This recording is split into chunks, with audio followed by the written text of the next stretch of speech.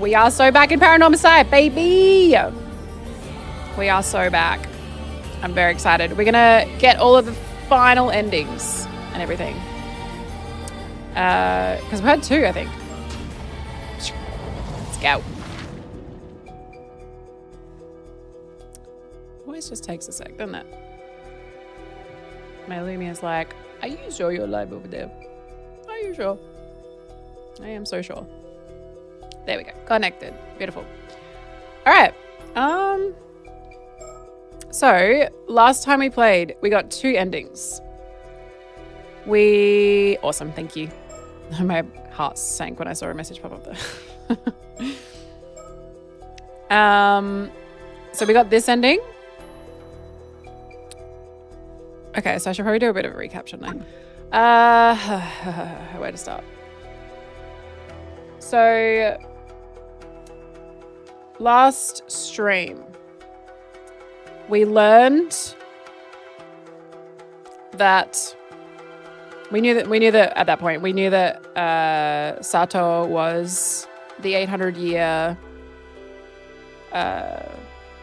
what's it called? The 800-year immortal. What we didn't know about her until last stream, though, is that her 800 years was about to expire.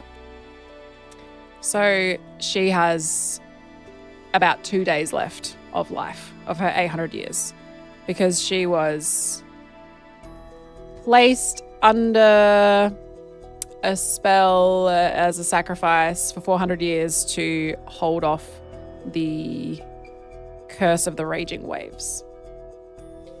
So she'd been essentially asleep on the bottom of the ocean for 400 years, and 400 of her years had been wasted in doing so. And she's about to die. For realsies. What we learned last stream that was like a huge revelation is that Yuza is an 800-year immortal. Which was very meta of it because it was like, oh, you've seen him die 4 times, right? While we were diving, which is like, you just think it's part of the gameplay mechanic, right? You're like, oh, you just die because you ran out of breath or whatever. And the guy's like, no, we watched you die 4 times, therefore immortal, which is crazy. So that was a very big revelation. So the 2 endings that we had were Yuza accepting his fate, and which meant the 2 foreigners, the psychics or the whatevers, were going to like deal with him, because they can't just have immortal people fucking cruising around.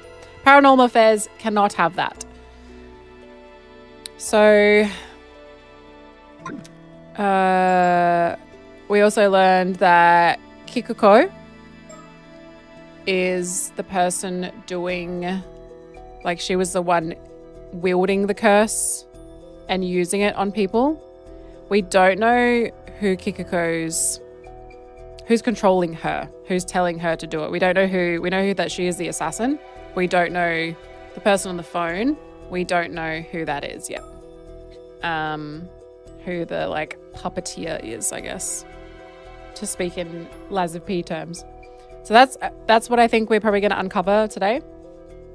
And I guess we'll see what other endings that results in.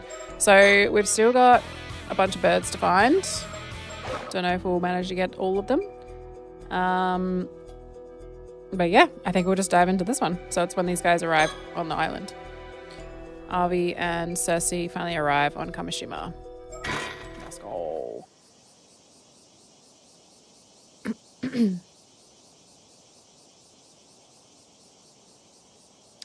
Finally, after our long, arduous journey, we have arrived at the fabled island of Kamishima. Hey, are you alright? You don't look so good. You mean you're completely fine? The whole area is literally oozing cursed energy. I didn't think it was so bad before. Is it getting stronger? Can't you dispel curses? Minor ones, sure, but this is on a whole other level. I see. It might be best we don't stay here for too long then. Let's just ask around as much as we can. When you feel like you've reached your limit, make sure you tell me, okay? I'll do my best. Let's start by asking the locals about mermaid legends. I'd like to ask around to see if anybody knew Mare Minikuchi. That's the plan. Let's move. Oh, wow, that was short. Oh. Okay. Vision of the future.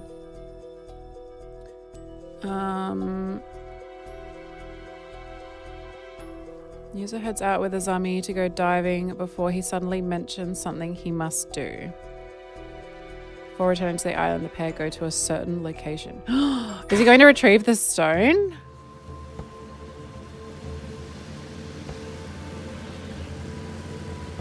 What? How's the game building, by the way? I noticed something weird. YouTube audio on stream. I don't know if it's after the fact or live. Doesn't sound as good. The visual on YouTube looks better. The sound sounds worse. The sound on Twitch is better. What's this important thing you have to do, user? Sounds like it must be a pretty big deal. It is. I just hope you believe me, listen, and don't play off the handle. What? I love it when this guy comes on screen. Oh my god.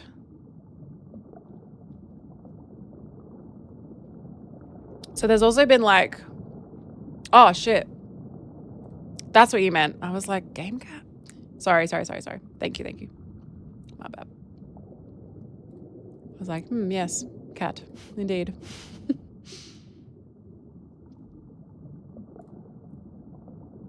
Thank you.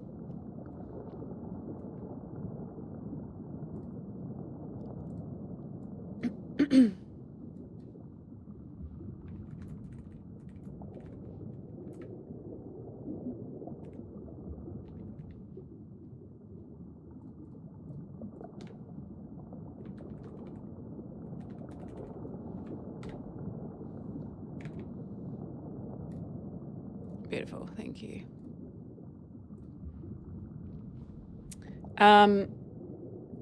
So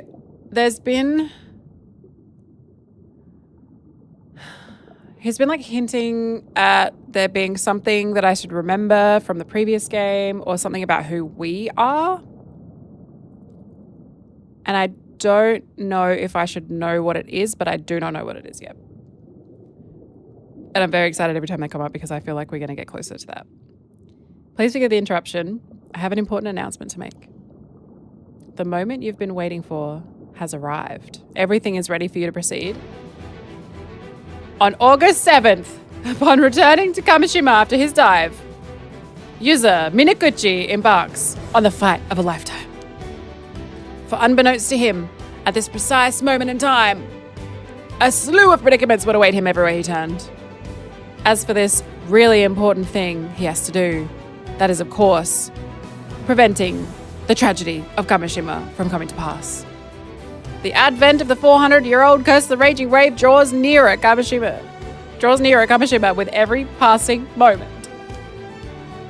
Even so, do try to remember that users' true aims are to locate a mermaid and uncover the truth about his mother. Will user Minakuchi succeed in overcoming these challenges and fulfilling his objective, you ask? That is entirely up to you and the actions you choose to take from this moment forth. Fuck my life. Thus concludes my announcement. I wish you good fortune. Bad ending for sure. What? You think Kikuko's plotting to work a curse that'll cause a massacre on the island? How does he know that? You might find it hard to believe, but I'm sure about this. I know, right? You're gonna have to give me a second to take this in. This is way heavier than I was expecting. I mean, a curse? I know I told you about the Tomokazuki and all, but how did you even find out about this? Have you got any proof? Well, I saw the future with my own two eyes, but I'm afraid I don't have any proof I can show you right now. You saw the future? User, if this is some kind of prank, you better cut it out right now. Seriously, this shit isn't funny. If you're just fooling around, I don't know if we can be friends anymore. Do you think it's easy for me to call someone I'm on friendly term with a murderer? I couldn't say something like this unless I was dead certain. I need you to trust me on this, Azami, before it's too late. Once I get, I haven't put the Wave XLR Pro into my setup yet. I just need a bit of time to, like, redo everything. I don't think it's going to take all that long from what I can tell. But yeah, once I do that, I'll make sure that I've got, because everything's going to be Stream Deck controlled by that point. I'll be able to have voice mod stuff a bit easier, so I can hear it too. Because right now I'm monitoring from my Behringer pre-effects. So what I'm hearing is different to what you guys are hearing. But after I do it with Wave and have everything in the Wave ecosystem, then I'll be able to hear like, everything. You know, make this easy, user. I can't just, I mean, I understand I won't ask you to believe me until I can present you with solid proof. Until then, I still need your help. I can't just sit back and let this happen. Okay, I won't try to stop you, but I'm not doing anything drastic till I'm sure we're doing the right thing. That's all I need to hear. Thanks, Azami. But for real, what's gotten into you? How does he know about Kikiko? What do you mean? I know you're headstrong and all, but this is way beyond what I'd expect from you. It's like you're a totally different person. Shifty eyes. Come on, you're exaggerating. I'm the same old user I've always been. Sussy. I could turn it on, but I won't be able to hear it.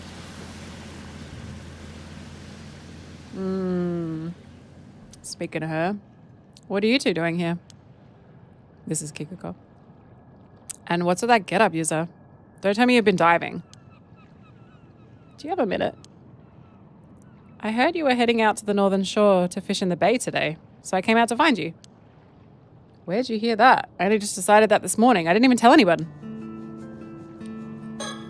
We're on the northern side of Kamishima. Not many people come here to fish. Do I get to dive? I like diving. I can tell Azami's trying to believe in me. That's a good start at least. Yuza, are you sure about this? Just so we're clear, I'm leaving the talking to you. Don't worry, I know what I'm doing. He is, like, very cautiously on board. Oh, nice. That's the thing we got. Hey, nice. But there's still 10 more. This is where it all begins. This is my chance. I have to find a way to... How does he know? How does he know?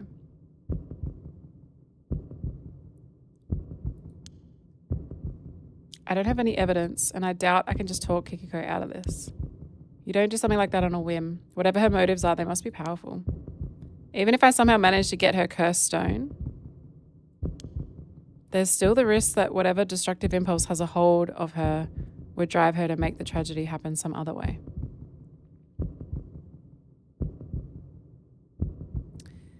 I'm trying to think very like meta about how he would know, and the only thing I can come up with, like my brain thinks, are we as the person driving the game user?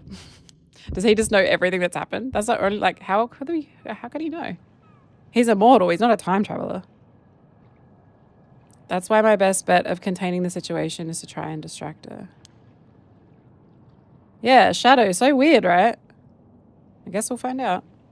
I'm going to change the future one step at a time.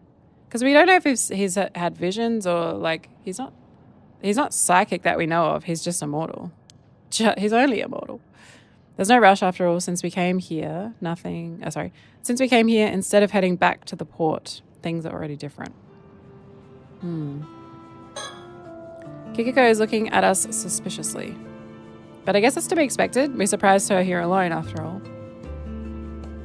Okay. Oh. Talk. Let's start off light. Let's not go straight for the mirrors. Office work days. So, when you left the island, you did some kind of office work, right? That's true and all, but why are you asking? I was just wondering if you might have preferred your life back then. I mean, you must have had more opportunities to meet people and go on dates and all that. Stop right there. As if I don't hear enough of that as it is. What's it got to do with you anyway? Sorry, I didn't mean to pry. I was just wondering if you still kept in contact with anyone. Also, kind of none of your business.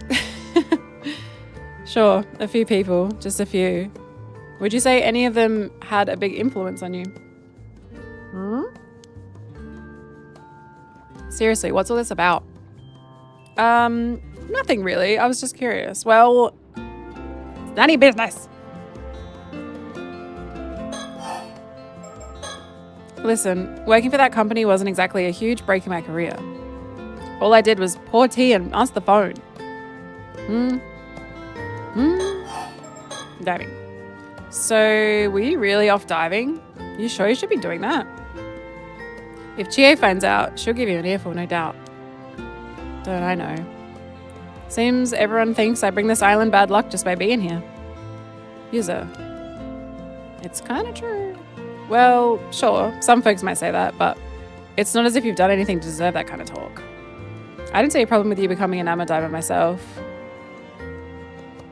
I don't know how much we distrust her yet. Just today, plenty of folks told me not to go diving because of storms on the way. But when they don't talk sense, I just ignore them, and so should you. I've been wondering, are you unhappy here on the island? What makes you think that? I don't know. I just get the feeling you're not planning to stay here as an amateur diver forever. Huh. You normally play the fool, but turns out you're pretty sharp, user. Is that a compliment? Truth is, I can't help thinking of the future. You can earn a decent living as an amateur diver if you know what you're doing, but all these old rules and customs tend to get in the way. I've been trying to change them here and there, but it's no good. Everyone's too stubborn to listen. No luck, huh? Mark my words, nothing's ever going to change around here. And just between you and me, as much as I love being surrounded by nature on this island, the culture here just isn't for me. So that's how you feel. Honestly, I'm about ready to break ties with this place. By going and killing everyone, that's the solution? Not that anyone else needs to know that. Don't go spreading it around now. Don't want to put her on guard. I better opt for a subtle distraction. Looking at us suspiciously. What's a good distraction?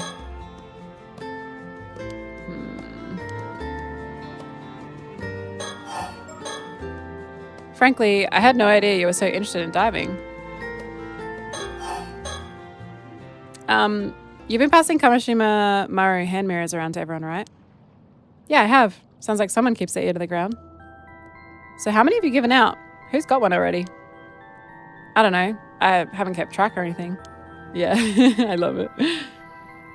The guy, I don't know if you can see the YouTube thumbnail, but the guy doing like that is so funny. He's so over the top. I love it. If I had to guess, I reckon it'd be about 20 or so. Why though? You want one too? If so, I'll get you one. No thanks. Don't worry about it. I need to take some more YouTube thumbnail pictures for the lives because I've just been reusing the same ones because to go live on Twitch is so easy. To go live on YouTube, you have to actually set up stuff. And I'm like, oh, fuck. I always forget. So I'm like scrounging to make one while I'm on my starting screen for Twitch. Suit yourself. They're pretty sweet little items if I do say so myself. Anyway, user. Did you really come all the way out here just to chat? Something like that, but I've wasted enough of your time. Thanks for hearing me out. Come on, Azami. Let's go. If you're sure. See you later. She is saucy. Sassy on those boys.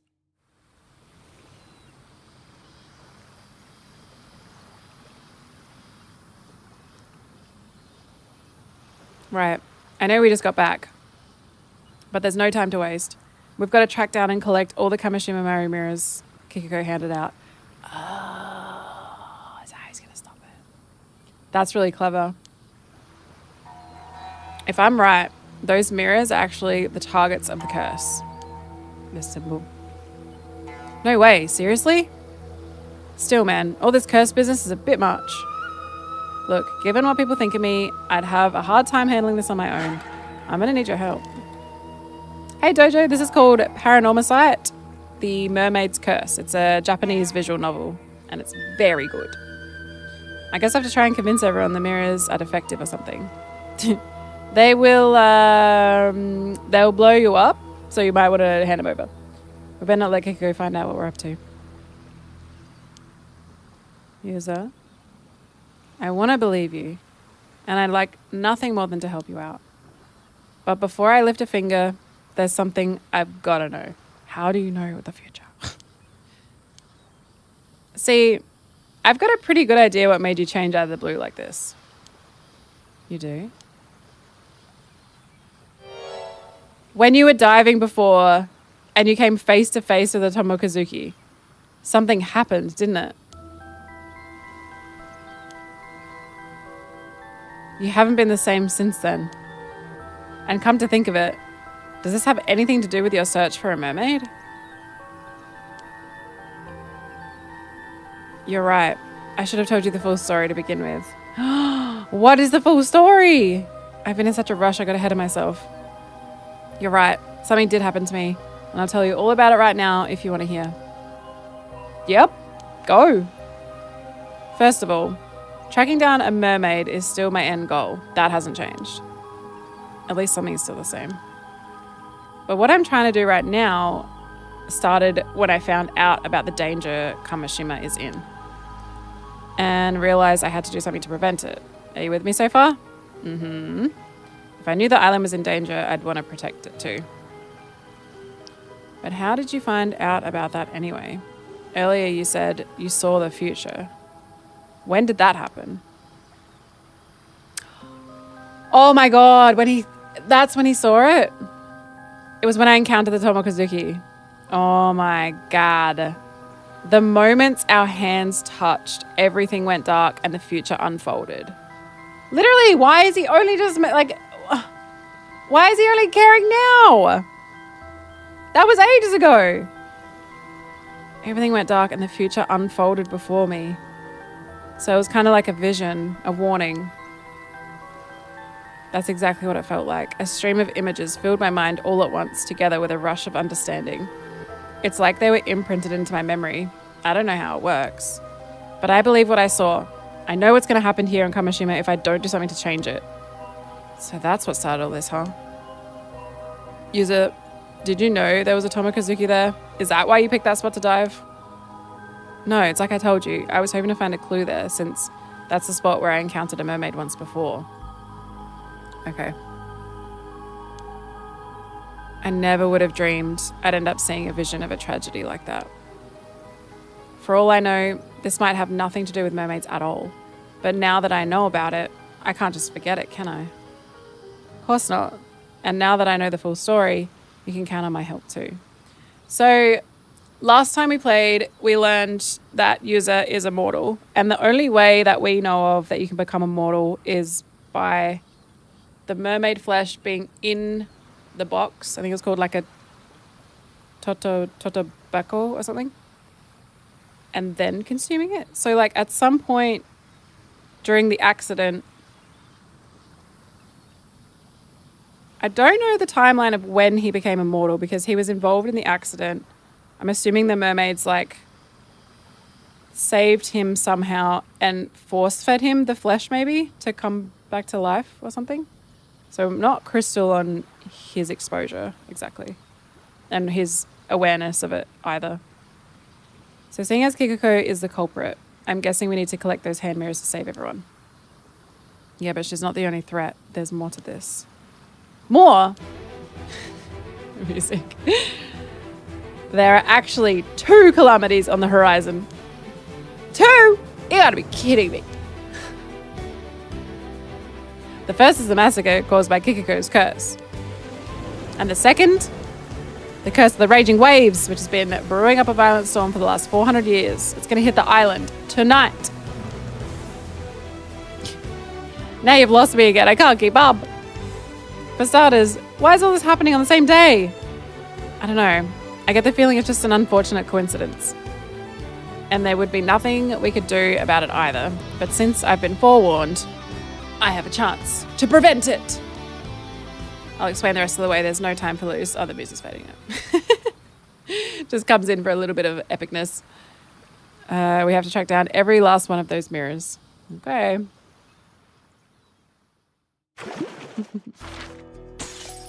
So crazy.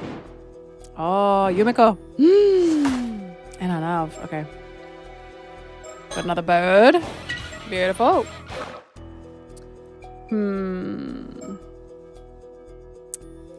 I think we'll go back to Arnav.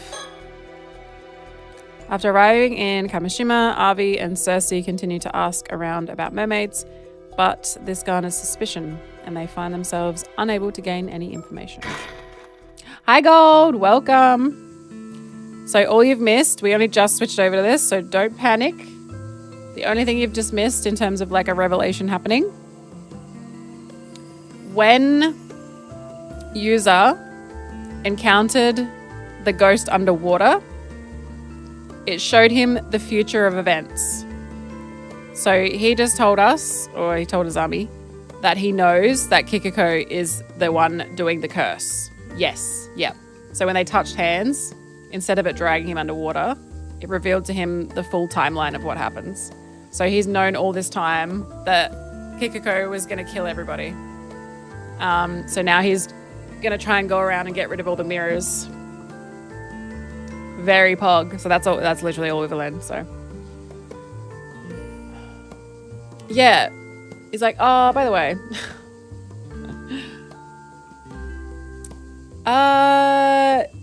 no. All he said was he wanted to thank them, but he also knows. So there's 2 catastrophes about to hit the island. Kikiko using the curse, and also the curse of the raging waves. The 400-year seal is about to expire. So I think it's because of the curse, but we're going to find out. Yeah, he was very casual about it. Like, oh, by the way, I've seen the future. I was like, excuse you? Hope you're doing great. Hope you're feeling better. Well, so much for that. Even after everything we went through, we've got nothing to show for it. It's almost astounding how little we've managed to learn. Like some reverse miracle. A curse, maybe? Worse, I think rumors spread. Now everyone's avoiding us. This is a pickle. I can't even bring up mermaids without the islanders looking at me like some odd foreigner who's lost his marbles. And for some reason, mentioning Mari makes things even worse. This is such a mood. Do people hate her or something? Just hearing her name makes them recoil with undisguised disgust. I noticed that too. Though your way of asking probably doesn't help much either. Oh, good. Love that. How about we take a break from investigating and go for a little sightseeing? Seems like there's a shrine and a lighthouse around here, so we might as well drop by. Count me in. To be honest, the way people are treating us has started to bum me out. Maybe heading to the lighthouse to unwind a bit wouldn't be such a bad idea. Sure. Whoa. No, we must go to the jetty. And that's that. Don't scare me like that. What's gone into you all of a sudden? We also have not learned anything new from the storyteller about who we are yet. And my theory of us being user is out the window because I was like, how else would he know what's happening? But he just told us. So I don't know. I'm dying to talk with the storyteller more. I think so. Yeah, he's kind of, because at the start of the game, the storyteller was like, do you remember who you are? I'm like, what do you mean? What do you mean, who am I? I'm just playing. So yeah, I think there's going to be something there, which is very exciting. Thank you for checking in, baby girl. The waves of my yearning soul keep crashing against my chest, insisting I seek out the shore. Right, sure, the usual then. She's so sick of his shit. Off we go. Cool. Oh, I forgot about that. Just looking for birdies.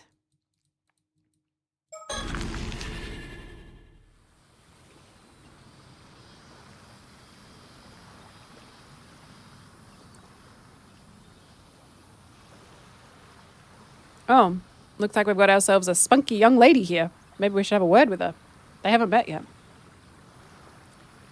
Wanted to say, what if we're the samurai? But then I imagine it would have shown us on the mirror when the characters were using it.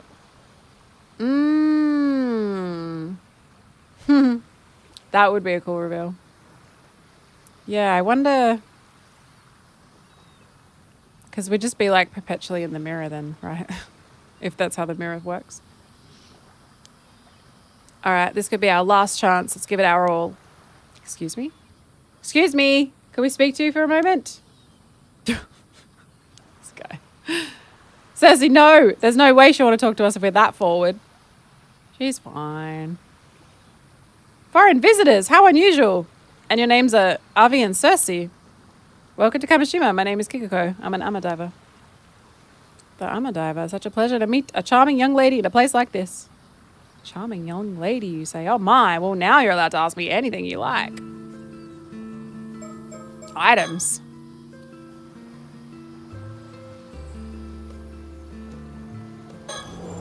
The curse stone bearing the curse of a forsaken fish. Should I really be carrying this around? What the fuck? A tummy tobacco. That's what I meant before. Sacred treasure of the mermaids. Haven't had the courage to open it yet. Coward. Oh, we've got items. Okay. Why did I feel that sudden urge to go to the jetty earlier? Thanks to that, we ended up running into Kikiko. Any birds? Any birds?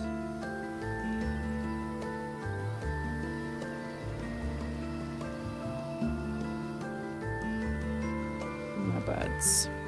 Okay. Who would have thought? Seems like just bluntly calling out to her was the best approach. The image of a polite, reserved Pan I've been holding on to for so long is starting to falter. She's the most approachable of all the people we've talked to by far. Maybe this time we'll actually learn something.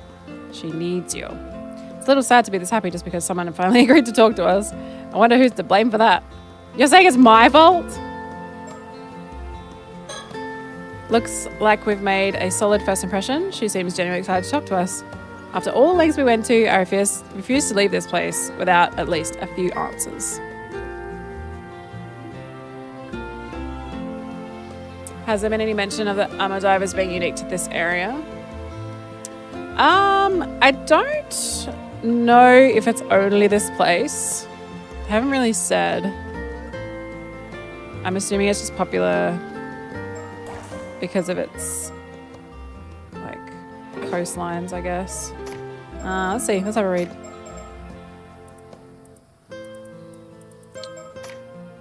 Would it be under culture?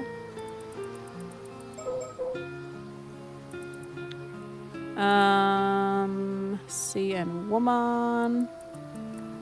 So although Ama divers operate in many regions, the Toba and Shima regions are known for having the highest number. These regions also exhibit customs unique to the area, such as the practice of carrying objects. So these are the symbols that are on their diving outfits that are like essentially talismans. Within Toba and Shima, rules and practices can vary greatly. For example, the practice of wearing white attire over the wetsuit is a common practice only in the Shima region. Despite the high population of Ama divers in Issa Bay, there are none to be found north of Issa City. This could be explained by the difference in the seafloor composition between the two areas. While the sandy seafloor near Issa allows for net fishing, the rocky seafloor in Toba and Shima have made net fishing difficult. Yeah, okay. So because it's not a sandy beach, it's like rocky, you have to go down and do it by hand because you can't do it with nets. Abalone harvesting by Ama divers in Kozaki town in Toba has traditionally been processed into ceremonial dried goods known as noshi awabi, which are then presented as an offering at Issa Shrine. This is said to have originated when Yamatohime no Mikoto, the princess who enshrined Amaterasu at Issa Shrine, was searching for a suitable food to offer the gods. Although Ama is sometimes written with the characters sea and man, when the diver is male, this game uses only traditional characters of sea and woman. Oh, that's right, yeah. Yeah, so not necessarily, but more so in, what was it, Toba and Shima. So this area, and like Issa City. So like, yeah, these two areas.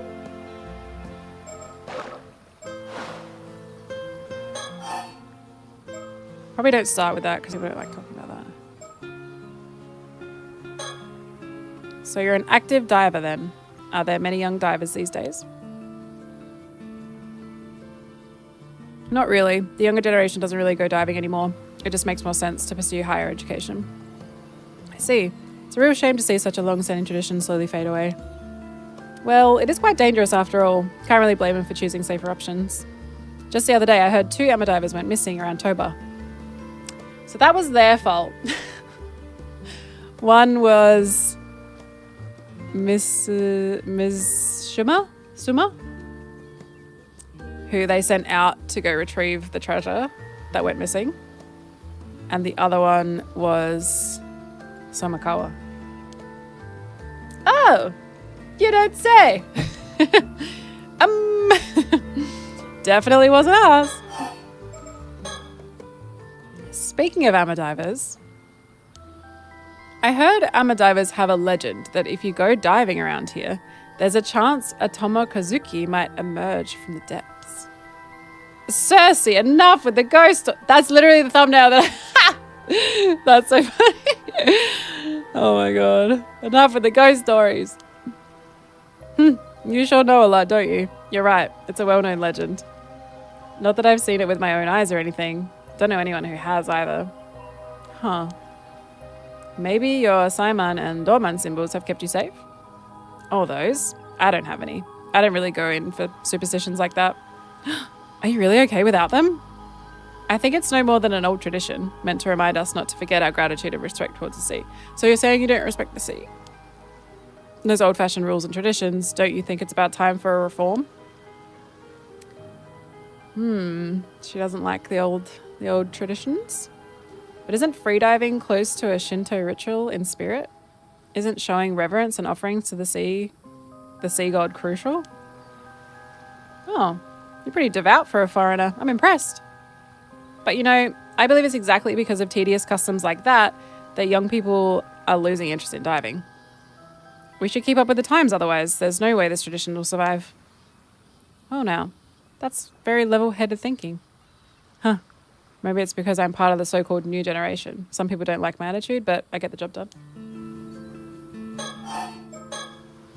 Some of the young divers go to high school on the mainland and then work as amadivers when they return home. I guess there's also that guy who just started working as an amadiver here. I saw him earlier. I didn't realize men could be amadivers too. It's not like it's forbidden. It is pretty rare though. This is the first time I've ever seen it happen. I wonder why. It's never really been explained why women gravitate towards it.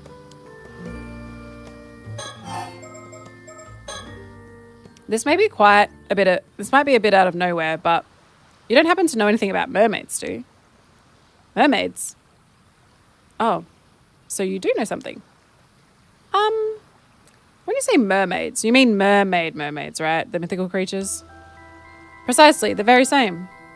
Rumour has it this island houses some kind of secret connection to the mermaids, but I haven't been able to ascertain whether it's true or not. So tell me, any mermaid secrets?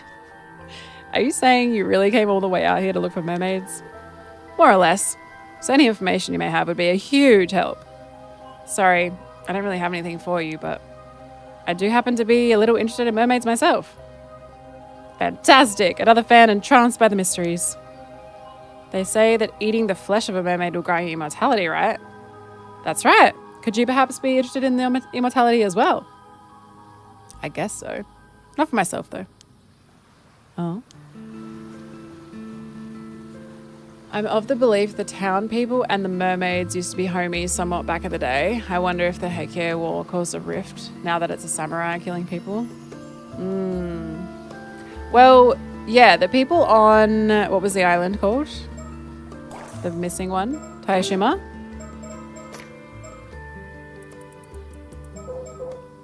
Yeah, this island, it was like...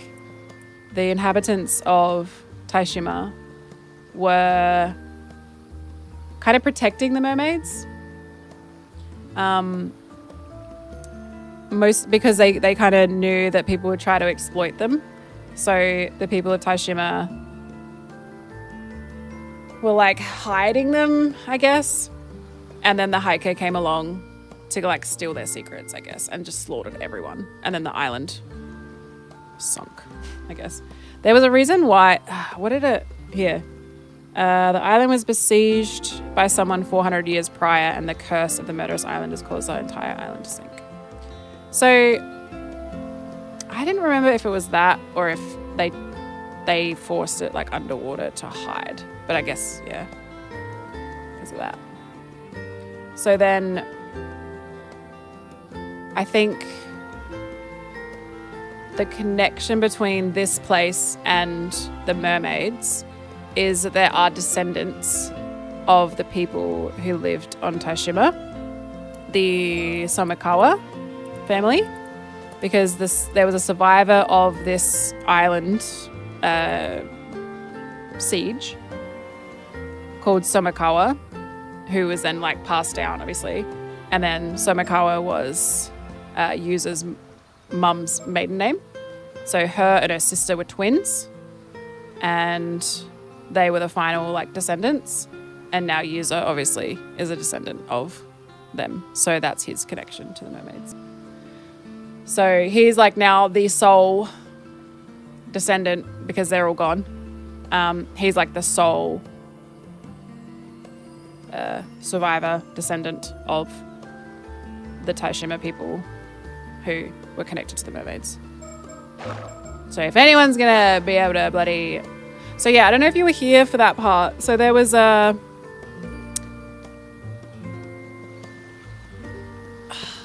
What was it? There was a duty that the Somikawa people had to see through for the mermaids.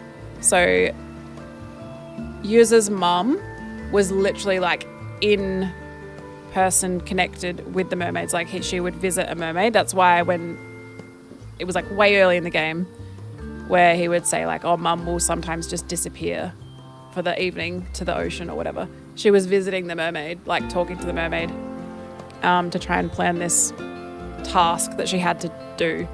And then she died in the storm. And then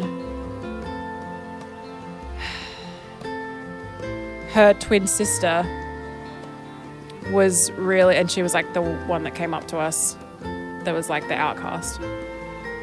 She was really jealous of her sister having that connection to the mermaids because she always loved the mermaids and the idea of them. And so she was like really upset and jealous that she wasn't the one that was chosen to do this duty because they were twin sisters, so like only one of them got chosen to do it, and it was her sister. And then I'm guessing like she's probably pissy with Yuza because I think when his mum died, instead of it getting passed down to the twin sister, it got passed to Yuza. I think. We're not confirmed whether or not that's the case, but that's what I think. That it's now up to Yuza to... It was something like... Is it in the notes? Oh, shit. This jetty was built to break waves so fishing boats can come in and safely unload their catch. I suppose jet planes have nothing to do with it. Not at all. The structure over in the distance is called a breakwater, built to keep the waves out. Seems like it's also a popular fishing spot. Let's see if there's anything about the duty. The duty.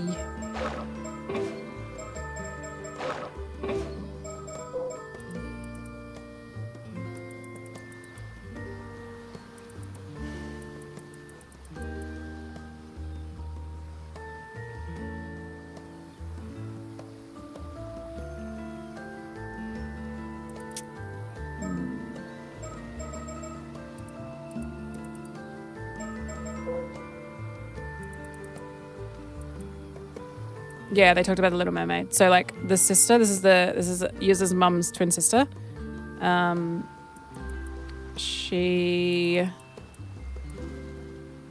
Azusa is also a descendant of the sole survivor of Taishima. Following destruction of Taishima, the Somikawa line hid themselves away, living for generations in a small village within the city. The Little Mermaid was a constant fixture in the household, decision made so the children of the family would grow up with a familiarity with mermaids, so that like if they ever met a real mermaid, they wouldn't be like, what the fuck is that? They'd be like, oh, that's a mermaid in real life. Huh, crazy.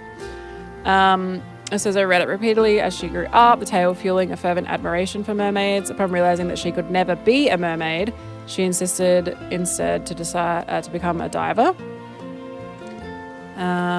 She left her hometown behind, leaving the family duty, nothing more than a troublesome burden to Azusa. That's right. So she left. She was like, fuck this. It's not fair that I have to live my life with this duty thing. I don't want to do it. Bye. So she's like, cool, sister can do it. And then upon returning home following her parents' death, she was taken aback to learn the family duty inherited. So she didn't know that the family duty was in regards to mermaids. She just thought it was some like tradition that she had to keep up, and she was like, I'm not into that. I don't want to do that. She comes back and she's like, oh, fuck. It was to do with mermaids. Forgetting how she'd pushed the duty onto Maria to follow her own desires, Azusa grew deeply resentful of her sister, accusing her of keeping the mermaid to herself and asserting her right to take up the family duty. But it was too late. Maria and the mermaid had already forged an unbreakable bond that no amount of words or deeds could undo. Following Maria's death, she was finally able to meet the being that had enchanted her for so long. However, her desperate plea for the mermaid to take her back to Rugu, which is the eternal world, was met with a staunch refusal, and the mermaid left shortly, never to return. So the mermaid was like, you're back, you want to be a mermaid? Bye, sucker. I'm going to the eternal world without you. See you later. See you never.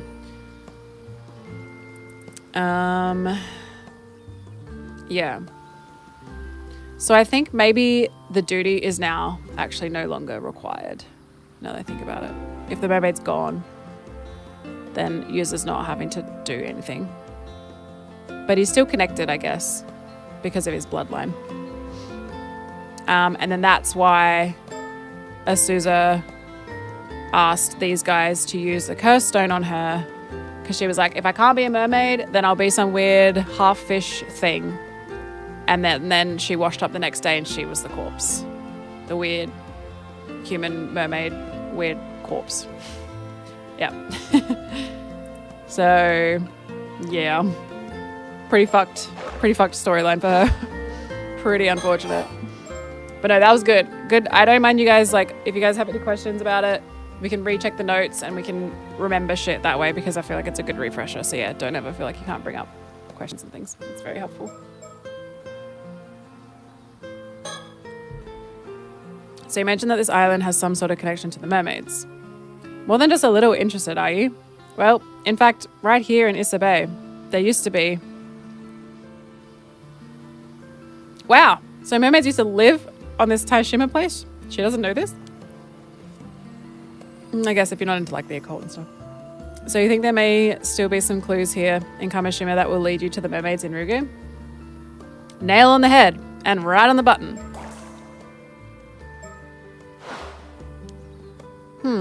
Unfortunately, I can't say that I've heard any mermaid stories on this island before. A pity. You need to talk to Yuza.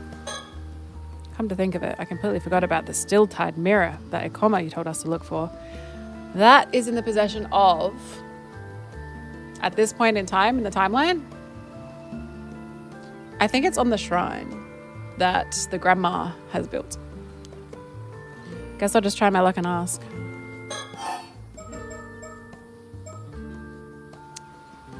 I feel like I should be more likely to talk about the mirror. I want to do this last because I feel like this is going to maybe set her off. All right, I just remembered. There's a particular mirror on this island that we're looking for. Do you happen to know anything about that? A mirror? Well, you've come to the right woman. Oh, you know it. Luck's finally on our side. She looks so evil, bro. Could it be that you're talking about this? Ta-da! Goodness, that's the cutest mirror I've ever seen. This is the famous Kamishima souvenir, the Kameshi Maru hand mirrors. I had no idea to become so famous. No way. Could this be the still-tide mirror? Definitely not. Right. Oh, this isn't the one you're after?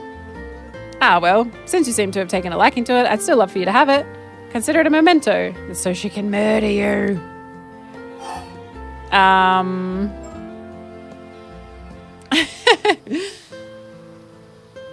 All right, chat, what do you reckon? I kind of want to do both. So if we say no, we obviously can't be killed. But if we say yes, drama.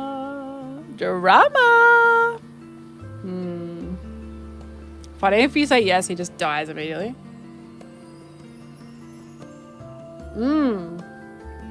True.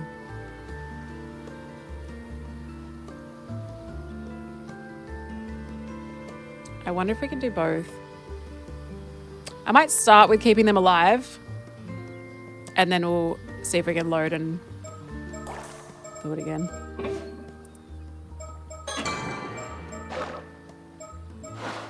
No thanks.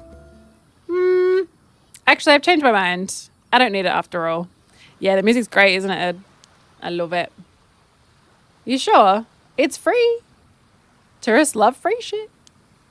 Well, when you put it like that, no thanks. No, I'm sure. I absolutely decline. Oh my god. Okay. If you feel that strongly, I won't press you. Anyway. What we're looking for is actually a bronze mirror. Got any of those? You mean the type you'd see in history books? Bronze. Okay, so the one that Tsuyu has, the grandma, is like a green jade looking one. Probably. Something like that. No, I can't say I know anything about that. Shame. Alright, let's... I never heard anything about a bronze mirror on this island. Okay, thank you. Oopsie.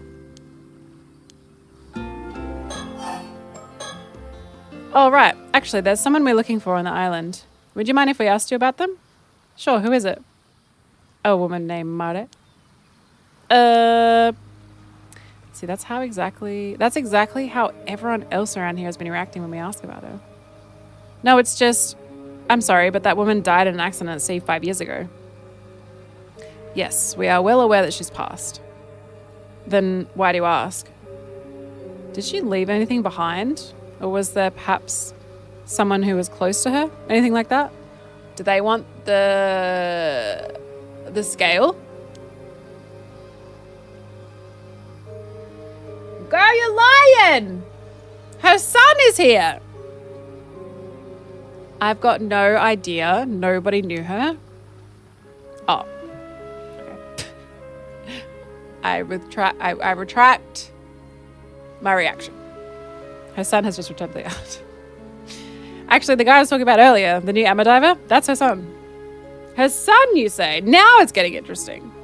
We'd certainly like to meet him. Do you know where he is? Sorry, no idea. But he's got to be somewhere around the island.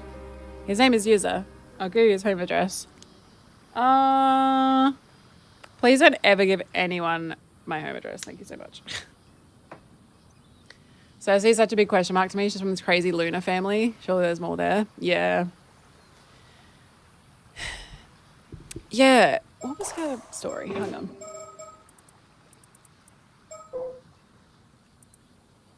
Her family, third daughter of Ciara Lunalight, the current head of the matrilineal Lunalight family. Oh, the Exorcist. That's right. Yeah. Exorcists. Yeah, that is kind of glossed over a little bit. This is invaluable information. Let's go. By the way, you wouldn't happen to know why everyone is frantically dodging our questions about Mari, would you? Was she such a terrible person? It's something people don't really like to talk about. She didn't fit in much with the other islanders. No one really knew much about her either. Why are you so interested in her anyway? Well, this is kind of a secret, but it seems that Mare Minikuchi had some kind of connection to the mermaids. You don't say. I see, so that's why. Oh, did you remember something? Not really. It's just that I always thought she was a little off. Almost as though she wasn't actually human.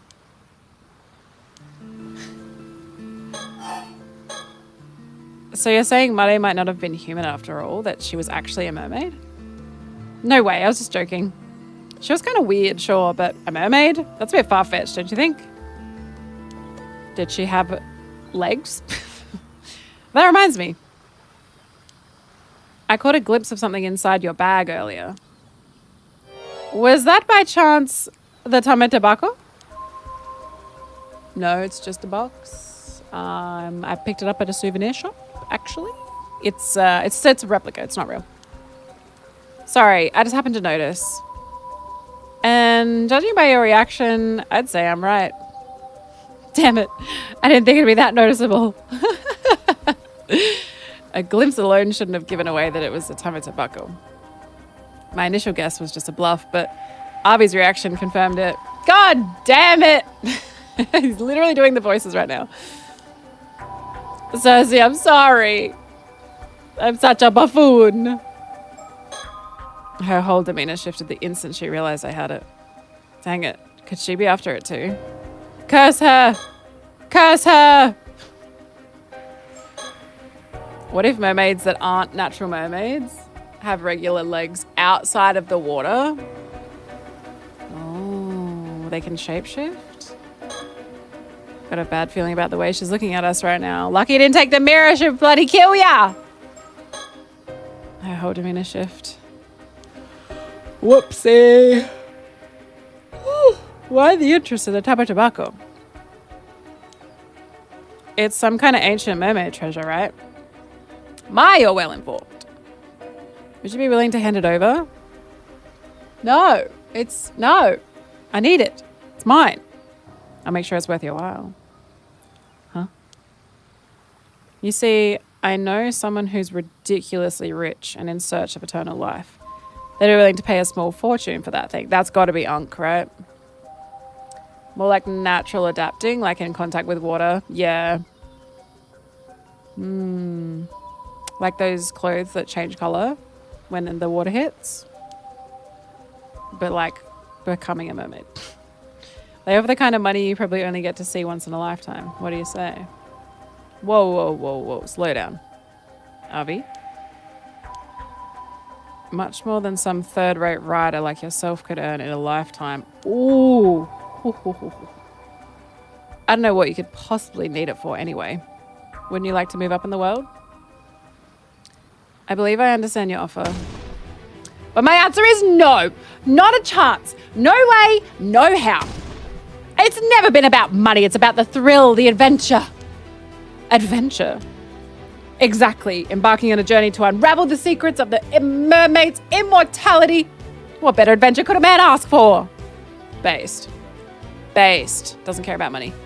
You may call me a romantic, and that's what I am. An adventurer at heart.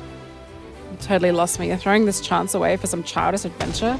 You wouldn't understand! I put my life on the line to find a mermaid. I'm not handing this box over. See, seems there's no reasoning with you. Ugh, it'd be so much easier if you had it. Huh? Why'd you have to refuse the mirror? I knew it! She was gonna kill us! Get fucked. Ha! Ha! No death around here, baby. Oh, the mirror? I don't know, just felt like the right thing to do. Why do you ask? Are things not going as planned? I'm not sure what's going on, but I feel like we might have just narrowly escaped danger. Sounds like if we had that mirror on us, she would have been able to steal that. Not even just steal, bro. You would be dead. You're lucky that I'm on the ball and I listen. I feel like maybe that's why they put so much emphasis on making user be like, we got to go get the mirrors off everyone. If anyone has a mirror, they're done for. And they're like, hey, you want this mirror?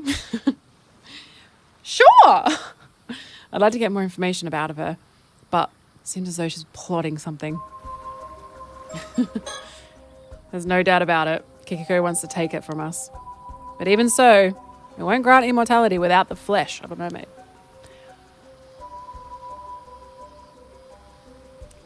Does the scale count as flesh? Can they put the scale in the box? You can't eat that, right? It's like a stone. If she has any other information about mermaids, we need it. She's not going to tell you. So, why don't you enlighten us? Who told you about it? Hi, Sai. How's it going? Who knows? Think you'll get it out of me with that attitude? We do have ads starting in literally 10 seconds. So unfortunately, you might get some ads in a sec. She still hasn't given up on the time of tobacco. There's no doubt about it. She's got to kill us. So, oh, she's not just going to tell us? She still hasn't given up on it. Okay. Can I curse her? Get cursed.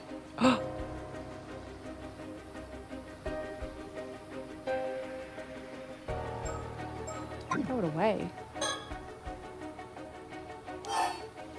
Throw it away.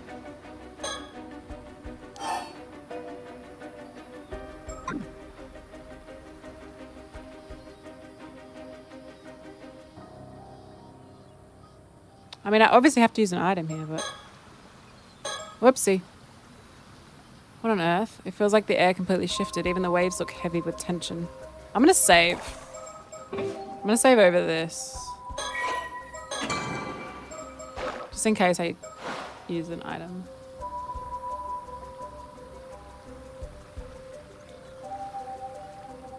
You can use items. You... Wait.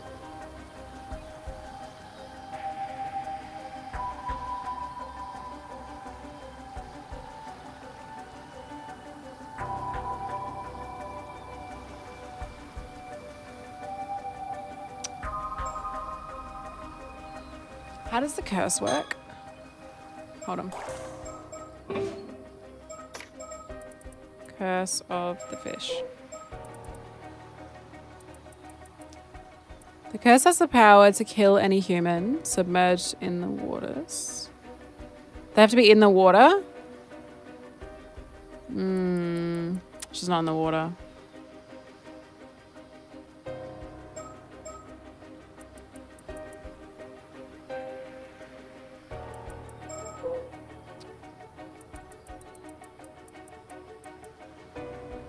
Objects placed within it may thus be kept in the same state they would be within Urugu. It said that mermaids use a box to bring objects from Urugu with them, as they would otherwise have been unable to transport to the material world.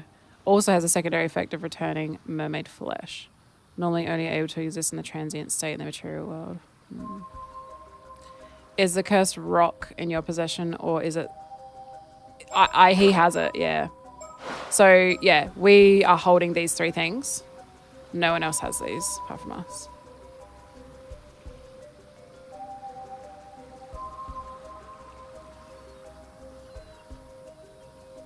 And I can throw any of these things. I'm wondering if we... What if we try to, like, throw this dude's card?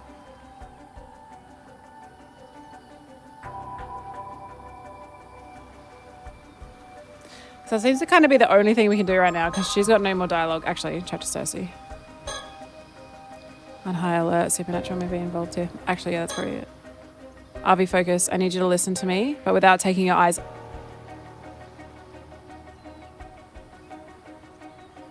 I need you to listen to me, but without taking your eyes off Kikiko. Oh my god, okay. Pretty sure she has a curse stone. Yup. What's this all about?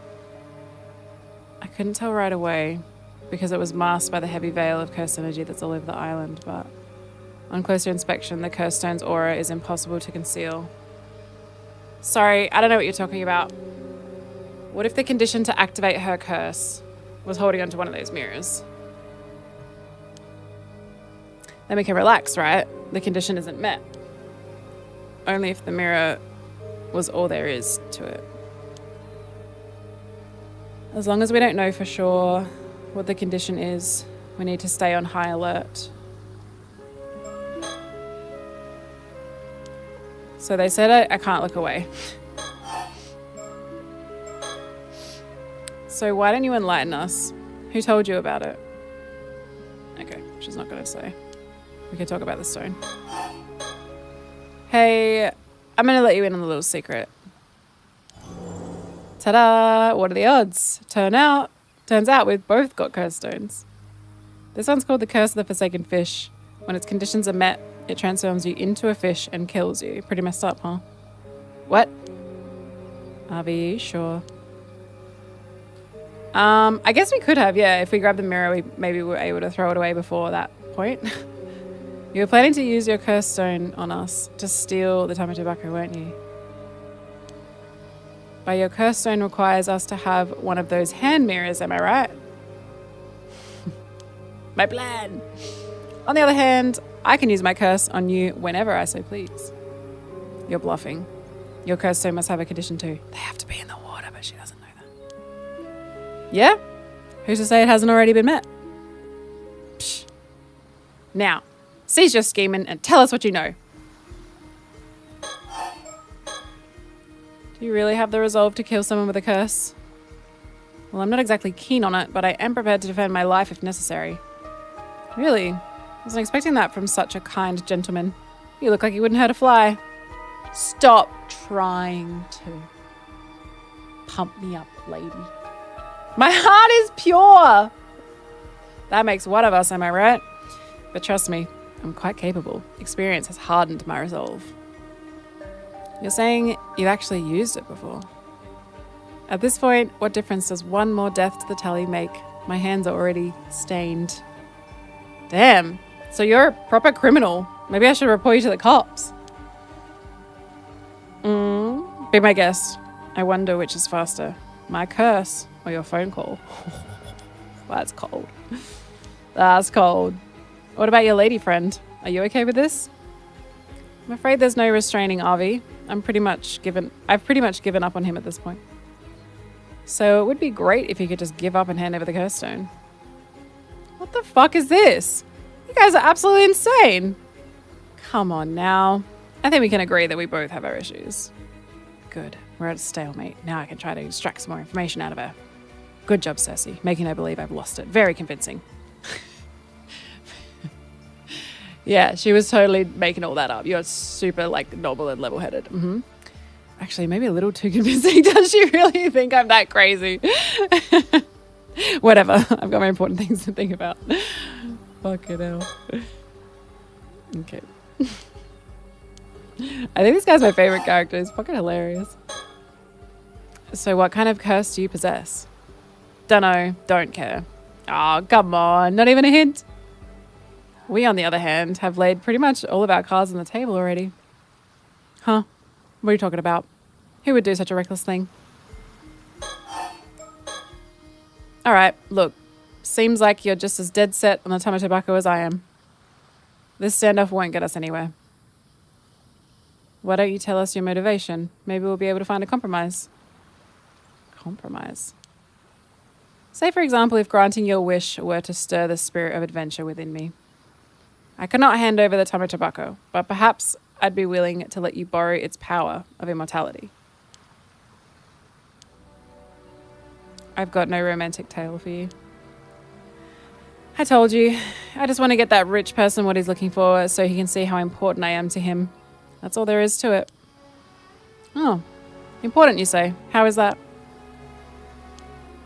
Because I'm his illegitimate child. Oh, snap! Yo, what's up, Skelly? Hello. Thank you for the raid. Another one? Oh, mate.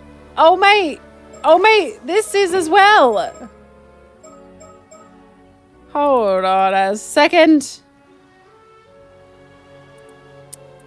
What's her name? She's also... She's also... Yeah. They're sisters. From one side. Half sisters. Welcome, Raiders. Hello. How was your stream? What are you up to today? Welcome. If you're just tuning in with the raid, hello. I'm Grace. We are playing Paranormasight, the Mermaid's Curse. And we are... How deep into it are we? For like 14 hours. Also, remember, Kiko said she had the ability to target curse to caster without the mirror. Oh. Oh, Forza and Vampire Crawlers? Let's go. Heck yeah. Hope you had fun. The zoomies. I need to do some zoomies on stream. It's been a while since I've done a car game. Man, he really just be spreading his seed all over this place. It's crazy. Oh! He simply refuses to admit it. Whatever I do, he won't even acknowledge my existence. Oof. I mean, law accurate rich freak, literally. He's just an old Elon Musk. It's been great. We played 2 horror games this morning. We played a game called Dark Pals, which is a new mascot horror, which was very good. It was very fleshed out. Fucking weird, but like, in terms of like a cool short horror game, I was very impressed with how much was going on. It was very cool. The puzzles were a little simplistic. I would have liked them to maybe be a little harder, but I think as a first chapter, it was very cool. It was like kind of Poppy Playtime-esque, but a lot better, I think. I'm kind of burnt out on Poppy Playtime. And then we played Psalm 2, which was Storyline wise, I have no fucking clue what happened, but there was some very good scares, so I was happy. It's never a wasted stream when we get some good jump scare clips out of it. I just don't ask me what the story was about because I have no idea. It was literally just like a walking simulator jump scare vibe, but it was cool. Cool atmosphere.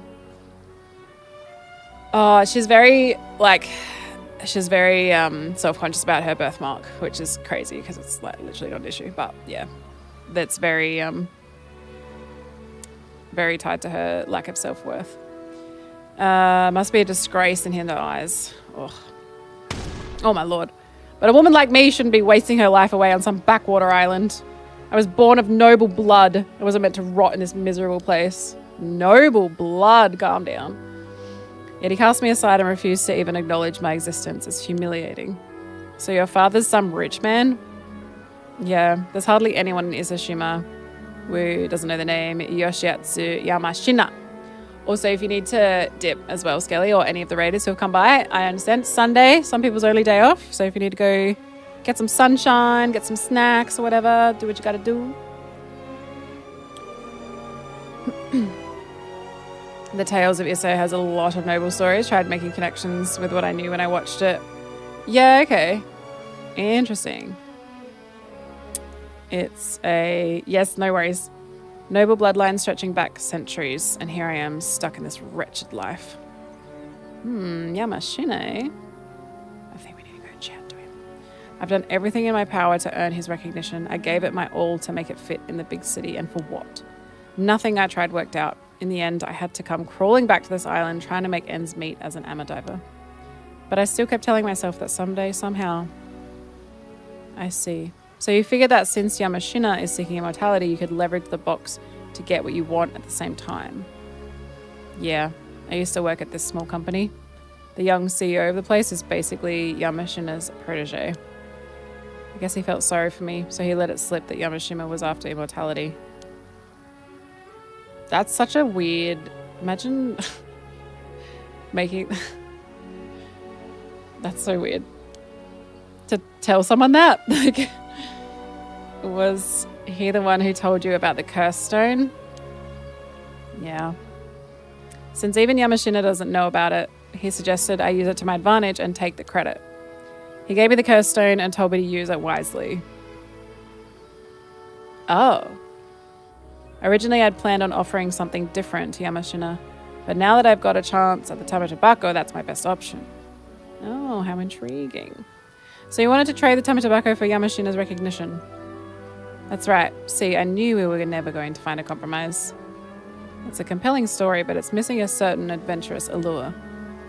That company president you mentioned, how come he knew about the Tamatabako and the Curse Stone? Just who exactly is he? Yes, I was wondering that too. Of course you were. He's an incredible person after all.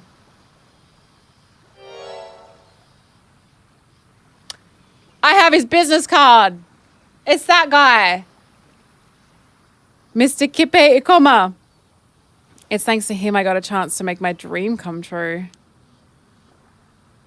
Yeah. This guy. This guy. Sala Planning. That's where she worked. He's doing the PR project on mermaids. It's all connected. Did you just say Ikoma? Yeah, we fucking know him. Oh my goodness gracious. From Sala Planning. You know Mr. Ikoma? Indeed. Just met him the other day. In fact, I even have his business card. You have Mr. Ikoma's business card? Wait. Then that business card you took out earlier was his? That's right. You want to see it? No, it's fine. You hold on to that. If you say so.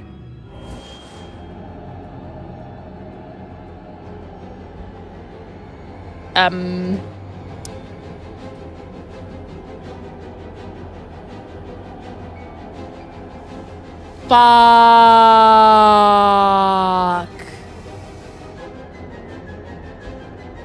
He gives it out to people and curses them with it. Motherfucker. Fucker. Hi, Win. Thank you for the raid. Fuck. It's a Kazeko. Nah, I appreciate it. Oh my god. Y'all are dead. She's gonna take the box. Oh my god, Cersei clutch. Black us as steady. Guide his path, and with thy merciful hand, protect him. Ooh, let's go, Cersei! You have Mr. Okamo's business card. The condition should have been met, so why? I thought I was done for. Yeah, I didn't have a choice in that, so that seems unfair that he could die there. I'm sorry. All I can do is delay the curse. I can't dispel it. It's going to take effect in about 1 minute, so you need to do something before then. Throw the business card! A curse is dispelled by eliminating its caster. Ah! Eliminate? Why do I have to keep doing this? Shove her into the ocean! Oh my god. Oh my god. Get in the water! What's with you? Oh my gosh. Use the stone! Fuck it. Fuck it. Shit. Oh my god.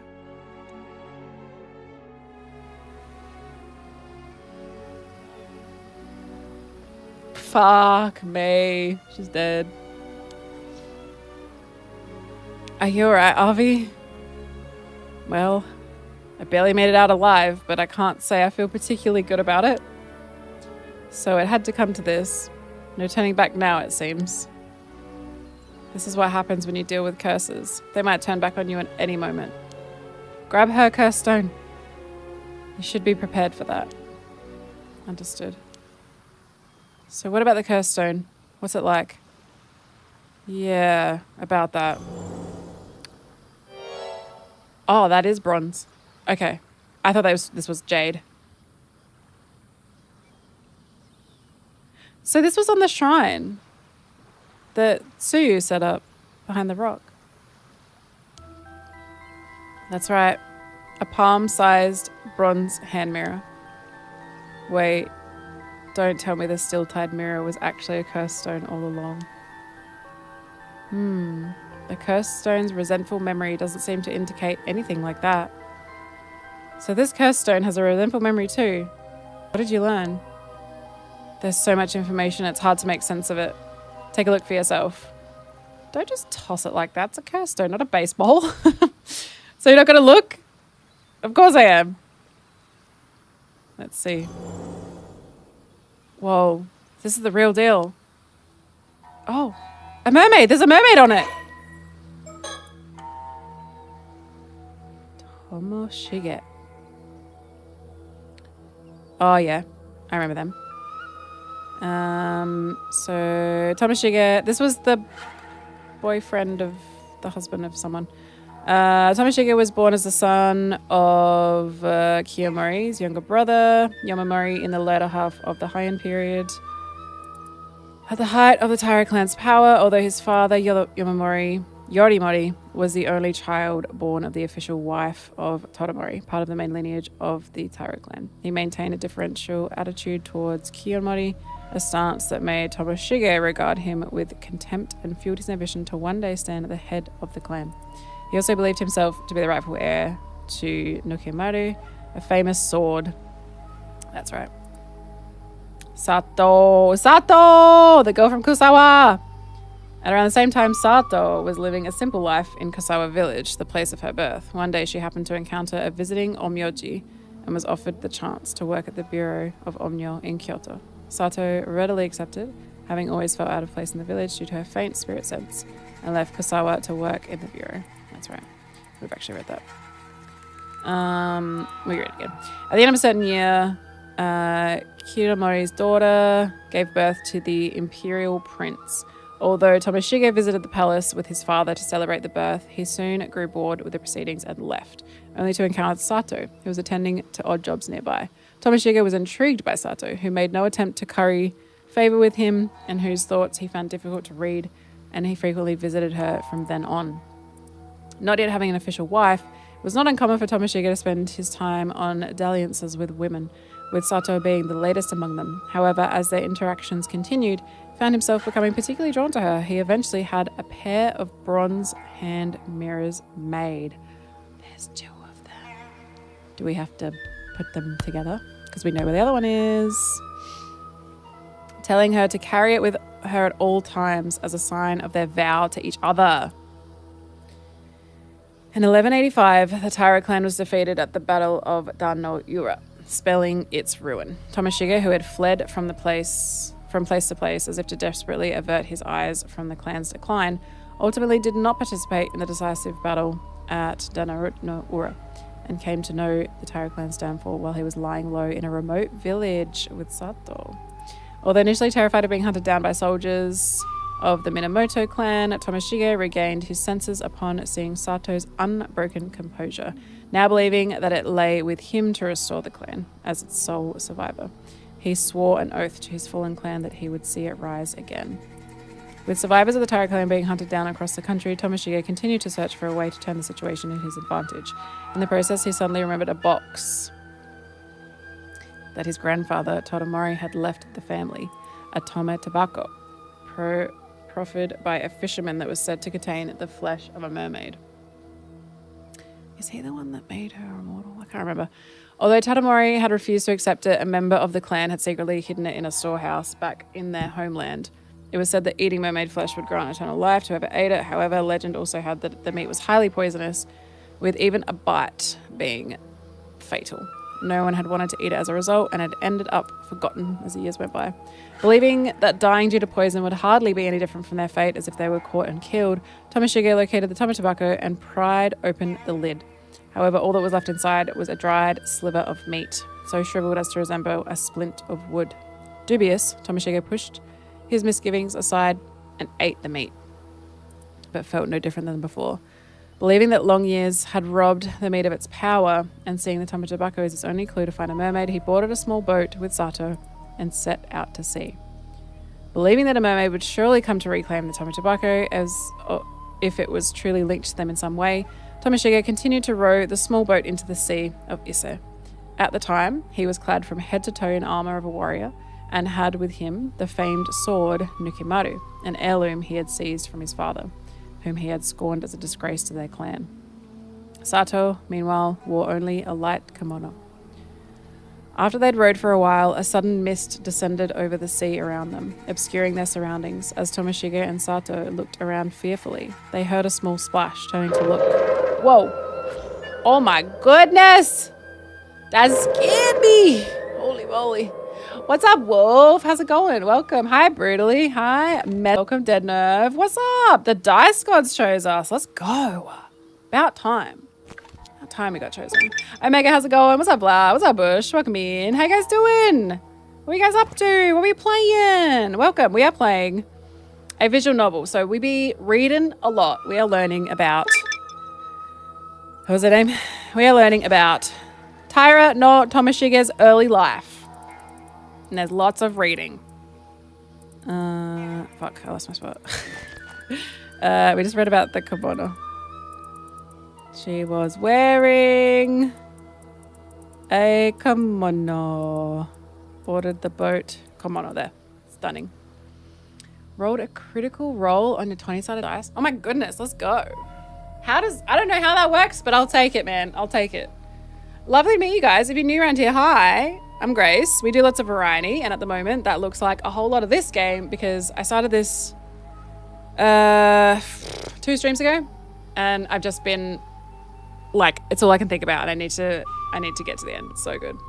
Welcome, Evil. Hello. Welcome. It's so nice to meet you guys. Thank you so much for coming by. Also, if you need to, I know what it's like. Don't feel like you have to stick around at the end of a raid. I know if you're anything like me, you always stream much later than you'd planned to, and you're like, oh my god, I'm so tired and hungry, and I need to go. I'd say it's horror. It's about curses and killing and stuff. So we can come back to this file, number 36. Oh shit. Can I go? I can't go back, can I?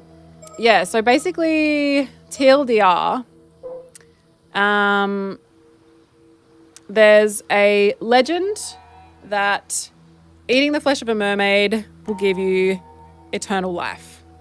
And so we're in this little fishing town where there are divers and things, and there's kind of been like whispers of this around, like people kind of believe it, some people don't. Isn't it freaky? Yeah, so this is what they refer to as like a fish mermaid. So it's predominantly fish and a little bit human. Whereas this type of mermaid is called a human mermaid, which is more human than fish. So they just have like the tail. And so there's lots of people in this town. There's like very rich people with power, lots of power struggles. There's also been like catastrophes throughout the history that have been caused by curses and immortals and all these like culminating things. And right now we literally just escaped death. We just killed somebody. We just killed somebody with a curse stone. And like every curse stone has a condition that has to be met. So the curse stone that we have turns people into this thing, but it kills them. Like this. Does there like that, like a mermaid mummy thing. So we had to push this lady in the water and then use the curse stone because otherwise she was going to kill us with her curse stone. So it's like, it's horror-ish. But it is the second game from these guys as well. So their first game is The 7 Mysteries of Honjo, I think it is. Definitely, if you like visual novels and you love like a juicy story with twists and turns and like you think you like this character and then they betray you and then this person's actually like a murderer. It's like fucking crazy. It's so good. It's very, very cool. There's a museum in Oregon called Marshes. Ooh, yucky. Yucky, yucky. If the lower half of the mermaid is fish and the upper half is red meat, could you make surf and turf? That's very clever thinking. We got to think like that in this economy. Very clever. So yeah, there's like everything that you learn as well gets noted down. So if you're ever like, I can't remember what that thing was about that other thing, you can be like, oh yeah, stars and shit. It's very cool.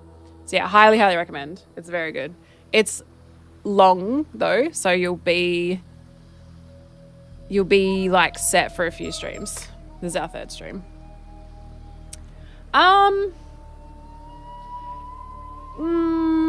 It's less about like there are moments where you have to have pieced things together that you've learned, because they'll give you a blank prompt box where you have to type things in.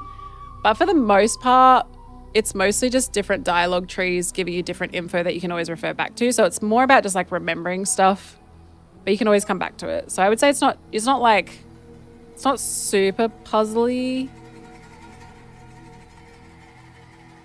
I wish I could go and show you the thing. So there's like a story grid as well. So once you do a chapter, it zooms you out to like the overarching story, and you can choose to go back into segments and change stuff. So if you ever fuck something up, you can just go back and fix it.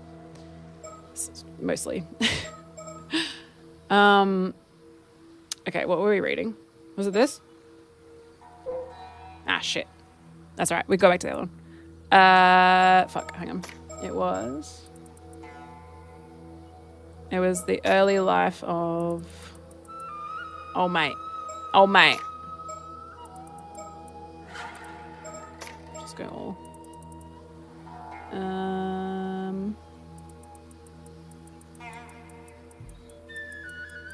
What is his fucking name?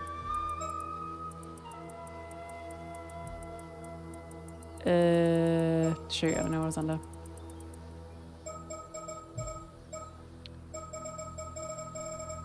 I think it's in the profile, maybe. Shit. And there's collectibles. Look at these birds. Look at this cutie. I love them so much. They're so adorable. I'm guessing you guys are in the US? Or you just have a fun fact about Oregon having a museum. Shit, what was it under? No. Yesterday? No. Nice, no. Yep. You're in Cali. Yeah, nice. I've been there 3 times, I think. I did get to go to E3 the year before it became like available to the public, and then like 2 years before it went away forever. So I'm so glad I got to go to that. Oh my God. What a shame. What a shame it is no longer.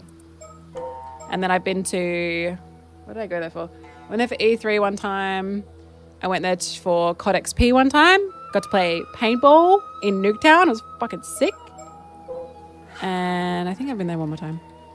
Oh, for streamer games. Hi, Sapphire. Welcome. Yeah, I participated in Ludwig's streamer games 2025. I think it was 25 or 24. I can't remember. 24, I think. And we fucking won, baby. We were the winners. Here it is. Tomashige. Okay. All right. Let's get back to our notes, shall we? Also, I need to follow you back so I don't forget. All right. What was I up to? So there was the thingy about the kimono. This one. Okay. So they've got the box. So to become immortal, just in case you ever want to know, chat, write this down.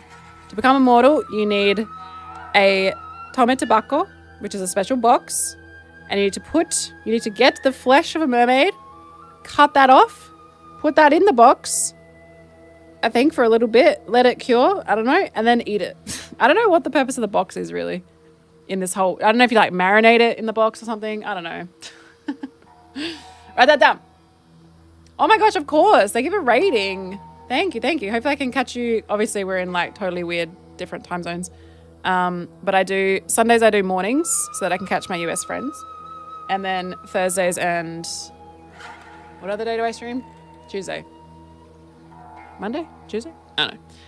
Tuesday and Thursday I do afternoons. Then Sunday I do mornings. And then other days I make videos. Yes, please all go follow Wolf at your gate.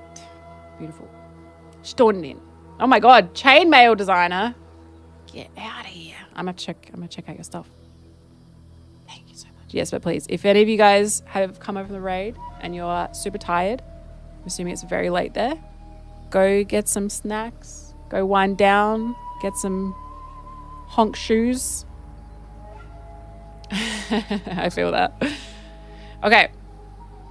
Believing that a mermaid would surely come to reclaim the tome tobacco if it was truly linked to them in some way, Tomashige continued to row the small boat into the sea of Ise.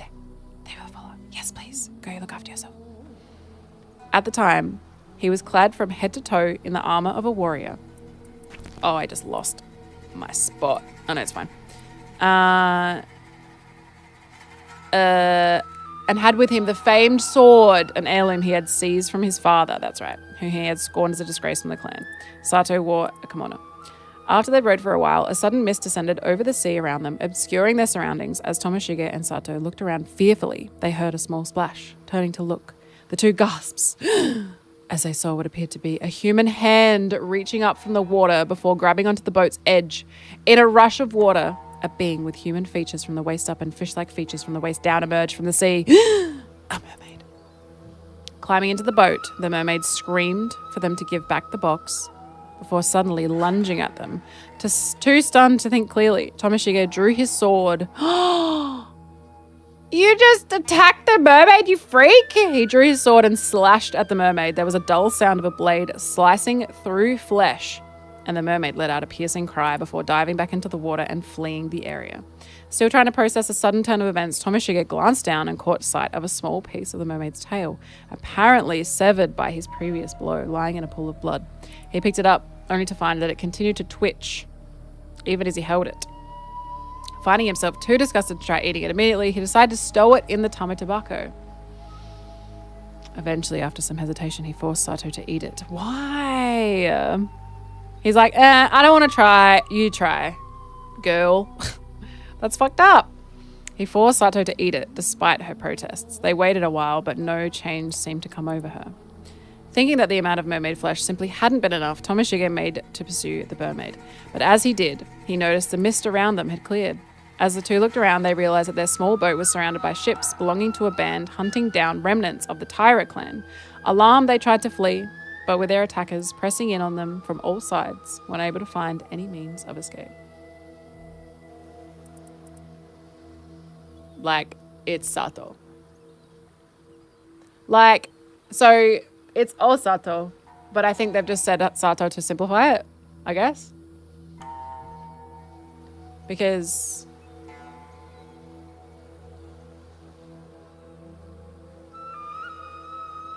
did she become Sato when she became immortal, or is it just like a bit of a whatever? Yeah. Yeah, weird, actually. Good pickup. You're becoming quite the noticer. That's crazy. What the hell? So he ate he ate the small, what did he say? It was like a wooden chunk or something. Don't tell him. Hi, Zell. How was brunch? What did you have? Let me live vicariously through you, please. Please. Yeah, he said he ate a little like shriveled piece of it, but maybe its powers had worn off because it wasn't fresh. So the mist had cleared. As the two looked around, they realized that their small boat was surrounded by ships belonging to a band hunting down the remnants of the clan. Alarmed, they tried to flee, but with their attackers pressing in from all sides, they were unable to find any means of escape. Amidst the chaos, Sato was struck in the head by an arrow and fell into the sea. Tomoshige, still determined to retaliate, continued to frantically resist with his sword. However, he was vastly outnumbered and unable to break through his attacker's ranks, was ultimately cut down in a single stroke.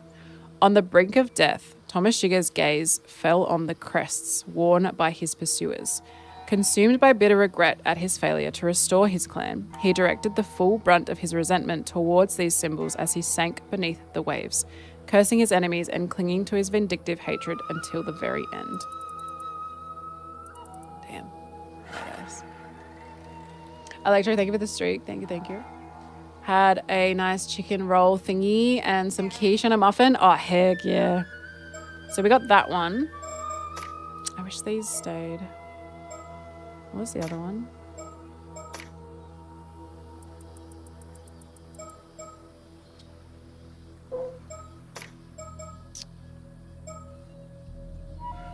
I know.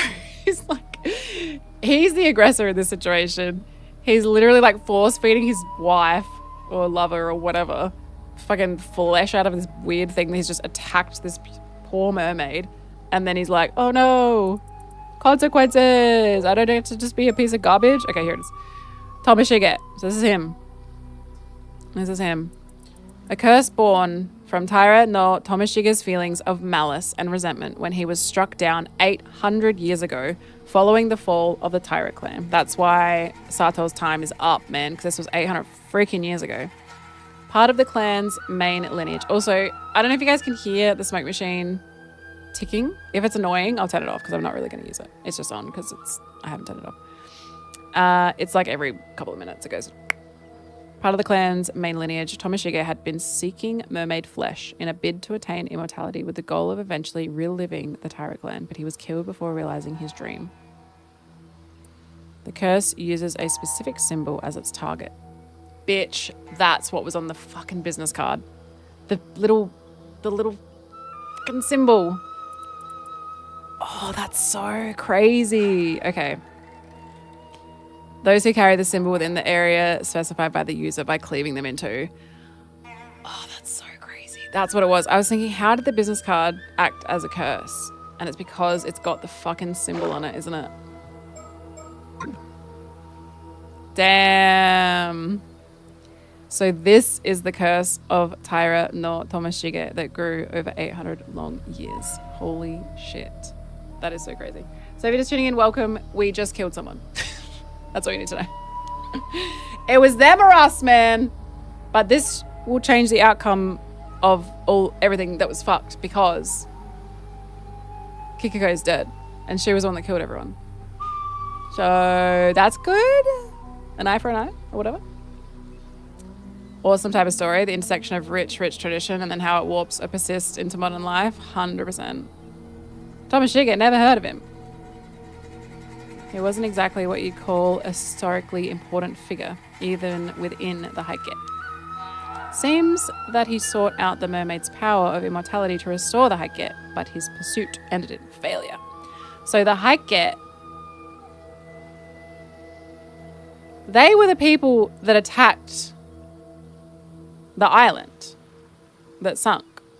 So they're pieces of shit, like massively pieces of shit.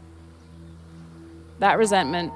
So like they were pissed, the Heike were pissed because these people had a secret island where they were like homies with the mermaids. They then did a siege on the island to try and claim the mermaids, and then they bailed. And then this motherfucker's like, nah, I want to be immortal. Nah, oh, consequences. What a wanker. And then you get to hold the resentment. You're the aggressor, you freak. That resentment, it must have dwelled within Tomashige's bronze mirror, eventually turning it into a cursed stone. Damn, imagine being so mad. Get over it. Move on. Yep. The symbol on the hand mirror and the business card with the 2 cursed targets. That's fucking insane. So that's what it was. If only we'd realized it sooner. What's done is done. Don't be too hard on yourself. So what is Yuza gonna do now? Because she dead. And his whole thing was like, we gotta stop her. But now she's been stopped. Kiko mentioned that she got her curse stone from Ikoma, right? Exactly. To think that slippery snake was sneaky enough to put the curse markers on his own business cards? That Ikoma guy's seriously dangerous. That was too close. Was that when I saw the mirror for the first time? Yep. So that for smacking buttons. Good thing we were cautious, especially since it seems after the Tamatabako too. It looks like a paddle. Seems like working without him turned out to be the right call. Although he may grow suspicious if we can't contact Kikiko anymore. Considering he's after the Tamatabako, there's a chance he might still chase after us. He doesn't have a... Does he need the mirror though? He doesn't have the mirror. We have the mirror. We need to keep our guard up. I think it's safe to assume he already knows about Ms. Somekawa and the Tamatabako. I do wonder why he's told us to go look for the still-tied mirror too. Well, it's not this mirror. And we've got no reason to follow his orders anyway. I'd rather try and find out more about the mermaid as soon as possible. You're right, we didn't learn anything. Looks like we've got no choice but to continue our investigation, shall we? All in all, good outcome. Hello? Someone's here? Oh my God! You. Oh my God, their worlds have collided. Look. Oh my goodness. So this is what I wanted to show before. So this is what you get once you finish a chapter. You can come back in and you can go to any of these. When they're like this, it means we've done them. But I think you could probably... She does, hey. I think we could probably come back in and change stuff. That one isn't like... Wait, that one's not like done. Resume. That one doesn't look finished compared to something like this.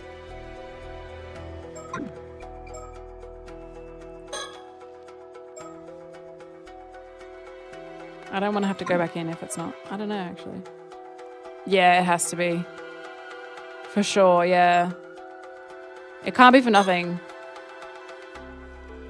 I think maybe these will collide if we do this one, maybe. While pursuing another case, Yumeko and her partner find out that the mermaid corpse discovered in Futa Migaru is of the woman named Somekawa. The duo try to figure out what's next. Yeah. Okay, Avi, just pretend to be shocked when you find that out.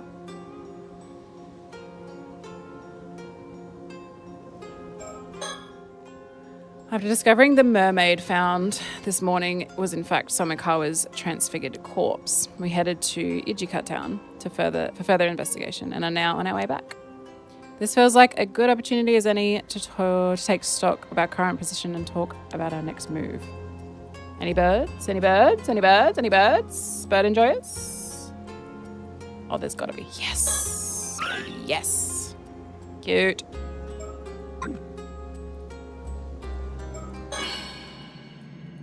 No immortals around.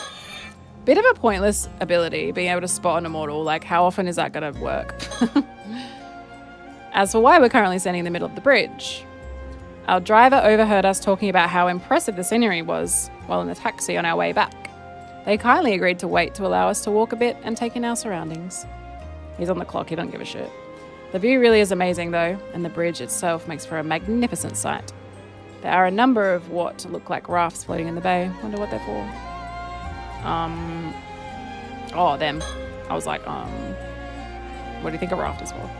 This large bridge spanning Onura Bay in Toba City is known as Onura Bridge. I hear the waters of the bay are rich in nutrients, making them ideal for oyster farming. You can see the rafts used floating in the bay. Oysters, very nice. Oyster harvesting only begins in October, though I'm afraid they're out of season right now. Darn. I knew Isse lobster was only available from October, but to think we won't be able to eat oysters either? Please don't look so sad. We can always come again sometime.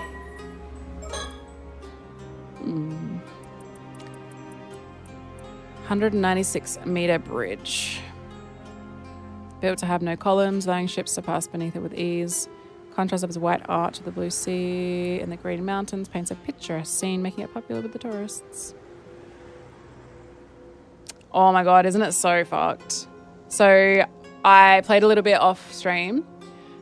Touch doesn't work, which sucks. But you play it with like the controller inputs, which is fine. I made it past him and I met someone new. And I've gotten all the dialogue for, I can't remember her name, Morgan? I know who Morgan, I know like in the story, I know who Morgan is now. I know who the old guy is now. I know who the kid is. And there's another character that I've just met. And it's crazy like how it's all coming together. I love it. It's so good. Great game.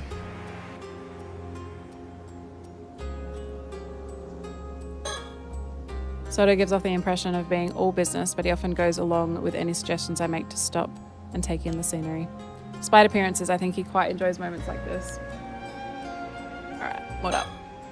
Now then, as much as I'd like to relax and enjoy our surroundings, shall we take this chance to review the current situation and talk about our next move? Please do. Let's give us a recap. I love how they do this. They give you little recaps throughout the game, so I feel like if you've gotten a little hazy on details or whatever, they kind of give you a little recap. Do we know his last name?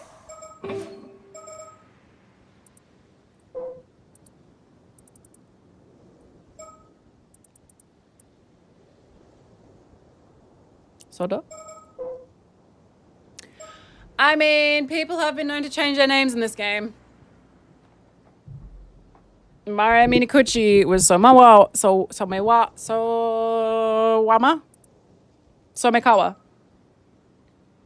That's not to say.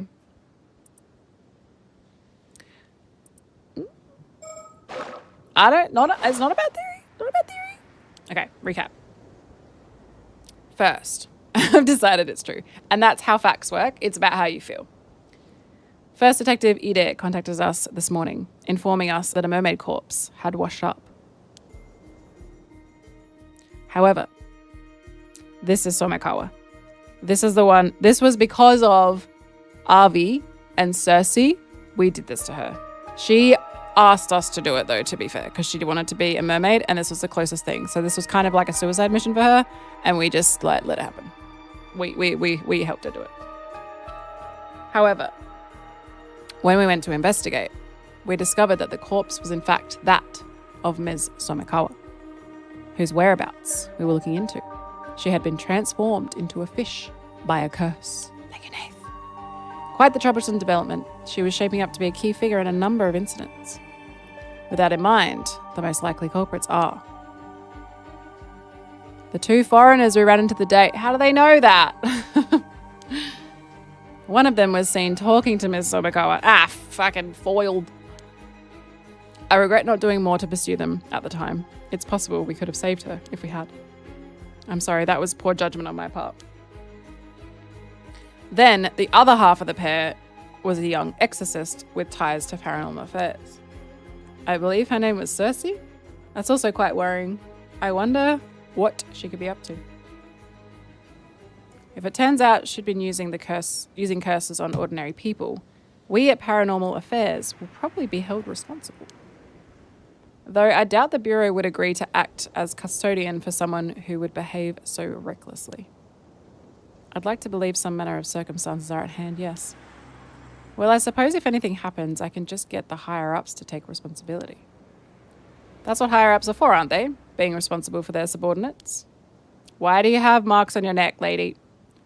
I think you'll find that a saying used by superiors as a goal. That's a saying used by superiors as a goal, not by subordinates to shirk responsibility.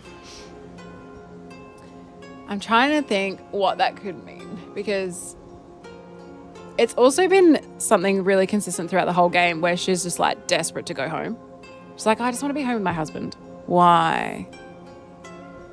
Not that that's weird. I think it's nice when people actually like their significant others. I think that's how it should be.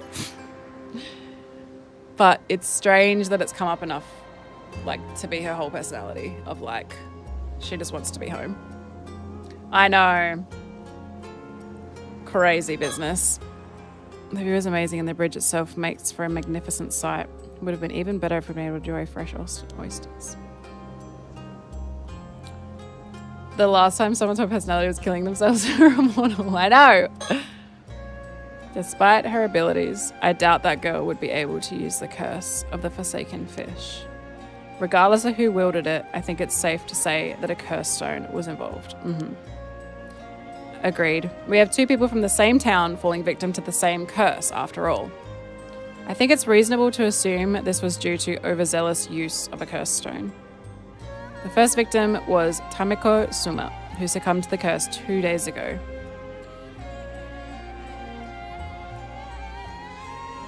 Was hers accidental? Because she was the one that dove down and retrieved the box, which had the curse stone. And did her, like, touching it activate it or something? Because she went missing.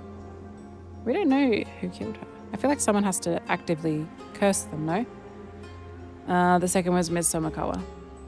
The state they were found in hasn't been publicly disclosed, so they're still being officially treated as missing. Still, a cursed stone housing the curse of the Forsaken Fish, huh? Is something wrong? The curse of the Forsaken Fish is one of the curses mermaids can use. For it to have become a curse stone, the mermaid in question must have experienced overwhelming resentment.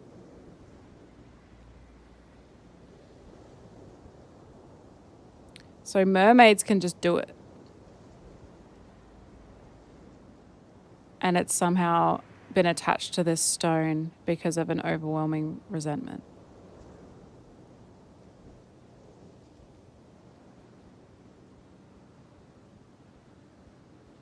Was it Sobe? An example might be if they were killed while bearing a powerful grudge against someone. That sounds like it would be a rare event indeed. Why do I get the feeling there was a mermaid who died like that, though? Hold that thought.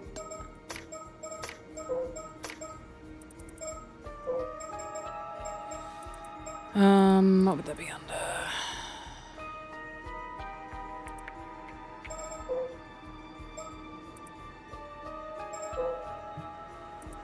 What was the note with the 3?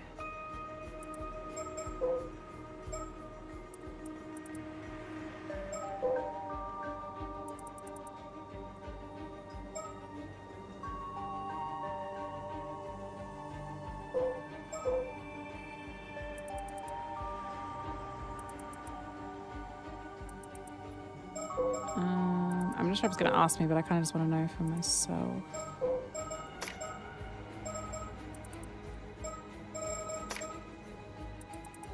There's only like 2 notes we haven't found. Sick.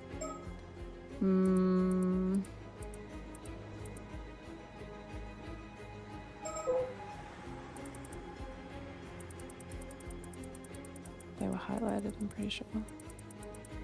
The only thing that could make this game better is if there was a keyword search. We could like type a word. That'd be sick.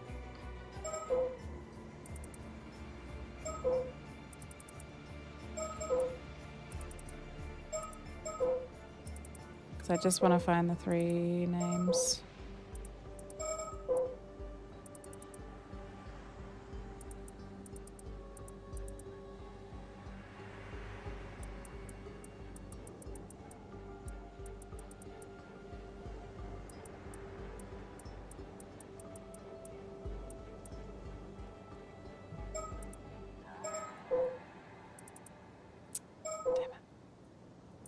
Where the fuck is it?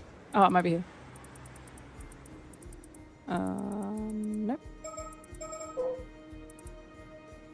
Sobe, Nagame, and Hayase.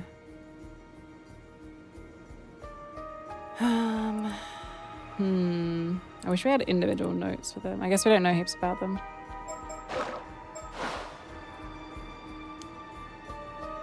It feels like the names on the tip of my tongue.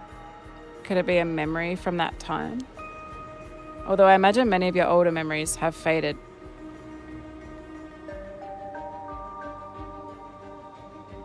Is she fucking immortal too?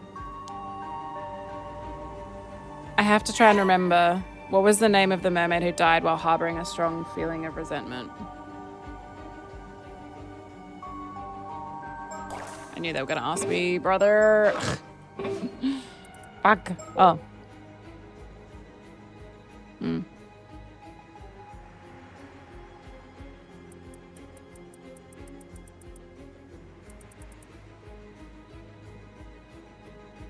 Probably her.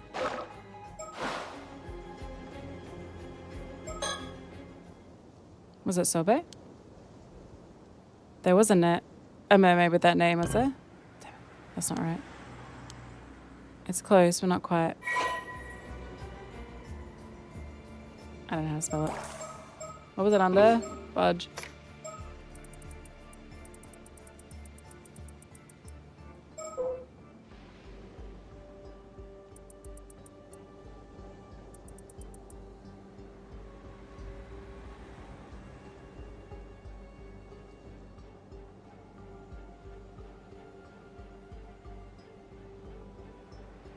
Nagame?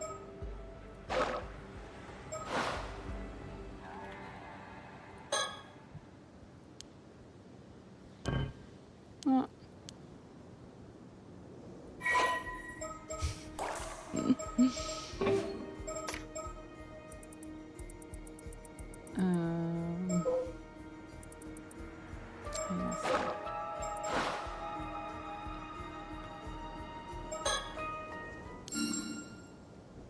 We don't know that much about her, do we?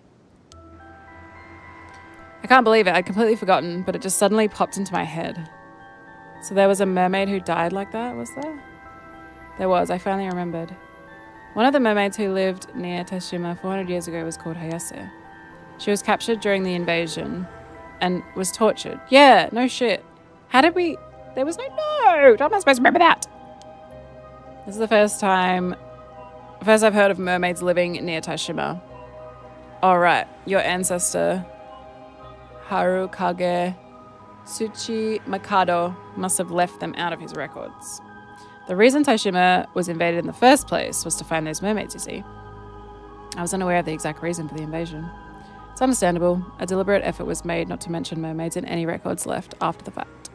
I suppose hiding the map inside a mermaid mummy was intended to be a metaphor of sorts. I can't believe I forgot something so important. But if that curse stone is related to what happened on Taishima 400 years ago, it likely has some link to the curse of the raging waves.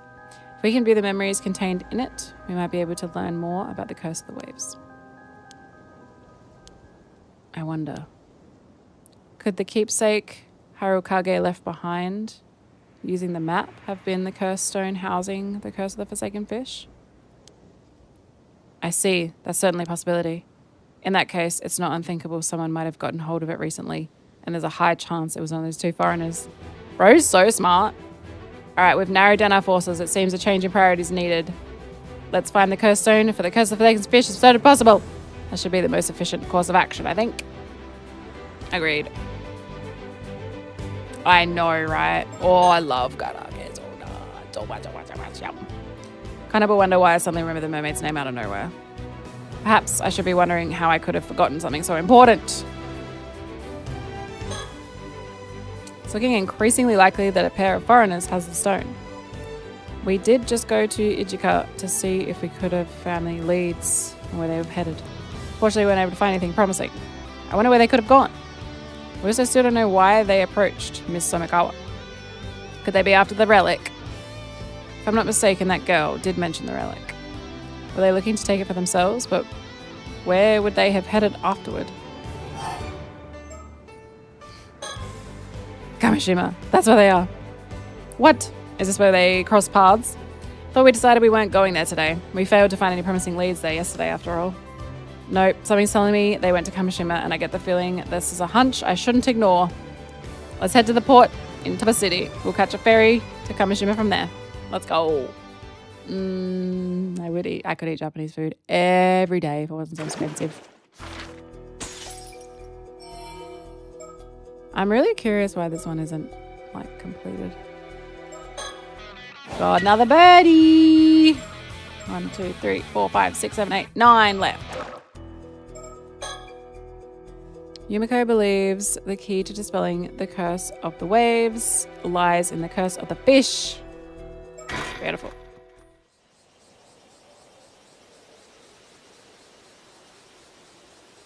Excuse me, sorry.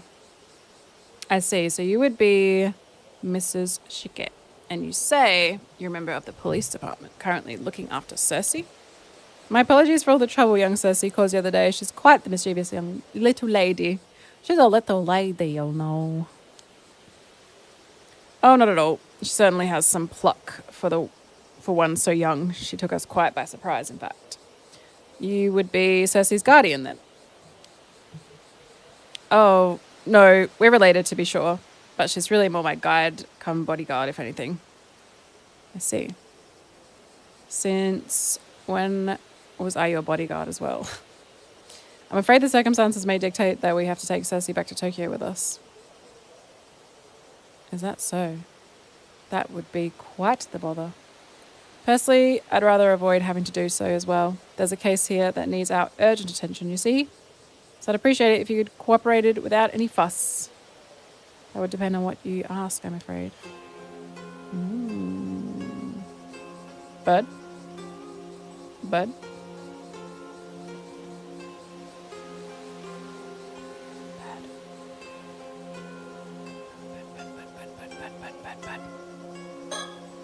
Soto's keeping a close eye on Avi and Cersei. It's thanks to his clear understanding of our respective roles that I can focus fully on the conversation. Shout out. What do you make of these two? I can sense an ominous spiritual energy lingering around them. It's all but certain that they have the curse stones. Oh my god. We don't have time to play games. Seems like a direct approach. Let's make sure that we don't have the symbol then. You mean both of them have curse stones? Yes. The girl is managing to camouflage the energy from the one she has, but I imagine to catch sight of it at any moment. So we're dealing with 2 curse stones. Luckily, we're not near any water. The energy from the cursed raging waves is currently permeating from the island. It's so strong, I almost miss the energy from their stones. Lucky! Whew. I never imagined that both of them would have cursed stones. We currently stand in front of the torii at the top of the hill. The elevation gives us a beautiful view of both the town and the bay. People were starting to gather at the jetty, so we decided to move our conversation here. Oh, I knew it. Oh, that's such a sneaky one. Cute. I actually wanted to check if there was anything off about you two, but there you go. Found a birdie. Okay, let's do it. Let's have a look first. Cersei is currently meant to be in the care of Paranormal Affairs. I'm so sorry for the yawns. But has been shirking her travel. Oh my god. Shirking her training to travel around the country instead. She's rather talented for one so young and has a lot of guts too. Can't help but root for people like her. More than anything, I know how they feel. I'd like to leave her be if possible. I know, I'm sorry. I just got the yawns all of a sudden.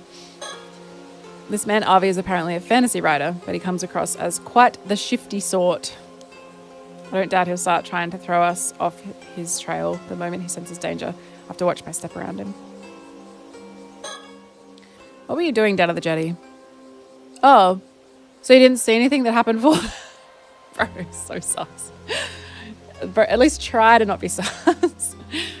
I genuinely think... I don't know how... Like, I used to play PUBG all day, every day. And some of the horror streams that I did were like so long. Was it last week or the week before where I did that horror stream and got absolutely wrecked? I genuinely was like wiped out for the rest of the day. I was so fucking tired. I don't think I can handle it like I used to, man. It's crazy. My CNS just gets so taxed. I get so sleepy. Would it be inconvenient for you if we had? Nonsense. My hands are as clean as my conscience. Not a spot in sight, I assure you. Never mind that now. We don't have the time. Girl. There are several things we want to ask you. And what would those be? First, I think we should talk about the incident this morning. Yeah, true. Miss Oikawa was discovered washed up on the Futa Migaru coast as a corpse, with half her body having been turned into a fish. Well, I'll be. Well, that's news. I didn't know about that at all. To think she would meet such a fate, I'm truly sorry to hear that. This wouldn't be your doing, would it? We have eyewitness reports that you were seen 2 days ago heading out to sea with her by boat. Ah, well, we did indeed head out into the bay for a little chat, but turning her into a fish, not in a million years. What did you discuss with Ms. Somakawa then? Why, what else? Mermaids, of course. Mermaids? Indeed. Cersei and I are here in Isashima on a grand adventure to find mermaids. And we just happened to find out that Ms. Somikawa was a member of a clan with a strong relation to them. Of course she would catch our interest. So you knew that Ms. Somikawa was a descendant of the sole survivor of the Shima? Aha, so you know about that too. I suppose I should expect nothing less of a member of Paranormal Affairs. You wouldn't happen to know anything about the mermaids of Toshima as well, would you? So sus. Maybe I do, maybe I don't. Did you learn what you wanted from Miss Somikawa then? Oh yes, we got quite the whole of lucrative information from her. The knowledge that one of the Toshima mermaids lived hidden in the depths of the Issa Bay until a scant few months ago, for one. What? Oh, that caught your interest in it. I see. She must have been able to go back to Rugu when the seal broke 3 months ago. So you even know about Rugu? You seem quite well versed in these matters, Mrs. Shiki. Huh, maybe just a bit. So now that you know there are no longer any mermaids to be found here, have you given up looking for them? Hardly. There should be one more mermaid out there somewhere. We're here today to see if we can't glean some hints as to her whereabouts, in fact. I see.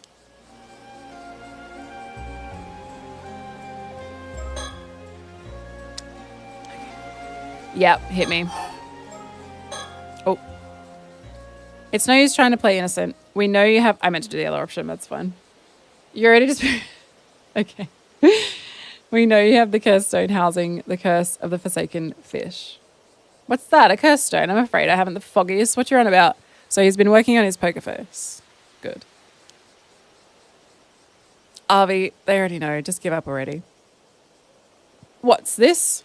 Stabbed in the back and by my own kin, no less? How could you? Its spiritual energy is too powerful to hide. I can tell that man over there has already noticed it. Thank you for the help. You saved us quite a bit of trouble just now. Her having the husband thing, I'm projecting, but she seems noble or historic. What if she doesn't have a real husband at home? It's like a metaphorical one.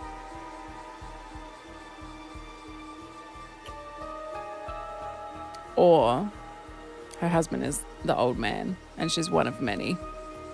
Does she have any kids?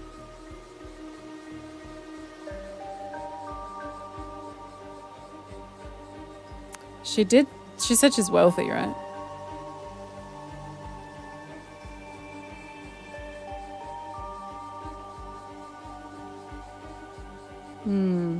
Would Paranormal Affairs really care? Or do you think she's here on a solo mission? Does that mean you let us go? I'm afraid we won't be able to do that. After all, you have a curse stone as well, don't you? Yeah, I do. We ran into someone who was trying to use it earlier, so I took it off them. Is that so? Honestly, I'd rather you took it off my hands if possible. You don't seem to be planning to do any harm with it. I suppose we can leave that topic for later. That's crazy. So why are you letting Arvi here walk around with the curse of the Forsaken Fish? To let him live out his dreams, I suppose. I'm afraid that makes for a poor reason. All right, I admit it. It was all me. I didn't want to give it up, so I asked Cersei if I could hold on to it. I just couldn't let it go, not after learning it had such a close link to mermaids. I see. So that is the curse stone for the curse of the Forsaken Fish. How did you come into possession of that curse stone? Oh, that'd be a bit of a long story.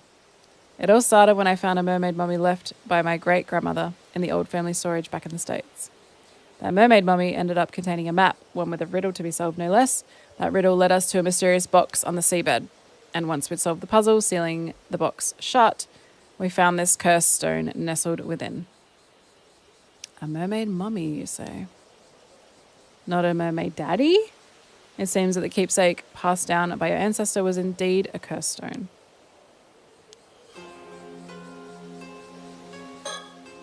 By the way, Cersei, I was told to tell you to return to Tokyo at once if I saw you. I don't wanna. I thought you'd say that. I was only asked to tell you, no more, no less. What you choose to do with the message is up to you. Thanks. Now, putting your return to Tokyo aside, the biggest issue at hand is whether or not you were complicit in his use of the curse stone. Curse stones are dangerous things. They should be viewed in the same light as bombs or poison gas and treated with the same amount of care. Allowing one to be used in your presence is also naturally forbidden. You're currently in the care of Paranormal Affairs. If you're found guilty of misconduct, you will be subject to punishment under our rules. That figures, yeah. I'm glad you understand. Either way, it's the higher-ups who will end up taking responsibility, so I'm happy to leave things there up to them. If you want to know what happened, ask Arvi. Okay. She doesn't have a tick yet, so I'm going to keep checking on her. I'm so sorry. It's not happening. I'm going to stifle it. There's no doubt that Miss Somakawa was transfigured into a fish by the curse of the Forsaken Fish. And it's looking extremely likely. If I hide it and I mute, you won't see. It's fine. You're not the only one. I'm sorry. It's Sunday afternoon, man. Everyone gets to 2:30 sleepies. It's looking extremely likely that you have the curse stone that would make that possible. I missed that. Hold on. Oh, yeah. No more excuses. Tell us what happened. She wanted it. I can lull you to sleep with my excellent dialogue. All right, you got me. I'll talk. Though don't blame me if the tale ends up being too incredible for your ears. Me every time I tell a story. I see. It would seem that Miss Somakawa had quite the twisted obsession with mermaids. And you sought to grant her wish by using the curse of the Forsaken Fish. Is that right? Correct. I know exactly how it feels, you see. The burning desire to see your dreams realized, and the overwhelming despair upon learning that they can never be. The desperate hope to see even the slightest part of your wish fulfilled at the end. Perhaps that's why I couldn't ignore her wish. The wish to meet her end at the hands of a mermaid's curse. Hearing Miss Somakawa's fervent plea and seeing her cast herself into the waters like that, I knew this was the ending she wanted for her tale. And so I decided to grant it, an elegy for a woman bound by her lineage and consumed by her obsession. I see. I understand where you're coming from. And I can't say I don't sympathize with your feelings on the matter. The fact that she entered the water of her own accord must also be taken into account. I imagine it would have made rescuing her quite difficult. Oh, then you're willing to give me a pass, are you? I'm afraid that isn't my decision to make. Once we've finished our business on Kamishima, I imagine you'll have to come along with us to the office. I'll do my best to see if we can sort out some kind of arrangement. How kind of you. Good thing I thought to ask. Thank you for telling us what happened with Ms. Somakawa. As of now, I don't see any reason to doubt your version of events. My thanks. I'll leave the negotiating up to you then. By the by, I thought I heard you say something about the Omnyoji who sealed away this curse stone just now. Am I correct in thinking that they were the ancestors of this young man here? That's right. He was an Omnyoji by the name of Harokage Tsuchimikado. Garage. It said that he hid a clue to the lifting of a certain curse within a mermaid mummy, hence our search for the object in question. I see. And that mermaid mummy ended up crossing the Pacific, passing from hand to hand until it reached my great-grandmother. What is an elegy? What is the definition? I don't actually know off the top of my head.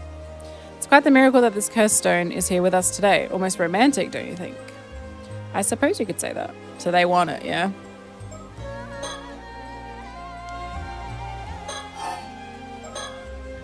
By the way, did you happen to glimpse the resentful memories contained within the cursed stone? I did indeed. A veritable deluge of information, and a 400-year-old information at that. Was the way to lift the curse of the raging waves included? Serious, reflective poem or song that laments the death of a specific person or loss of something meaningful. Ah. So it's kind of like a eulogy, but more personal. Not something you say out to everybody, I guess. Probably a good way to remember it. It certainly was. That's news to me. Hold on.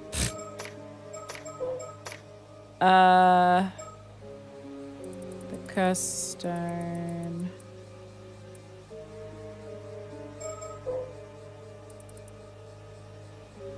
All right. Yeah. The still tight. The still tight. Yeah. I do that. So we must unbind the seal. Risen for the depths with the iron box. That's the thing we got.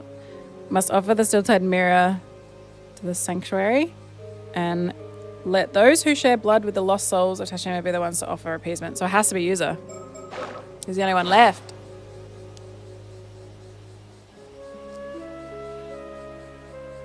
That's fucking crazy. Oh my god, wait. My brain went way elsewhere now. Holy shit. I thought you were making like a post-nut clarity joke. I was like, damn! Holy shit!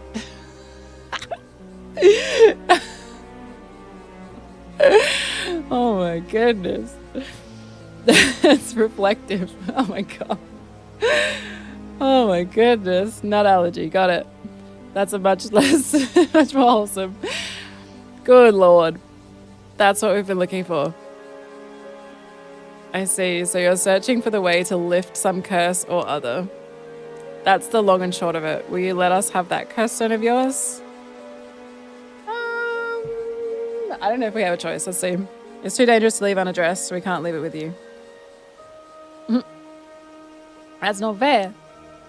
I was the one who found the map and solved the riddle. Why the cursed stone? Why, the cursed stone would still be at the bottom of the sea if it wasn't for me. And it's hardly been cheap running back and forth like this. I don't know if I could just give you something so important for nothing in return. Looking to take advantage of the situation, are we? You gotta do what you gotta do, baby. Ha! Judge me all you want. I'm at the end of my rope here, you know. So what is it you're after then? Money? He doesn't care for money. He wants knowledge and power. Well, first of all, I'd like you to turn a blind eye to the fact that I used a curse stone. And I'd like you to spill the beans on any knowledge you have on mermaids as well. Turning a blind eye might be a bit much, I'm afraid. All I can promise there is an attempt to reach some sort of deal. In any case, we don't have time to mess around. I really would appreciate it if you would cooperate without any further fuss. If you don't... we may end up having to get a bit rough. Oh, intimidation is it? But if you think your boorish threat scares me, think again. My trusty bodyguard here will... Sorry, but no, I don't feel well. And we're at a disadvantage here anyway. Oh, over before it even began. A wise decision, young lady. So what's your game, is it? So that's your game, is it? Abusing your authority to seize the property of a defenseless, powerless civilian. State violence. State violence, I say. You do have a curse stone, though. I doubt anyone would object to use of force against an opponent carrying a lethal weapon. Seriously? This is really the end of the line, then? Well, you probably should have died to Kikiko, to be fair. He's my favorite. He's so dramatic. If it's really just information on mermaids you want, I'm not opposed to telling you that much. I have a cat here. Tickling my face. And I cannot get it. There it is. Only within the bounds of what I know, though. Would that be acceptable? You mean it? Really? Huzzah! Now that's an offer I can't refuse. Consider this deal done and dusted. Ma'am, it's best if we can get things settled without a fuss. Besides, I don't think it should be a problem now.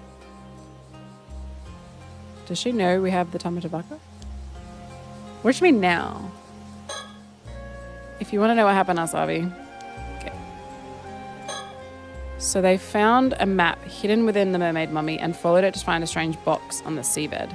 Even if the mermaid mummy had remained in my family's possession, we may not have managed to uncover all the secrets it hid. Thank you for the check-in, Scaly. Welcome back. Perhaps it's for the best the map passed into their hands in the end. As much as I'm reluctant to admit it, you might be right. Although I get the feeling that Avi will let it go to his head, so perhaps we shouldn't keep this to ourselves. We should keep this to ourselves. Yeah. Okay. Alright. Yappy time. I'll tell you what you want to know about mermaids, and in exchange, you'll hand over the curse stone. Do we have a deal? We do. Lovely. So what does she know? So what is it you want to know about mermaids? Though I'd wager you're after the secret of immortality. Immortality? Oh no. All I want is to meet a real-life mermaid. 'Tis naught but dreams and adventure that drive me. Really? That's it? Well, even if you had been after immortality, I doubt it would have been possible. What? You mean the legend about mermaids being able to grant immortality are false? They're not. I've encountered my fair share of people who have become immortal that way after all. There's even a word for these individuals. They're known as 800-year immortals. 800-year immortals, eh? So they do exist. Incredible. What became of the third Tashima mermaid then? The one known as Nagame. She hasn't returned to Rugo, has she? She hasn't.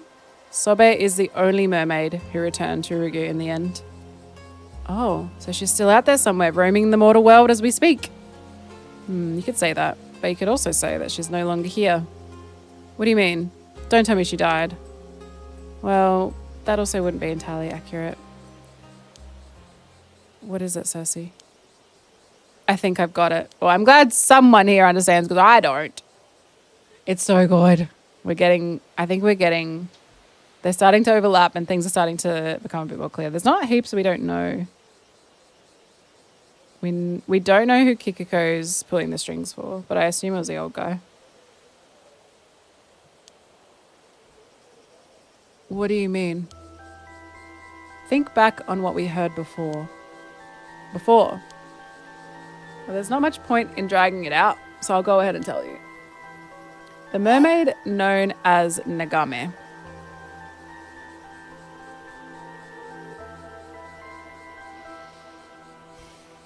I think it's this.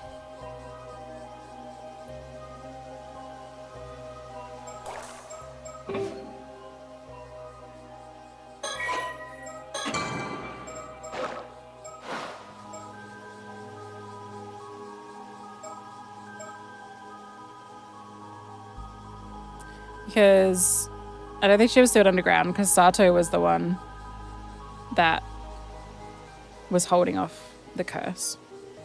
I don't think she was mummified because that's not being dead or alive. Like that's dead. She's like, oh, she's not alive, but she's not dead. So it's like, that's dead. Sacrificed. Yeah. She's like, oh, well. And there has been whispers of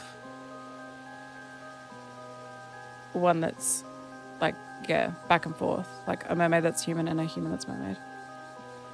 Please be right. Nagame gave up her existence as a mermaid long ago. She no longer lives as a mermaid, but as a human. I'm the best at this game. Now that you mention it, that does sound familiar. You mean to tell me that story was true? You'd heard these events before. I suppose Ms. Somikawa must have heard about it from Sobe. But could a mermaid really have become human? Mermaids are originally from another world, right? Normally it would be unthinkable, yes. But it seems a certain talented psychic managed to make the impossible happen, at no small cost to himself, I might add. Who? That's amazing.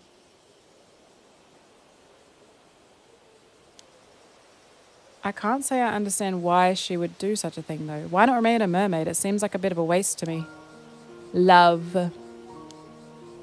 Nagame was a bit different from the other two mermaids, you see. They were serious and dutiful, but Nagame was strongly drawn to the mortal world and to the humans who live in it. I suppose you could say that she was the opposite of Miss Somikawa in a way. Don't say. More than anything, it seems she was particularly drawn to the idea of becoming human, finding the person of her dreams, marrying them of getting to be their bride. That's a pretty cute dream to have, I guess. Boring! Guess not all mermaids are the same. Indeed, to think that mermaids could harbour the same hopes and dreams as humans do, I must say she sounds quite relatable. Perhaps. I imagine she was viewed as quite the odd soul among her own kind, though. Then, a few decades ago, Nagame happened to meet a certain psychic. The two soon fell in love. And Nagame, who wanted more than anything else to become that man's wife, asked him if there was any way she could become human. So bro fell in love with a fish? Freak. What a freak. Psychic searched far and wide for a way to grant her wish, but after decades of toil, he found a secret art that would allow her to do so. Such unconditional love, such ardent devotion, a mermaid who wished to become human to be with the love of her life. Why, it's like the tale of the Little Mermaid. Truly a story to grip the heart. How could I not root for them with everything I have? Are you sure? That would mean we don't have a mermaid to look for anymore, you know. No matter. If it's for the sake of such inspiring passion that I care not a whit. So, Nagame became human in the end, yes? And the two of them lived happily ever after? I refuse to accept any other conclusion. Well, that's more or less what happened. So I can say with certainty that Nagame, the mermaid, no longer exists. I see. So she's still alive out there as a human. What a beautiful tale. Why, I wish I could meet her solely to offer my most heartfelt congratulations. No, I think wedding gifts are in order. Arby seems to be enjoying himself, but this means there's no chance of us meeting a mermaid, right? Now that you mention it, that is a problem. I thought so. A question, Mrs. Shiki. Is it her? Is she Nagame? She loves her husband so much. He's a psychic. She's got a weird thing on her neck.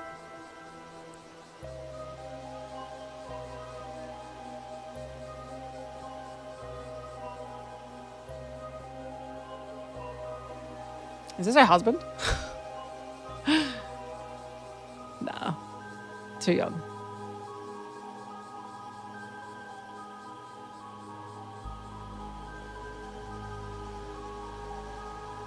Could be. I don't suppose there would be a way for us to go to Rugu and meet a mermaid down there, would there? I'm afraid not. It's impossible for a flesh and blood human to cross over to the eternal world. Indeed, you'd have to be dead to have any chance of getting there. Ah, just as I feared. There's little point in getting there without a life to savour it. Although, does that mean there's the chance that Ms. Somekawa was able to make it to Rugu in the end? That I don't know. Not everyone ends up in Rugu after death, after all. I see. I suppose we'll just have to hope that she was able to meet the mermaids she so admired in the afterlife. I'm so sus on her, bro. That would be all I can tell you there. Are you willing to give us your stone now? Well, knowing that we have no chance of meeting a mermaid now has thoroughly dashed all my hopes and dreams. But you did share with us a most charming tale of mermaid love and longing, so I suppose I can't complain. Here's the stone. Just don't go in the water and you'll be fine. Soto, could you take a look at this for me? Very well.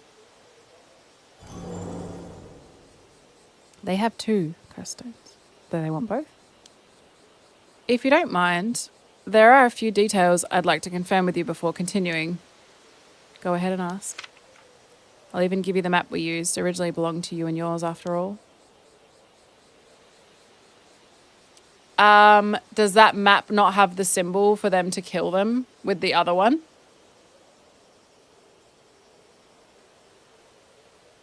Don't hold on to that. I think it's got the symbol. I see. I think I know how to lift the curse of the raging waves now. Finally, it certainly has been a long road to get here.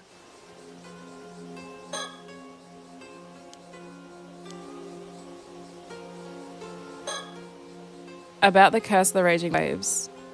Hold on. Let's finish dealing with this first. We'll talk about it afterwards. Okay.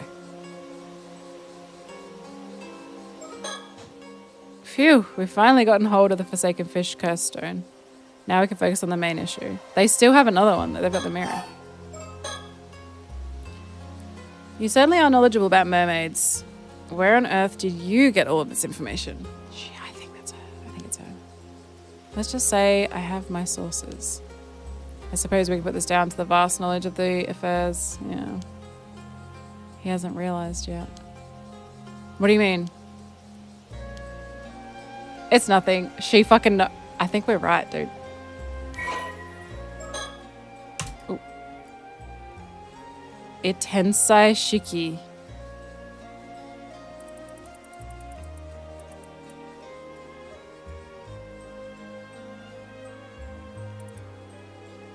Did that just fucking... Oh my god. Hold on. Hold on. Yep. Yuiko is formerly a mermaid by the name of Nagame. Brother! Oh my god. Okay, so maybe we're not clever figuring that out because she's like, yeah, duh. Unlike her more serious compatriots, Hayase and Sobe, Nagame was free-spirited by nature and held a keen interest in both humans and the mortal world. She was even known to break the rule and sneak out and observe human society. That's why she can detect if people are an 800-year immortal, because she's like, she can create them. She was known to break the rules to sneak out and observe human society, something which often put her at odds, while the other 2 mermaids led to her being viewed as something of a maverick. When the entrance to Rugu was sealed 400 years ago to suppress the curse of the waves, rendering the remaining mermaids unable to return home, Sobe was overcome by grief. However, Nagame was thrilled and seized the opportunity to travel the world at her leisure, which deepened the rift between her and Sobe. For the next 350 years, Nagame bore witness to the lives of countless humans around the globe from every culture and era, and her yearning for life in human society continued to grow. Just leave it there. Why does she then have to deal with the other 800-year immortals? Like, she speaks as if she has to kill them all. Weird. She was particularly enamored by the concepts of marriage and becoming a bride, finding the idea of pledging one's life to someone and living hand in hand with them from then on enthralling. It was this she found herself longing for above all else. About 50 years ago, Nagame met a certain talented psychic in Japan. The two very quickly fell in love, and Nagame, who by that point had begun to earnestly wish that she could give up being a mermaid and live amongst humans in the mortal world, asked him whether there was any way she could become a human. Wanting to fulfill her wish, the psychic began to search for a lost secret art that would allow her to assume human form. The two overcame countless hardships together in their quest for the art, and after decades of searching, they not only found it, but finally succeeded in perfecting it.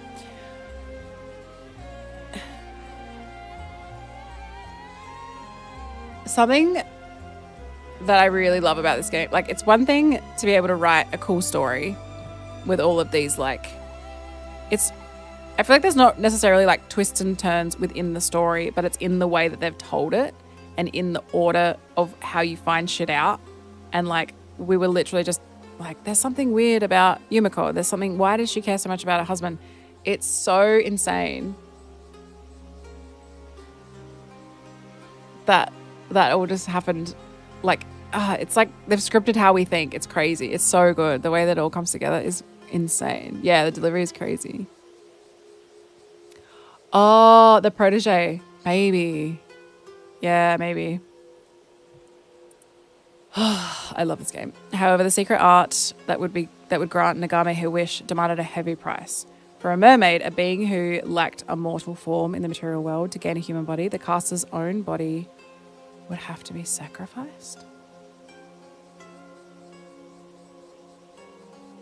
Using this art would render them unable to live side by side as humans.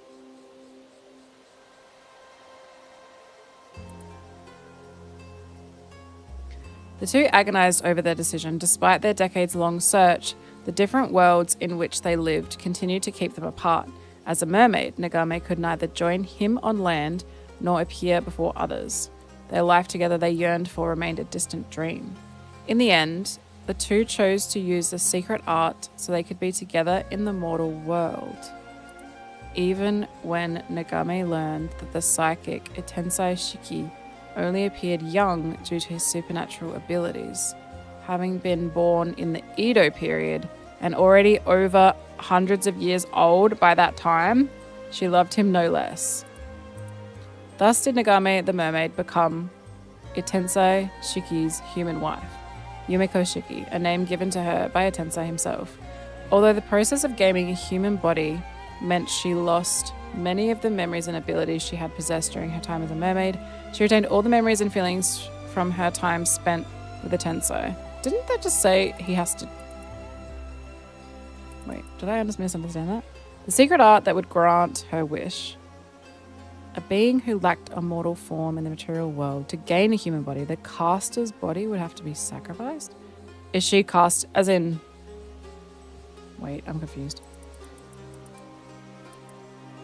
Since then, Yumiko has enjoyed a fulfilling life with her human nature and her relationship with the Tensai, bringing her immense joy. Because of this, she is insistent that her primary identity be that of a housewife, to extend that she always chooses clothing that will allow her to return, tackling housework at a moment's notice. However, the human body she has gained still differs from those of regular humans. Although she appears to age slowly compared to those around her, it is entirely unknown how long her lifespan will end up being. Yeah, so many yearners. Who up yearning? Following her rebirth as a human, Yumiko decided to pay a visit to Sobe in the depths of Ise Bay to explain her decision and introduce her to her partner. Abandoning her form as a mermaid to become human was a grave violation of the rules they were bound to, and she expected Sobe to receive the news with utter contempt, if not sever her ties with Yumiko completely. But her expectations were pleasantly subverted. Sobe herself had since forged her own deep bond of love and trust with Mare, one that simply transcended their respective species, and understood her feelings, thanking her for introducing a Tensai to her. However, Sobe never showed herself to Yumiko again after that. After many twists and turns in their quest for happiness, the spirit of a Tensai Shiki... That's what I thought. What the fuck? Hold on.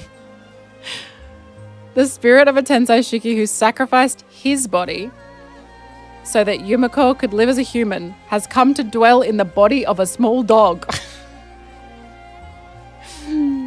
And he continues to enjoy retirement and a quiet life at Yumiko's side in his home in Tokyo. He's a dog. Even before his retirement and despite his current form, he remained an active force in the industry, having devoted his time to such things as taking Soto as his protege after discovering his potential, assisting with management of the paranormal affairs for old time's sake, and sending Yumiko.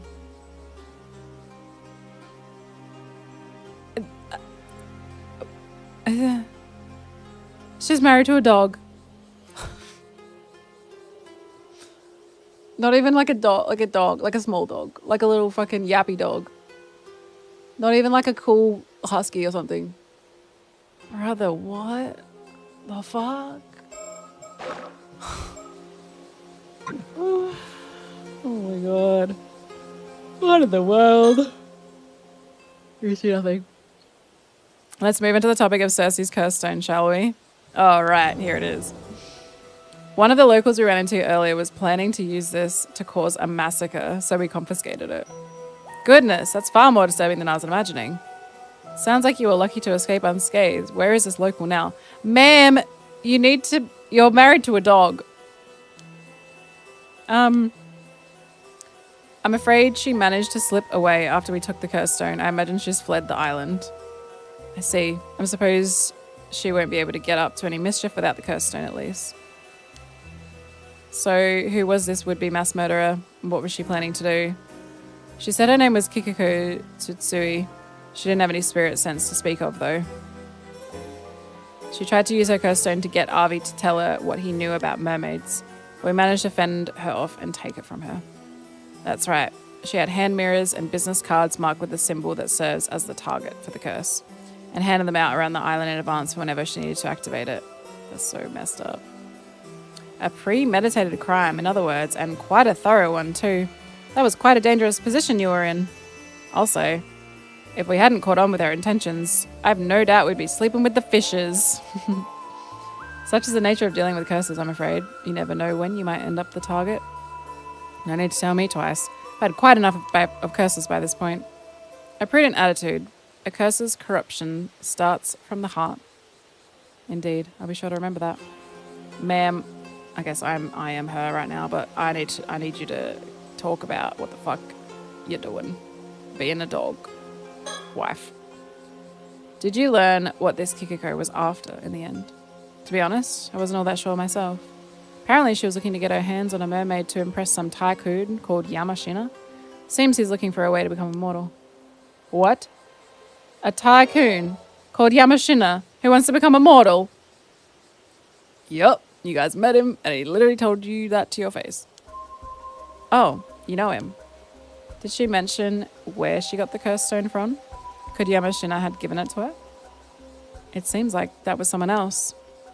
As Kikiko would tell her, she's Yamashina's illegitimate child, but he refused to acknowledge her. While she was pondering ways to gain his approval, this young CEO, his apprentice, swooped in. He offered her a sympathetic ear and a curse stone to use to accomplish her goal. I think that was the long and short of it. Something like that, yeah.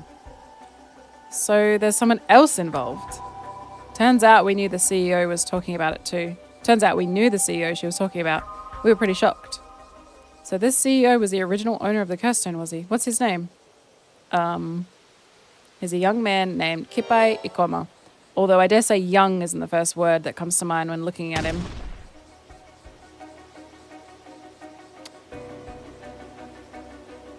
Okay. Oh, they know him? You know him too? Perhaps they simply share a name. The Kippai Ikoma we know should have died 6 years ago? What do you mean? Was he immortal? Would you mind taking a look at this, Avi? A portrait sketch. Who might this be? The Kippai Ikoma you know wouldn't happen to look like this, would he? Oh no, he doesn't look like this at all. Did he take his identity? Could you give us the curse stone you have, Cersei? Sure, here you go. Would you mind taking a look at this one too? Of course. Ah, this is the curse of Tomashige, and it has the power to cleave its target in two. Ma'am, this is it. The curse from the Toba case. I thought so. What? What's gotten everyone so excited all of a sudden? I suppose we should explain. The name of the man in the sketch I just showed you is Kipai Ikoma. He was killed 6 years ago, and his skeletal remains were recently found in Toba. The cause of his death was a curse, one that kills its victims by slicing through them, bone and all. In other words, it's highly likely he was killed by the curse within this curse stone. Wait, but wouldn't that mean... You're telling me that this Kipai Ikoma was killed 6 years ago by a curse wielded by Kipai Ikoma. In other words,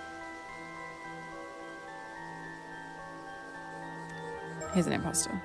There's no way he's traveling through time. This Kipai Ikoma, you know, the company president is a different man. He used his curse to kill the real one 6 years ago and took his identity. You're telling me he isn't the real Ikoma? Nailed it. I see. So that's how it is. In that case, just who is the man calling himself Kipai Ikoma? He's got to be related to the old guy, right? I can't say, but it seems like he's quite the dangerous fellow. Oh, rich people love nothing more than nepotism, baby. Good thing we managed to take this curse stone. At the very least, we shouldn't have to worry about him using his curse anymore. By the way, I believe you said that this Ikoma is Yoshiatsu Yashima's apprentice? If that's the case, and Yamashina had someone working for him who had a curse stone, could Yamashina have been pulling the strings from behind the scenes? It's possible. We should get in touch with Detective Ida and see if he can't take Yamashina in for questioning. With any luck, I'll be able to detain Ikoma as well. Is something wrong? We kind of already told Ikoma about the Forsaken Fish curse stone. He did help us out earlier, after all. It only felt fair. I suppose we can assume that the information has reached Yamashina as well then. Alright, he also asked us to look for a bronze mirror that's used to lift the curse of the raging waves. The still-tide mirror, I think. Still-tide mirror, eh? Just what could he be planning? Either way, it seems we'll have to keep an eye out for any movement on his end. Are we going to talk about the fact that you've married a dog? We were hoping you could do a little favour. It seems you don't have a mermaid to be searching for anymore, so perhaps you could use that extra time to help us out. What do you think? Very well. Permission granted. How kind. So what's this about? Is this because... I guess the transformation maybe is like a bit hectic. It's nothing strenuous, I assure you. We just want you to find out Kipai Ikoma's current whereabouts. Just an ordinary chore then. We want to focus on getting the curse of the raging waves lifted as soon as possible, you see. It would be a huge help if you could put him down in the meantime. He's definitely up to something, and most importantly, you know what he looks like. We'll ask a detective from the Mia Police to look into things there too, but one can never be too cautious. Both his true identity and goal remain unclear. Be very careful when dealing with him. What's the chances he has a third curse stone? I guess that means we'll have to go back to the mainland for now. We do have some time left before the last ferry is set to sail, I suppose. Okay, then I do want to find out what's been going on too, so we'll see what we can do there. Seems we'll be helping you out with your work then, in that case. Please do consider putting in a good word on my behalf. Alright, I'll see what I can do. Wow. That was a crazy chapter. We appreciate the help. If you learn anything of note, leave a message at the station, okay? Got it. That was nuts. I suppose we should see about lifting the curse of the raging waves then. Let's get in touch with Detective Ide first. We can find Wakamura after that and see if we can't get him to cooperate.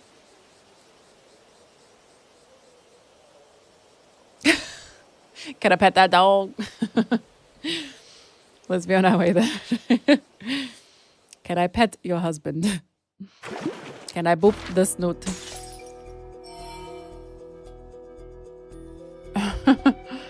I think there's heaps more, hey? From Unk to the curse of the raging waves, Sato and Tsukasa run around the island searching for answers to the mountain of problems before them. Brother. Let's think back to what has happened. Thank you for the recap. Let's have a look.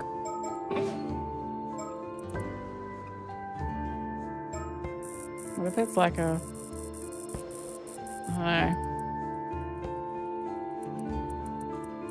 It's like something below, like further down than you think you can go, maybe?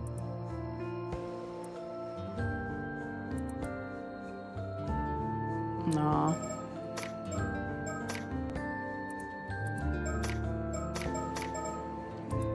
I'm dying for there to be something. I think I've been on full brightness this whole freaking time. Oops. After calming down Tsukasa, who had the wrong idea after seeing me with Shitaru by the beach.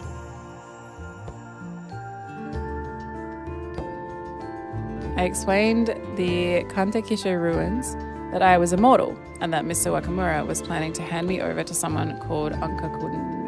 I was going to say Anka. I'm so bad at that one. The two of us searched for a way to stop the curse of the raging waves. We also stopped by the Wakamura house to apologize to Shitaru, but no one was there. There was a weird phone call though. After that, we met with Tsuyu and learned about who Maru Minikuchi truly was, as well as how the curse of the raging waves had been kept at bay by the bronze mirror she left behind.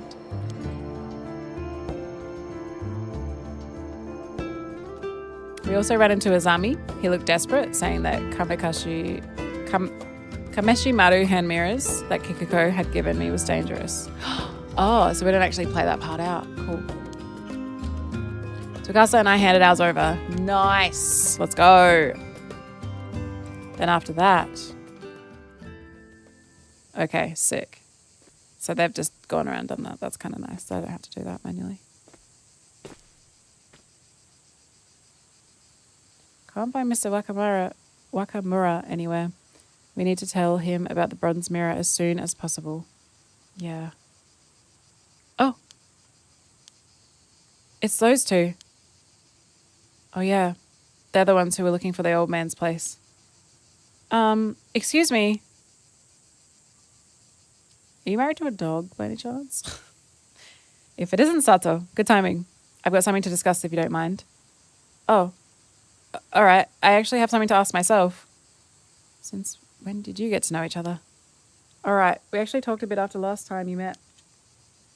These two are from the Tokyo Metropolitan Police Department. They're here to lift the curse of the raging waves. Seriously? Since when does the police deal in curses? We're a specialist unit dedicated to things like this. Hope we can be of help. So she's not necessarily immortal, she's just old as hell, I think. She seems like she's accepting it, but even Tsukasa probably didn't get everything from that quick explanation. Can't blame her though, I still don't fully understand it myself. You spoke with them yesterday? Yeah, they're specialists from a special unit called the Paranormal Affairs Bureau. They even saw right through me. Wait, you mean they figured out you're immortal? Yep, first time anyone's managed that. Oh, I guess real professionals can figure out things like that. Okay. Bird. Let's go. Hell yeah. You end up passing through this intersection no matter where you go on the island. Narrow path with a gentle breeze makes for a nice peaceful afternoon. Well, there's no well here. These days most houses have running water, so it's not used anymore. Is this where... Yeah, in the story that Tsuyu told us earlier. The bronze mirror was apparently found at the bottom of this very well. I can't even imagine how Murray managed to find it here. That's some real tenacity.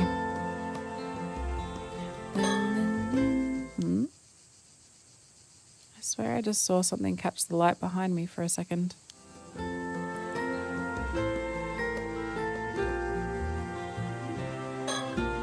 That's the town clock, which is sort of the symbol of the street. Standing quietly at the town centre, its gentle ticking marks the year as it watches over people's lives.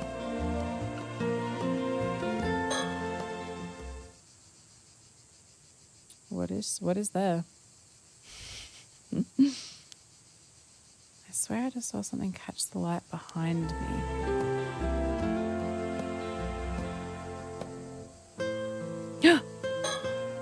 Ah! Something wrong? It's just, there's a Kameshi Maru keychain lying on the ground. Who would just chuck the poor thing here? I almost missed it. I'll rescue it. Make sure it doesn't have a fucking symbol on it or something creepy. Whoops. I love that emote so much. If we really want to do something about the curse, maybe we can rely on these two. Although, honestly, they do scare me a little. Alright, let's have a look. That cloak must be so hot. How does he stay so calm and collected? Thank you for your time the other day. Not at all. I'm sorry I couldn't be of more help. Okay. Alright, lay it on me. Okay, just checking. Why is she dressed like a housewife? She doesn't look like police at all. That's what she wants you to think. Mind if I start from my side then? Go for it. Same. The good news is we've figured out how to lift the curse. Really? Whoa, seriously, that's huge. The bad news is we need a few things to do it. We're in the middle of tracking them down. I know exactly. I know exactly what you need. I'm just refreshing myself. You need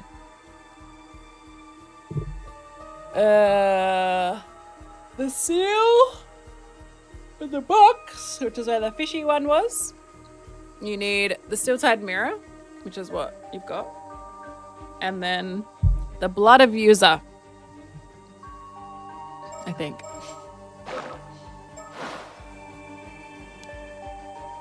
If that's the case, let us help you. What do we need? Well, the first is called the steel-tied mirror. A mirror used to hold back the curse of the raging waves. We know where that is. At least we think we do. You do? We just heard about it from Tsuyu. Okay, so that's different to the curse stone. Got it. I see. 5 years ago, Mario tried to break the curse with that mirror but failed. That explains why people blame her for the sudden sea disaster. If that mirror from back then is still here, then it is very likely to be the steel-tied mirror. That's what I wanted to talk to you about too. I see, thank you. Sounds like the pieces are coming together. But there's still one more piece we need, a descendant of the Taishima people, which likely means my son, Yuza, would be our best candidate. Yeah, that should work. Do you know where he is? Not sure. We've been looking too, since we wanted to pass along what Tsuyu told us. We'll go search for him. That would be a huge help. We'll go and secure the mirror. Time is tight. If we split up, we'll need a point of contact in case we can't find each other. Could one of you stay in one place and handle communication between us? Good plan. Could one of you take that on?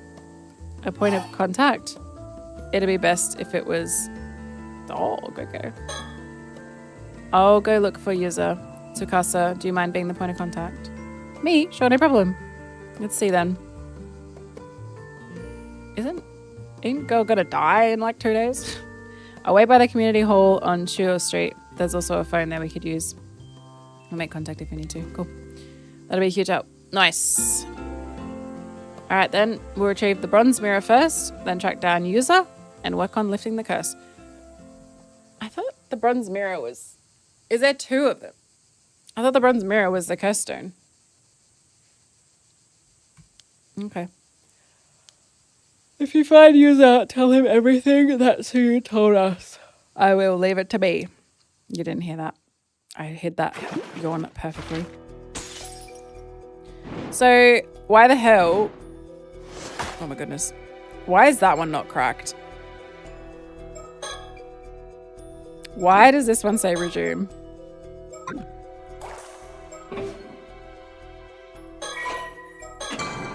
I'm gonna go to it and see what happens. Why does it say resume? Oh, to get different outcomes.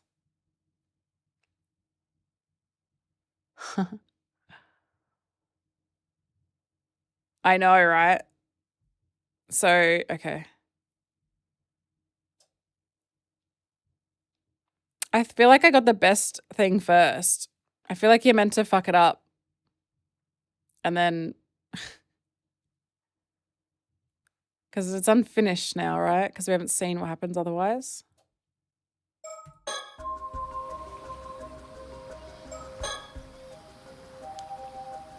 Okay. I have the mirror.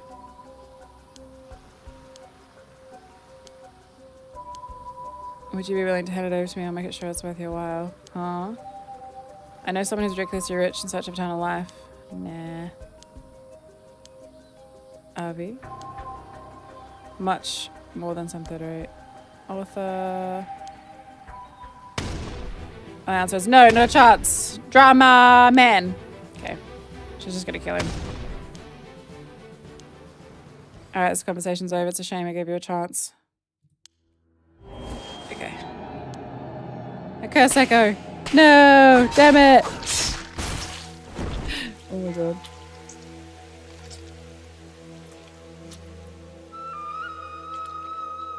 It hurts so much for talking. So much for talking.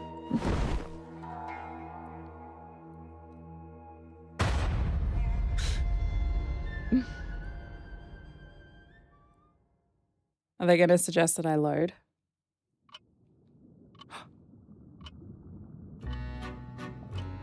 Oh my. It seems you've met with a rather unpleasant fate. This is merely conjecture on my part, but things seem to be quite smoothly right up until Kikiko's true nature was exposed. The only one who could stop Kikiko from committing those murders is Mr. Barnum. Okay. However, it appears you were holding on something that gave her the upper hand. Recommend you dispose of that item before incurring her wrath. Do not fret. You may start anew from the moment the standoff began. So what is the other option?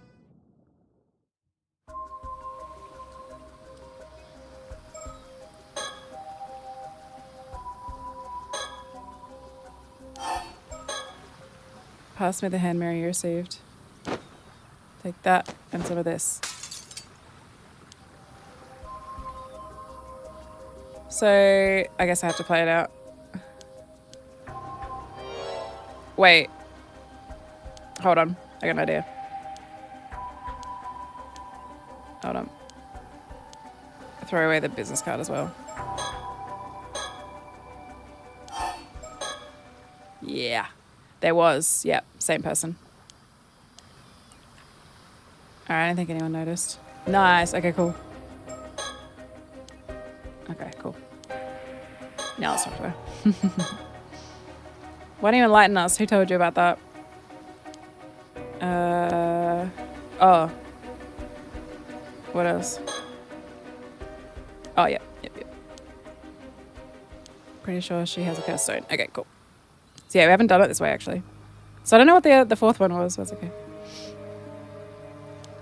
Close your inspection, yada yada, curse stone, yada yada. And then she's gonna be like, I'm gonna let you in a secret. We have a curse stone too. You're planning to use yours. Your curse stone requires us to have one of those hand mirrors, am I right? I can use my curse whenever I want. Okay. Maybe now she'll talk. Okay, never mind. Custom things again. I'll kill someone whenever I do so, please. Hi, Carlos. How's it going? Proper criminal. That's alright. She's like, call the cops. See what happens. Okay. I'm keen to see what happens now that she's not got the thing. I've not got the business card. This standoff won't get us anywhere. Why don't you tell us your motivation? Say, for example, if questioning your da da da. Can I hand over the tobacco? Got no romantic tale. My dad stinks. I'm his child. Yada yada. Just waiting for some new dialogue.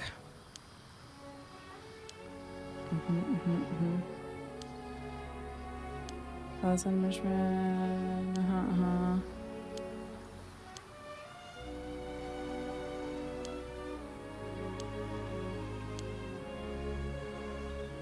Yep.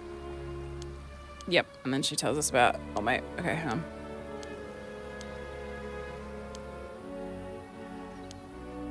Cool.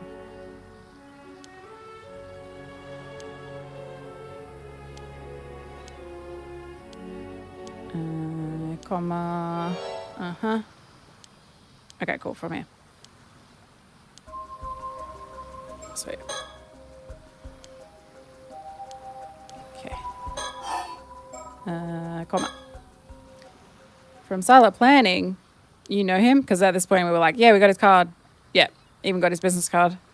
You have his business card? Oh, never mind. My bad. I must have left it at the inn. I can't believe this. Cersei? What is it? I figured it out. The condition.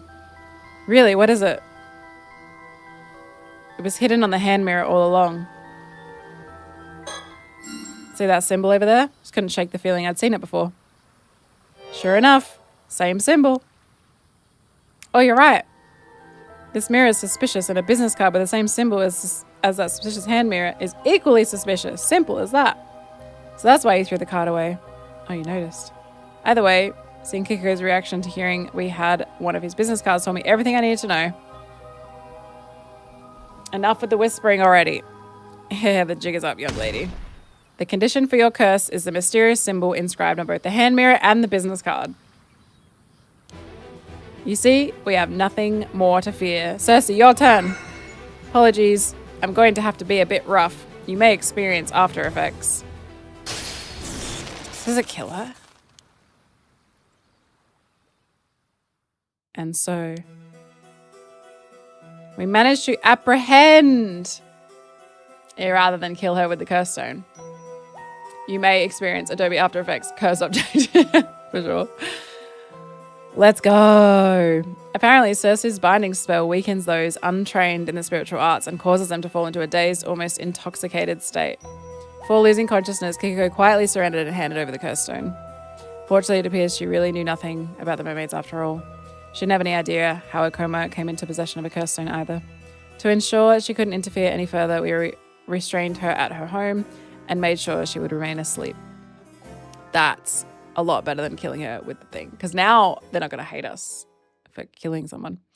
Much later that very night, we learned that Kikiko had planned to massacre the island's residents using the hand mirrors she'd distributed.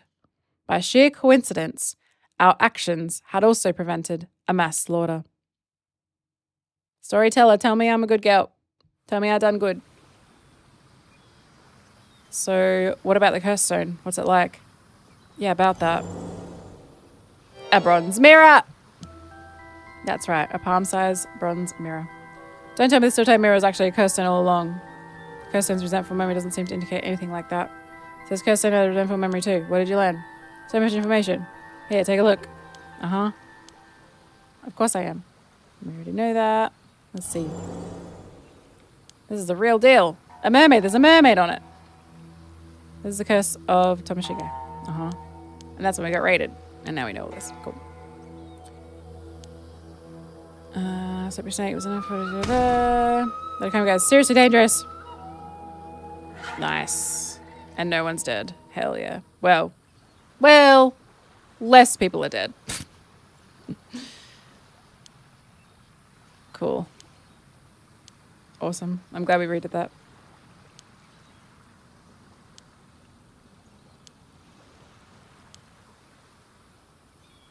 Cool. And then they come up to us, right?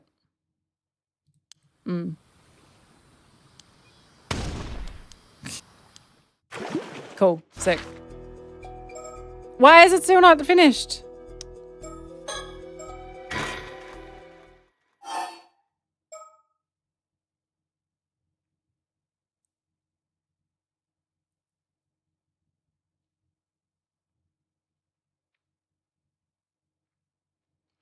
I guess maybe just because she can also be dead. So we'll leave it there. And we'll go with that. I think I like it better that she's not dead. I like it better that she's apprehended. That seems like a better outcome. And she's got no power. Let's go Sato. Sato entrusts Tsukasa. Oh my god, I know. Yeah, sometimes they're really off. Sometimes they add to the comedy of the stream, honestly. So sometimes I'm not even mad. they're better than nothing, but yeah, live captions still have a bit of a ways to go, especially when you talk as fast as I do.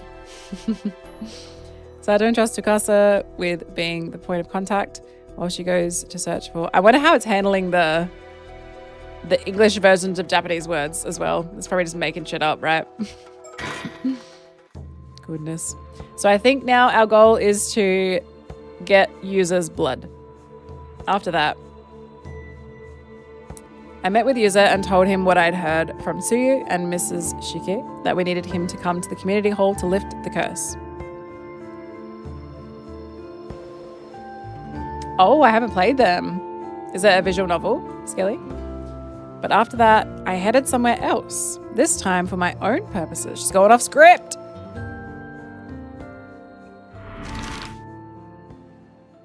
Lighthouse?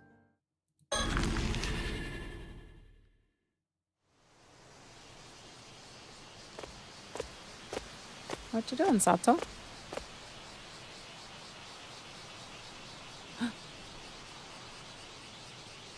Oh, there they are. Oh, fun. Okay, let's think about what I need to do now. These two have a special box called a tama tobacco. I need to get it from them no matter what. I have to find a way to convince them to hand it over. This is the only chance I'm going to get. I'll share what I know bit by bit to hook their interest and negotiate. Hold on. Jesus Christ. Okay. Really not sure I can pull this off.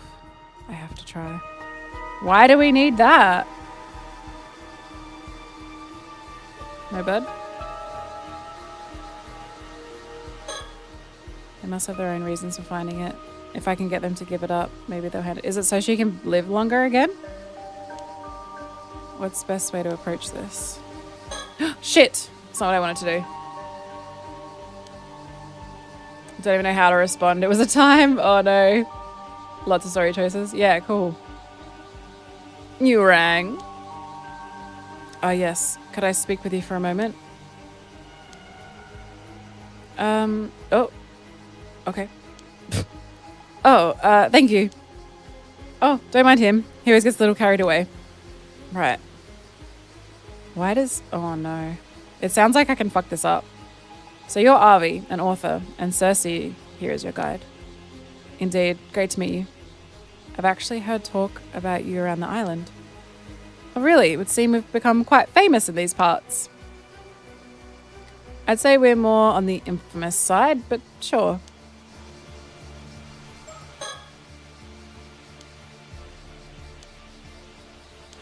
Oh dear. Her blonde hair is so beautiful. I've never seen it in person before. Her outfit also looks so unusual. Maybe it's traditional clothing from her country. Now that I think about it, this is my first time meeting someone from overseas. They do feel different somehow, but I can't quite put it into words. Hello. Oh, hello.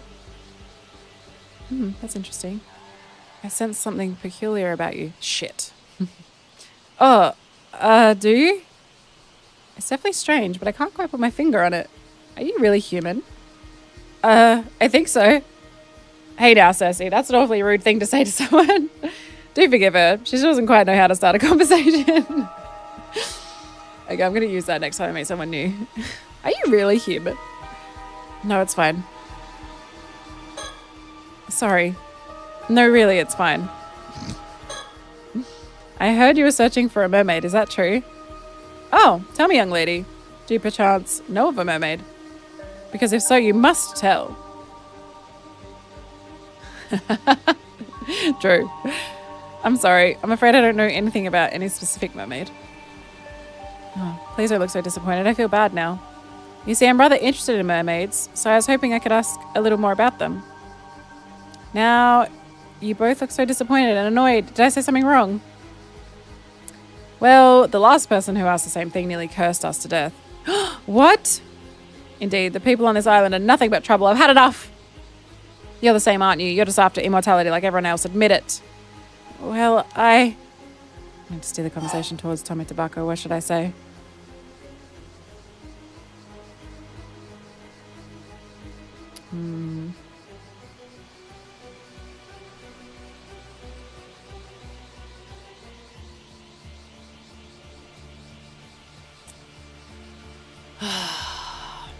Nah.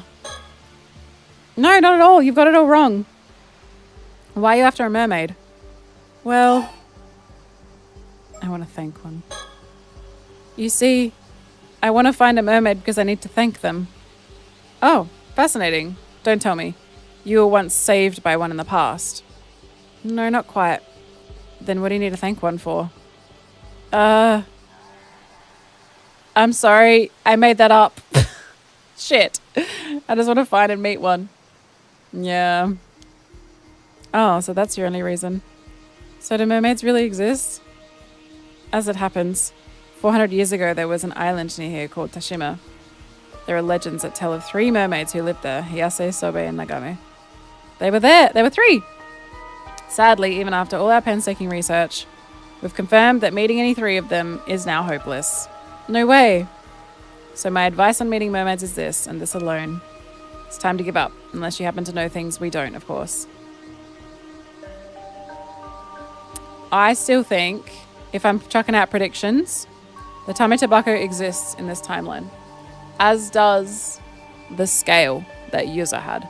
He made a big deal about this scale, and we've not seen it since. And we've confirmed that we were not going to be able to find the mermaids. This is the only thing that resembles anything even close to flesh of a mermaid. I think it's going to be like a key part to this whole thing. I see. You see, that's why we decided to give up on Isobe mermaids, taking the sights of Kamishima and head home. There are mermaid legends scattered all across the world. We have all the time in the world to begin the search anew. So it really is that hopeless. Plus, we can't linger on this island much longer anyway. Cersei's condition and duties are also starting to be an issue, you see. We must be taking our leave. Hold on. Damn it, I fucked it up. They left. Damn, that was no good. Redo.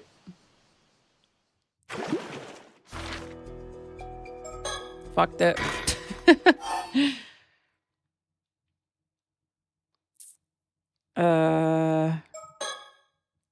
Oh, I can go to a different location? Maybe I need to go to the other place first. Let's try a different excuse.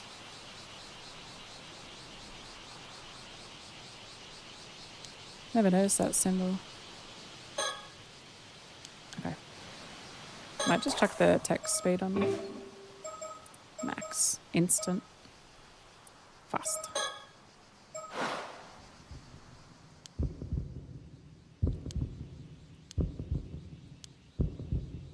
Well, the only chance you'll get, I thought that meant literally one try.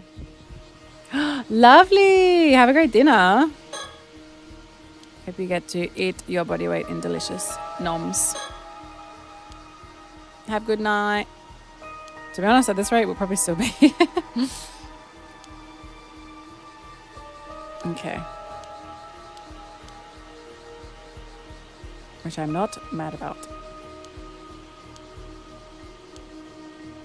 Okay, so our first option was either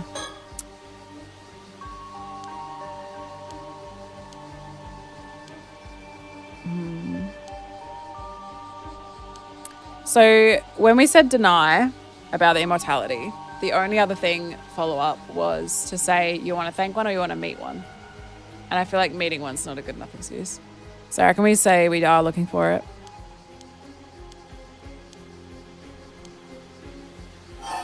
Yep. I must become immortal. Everything depends on it. If you know anything, I sincerely ask you to tell me. There it is, your true colors. I knew it. Bye, Liam. You think I just hand over the Tame Tobacco I struggle so hard to obtain? Please, I need it. That's what I think she's doing, yeah. I need it no matter what. Look at the fire in those eyes. Looks like there's more to this. He likes a story, right? So I was thinking if we're just like brutally honest, he's going to be like, whoa, I met an immortal. That's sick. That's a fun adventure, you know? If it rouses my spirit as an author, then I might just be persuaded to hand the box over. Yes, let's go. Tell the truth. I'll tell you, but you have to promise you won't tell anyone about this. Of course, I swear it, my lips are sealed tighter than a well-corked bottle. Is that supposed to be reassuring?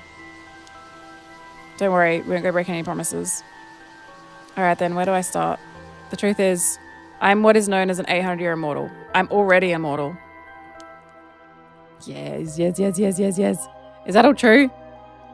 Are you trying to say that you are that Osato from Kusawa? The real one? Yes, that's me. Whoa! So that's why you're doing all of this. No way. Are you being serious? Completely serious, which is why I need that tummy tobacco no matter what. You realize what you're saying is crazy, right? Anyone else would be dead against it. Please, all I need is that tummy tobacco. What do you think? Are you sure you're all right with this? Okay, we don't actually know what our plan is. I can hardly call it sane. This is what I want more than anything. Very well, in that case. Amazing. Such stunning spirit. I'll be happy to support that resolve, even if I stand alone. Let's fucking go. This must be the reason I found it in the first place. Take it. Thank you so much. Yes, Sato's got it. Now that we know the situation, it only makes sense for you to have it. You should have just said so sooner. That said, I would also like to know how things turned out. How things turn out. Be sure to let us know. Of course, I won't forget this kindness as long as I live. Think nothing of it. But that does mean that I should apologize to you, Cersei, after all that trouble we went through to get it. You seem enthused enough by this turn of events. If you're happy, then I don't mind. Also, I'm sure you already know you still need mermaid flesh. I know, I'll figure something out. Also, you do have a lead on a mermaid. I'm intrigued, but I'll leave it at that for now. One more thing. Carrying that tummy tobacco may draw some unsavory types. Be careful. Don't like the sound of that. Well, we're headed back to the mainland to look for them anyway. After sightseeing on Kamishima, we were supposed to return post-haste. Thank you and good luck. Let's fucking go. Talked our way out of that one, baby. Got it.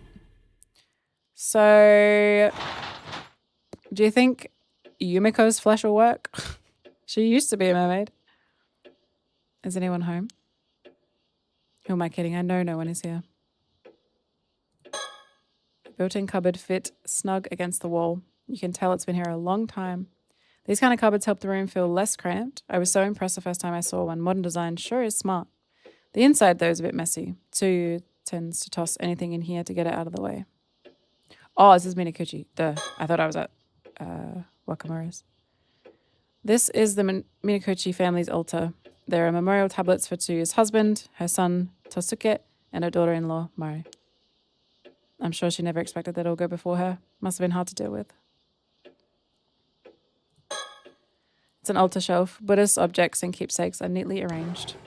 It also has something too you once showed me. Here it is.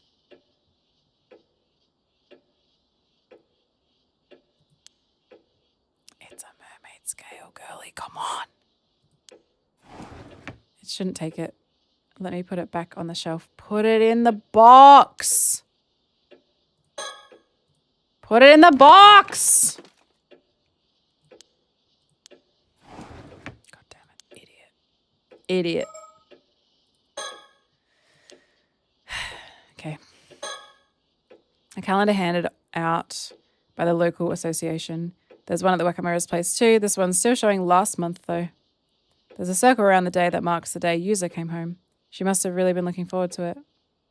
That's cute. How do I tell her to use the day in box? Turn it on. The design evolved from those old lamps with paper shades. I'm glad this older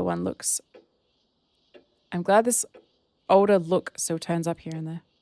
Can I turn it on? I visited this room so many times while helping look after Tsuyu. The owner's away, but people on this island don't usually lock up all that tightly. She's just going into people's homes. Also been asked to come while they were out to help with chores. Okay. All right then. A sliding glass door that leads out to the outdoor spot to dry laundry. Doesn't get much sun though. Household shrine for the sea god. Almost every home around here has one. Before heading out to sea, everyone always stops to pray here first. Once they come back safe, they pay respects again and give thanks. Whoa. Stuff. All sorts of things are scattered on the floor. Even with this much storage, people still leave things lying about. Oi. I feel attacked. The chest of drawers is mostly just Tsuyo's clothes. I've helped put away the laundry, so I have a rough idea of what goes where, but there's still her personal things, so I shouldn't open it while she's not here. That's good of you. Now grab the damn scale. It's a table, one of those really low tables. It's perfect for flipping over. I know because I see it on TV all the time. With nothing on it, there's not much to point in flipping it over, is there? Flip it.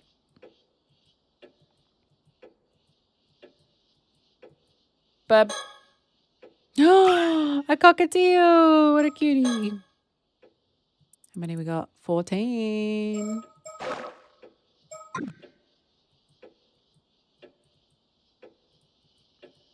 Why can't I? Girly, would you take it? There's gotta be. Wait, maybe this is it?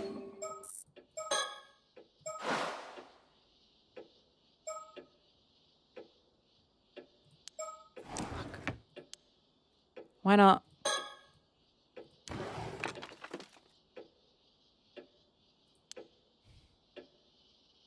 Can't put your finger on it. Where can I point your finger? Put your finger on it. Woman! It's a fucking mermaid scale. Come on. How can I...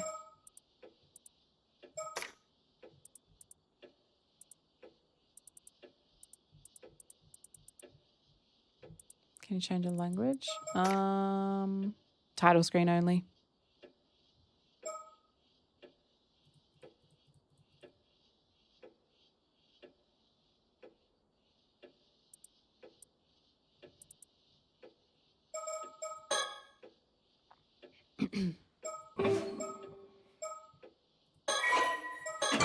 How? I was sus on language options because of that note about semen. Yeah.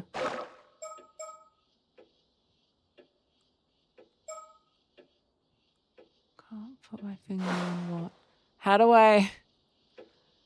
I'm dying to tell it. Like, ma'am.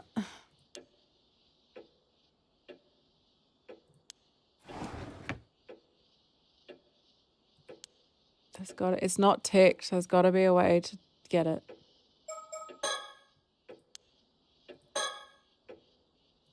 It's not a fish scale. Damn it. Okay. I can't actually do anything. I can't like rotate it or anything. I was wondering if I could turn the light on to like see the shimmer, but...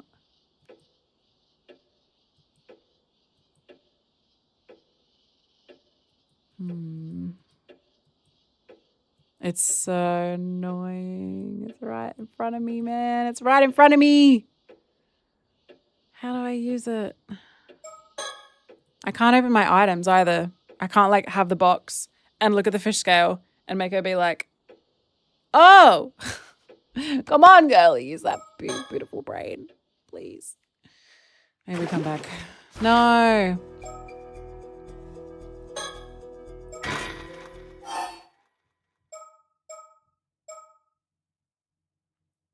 If I start from the beginning, I don't think... How do I make you see it? Maybe we have to go back once she realizes what it is. Because I can't really see anything that I can do. So maybe we just accept that for now. Hey, Justin, how's it going? All right. I think we just got to deal with that. She's taking steps to distract Kikiko from her plot to unleash a curse. User asks Azami to retrieve the hand mirrors. Okay. Maybe he'll say something about the thing and then we can go back to that and then know what it is. Because there was something about passing information, right? So maybe we haven't been passed information to know that that scale was important. Your user, right? That's me. I was told to come here, so here I am. Were you sent here too? Who, me? Nah, I just passed them by when I heard about what was going on, so I decided to wait here for you. So as I understand it, you're the two brave police officers who were sent out here from Tokyo to deal with the curse of the raging waves. Brave? I wouldn't go that far. My name is Yuka Moshiki, and I'm married to a dog. And this is Soda. Pleased to meet you. Yeah, zombie's the best. I'm having a great weekend. Thank you for asking. Hope you are too. Am I mistaken, or did the two of you visit Kamishima yesterday as well? That's crazy, man. It almost seemed as if you ran away at the sight of me. Did I do something to scare you off? Dear me, you noticed us, did you? My apologies. I will explain everything shortly. But before I forget, that fellow over there has business with you as well, user. Oh, shit. Mr. Wakamura?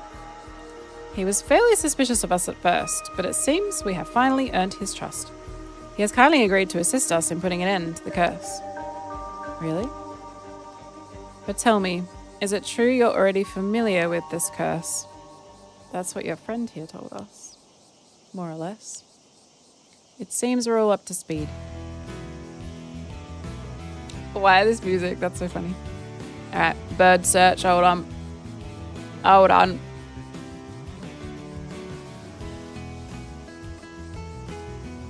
That's what I would have expected, yes. Which she'll probably have... Well, they do find that out at the end. I don't know when they figure it out. The rays of sunlight beaming down amidst this stifling humidity are accompanied by a chorus of cicadas. Bloody cicadas. No birds? Look at the heat. That looks cool.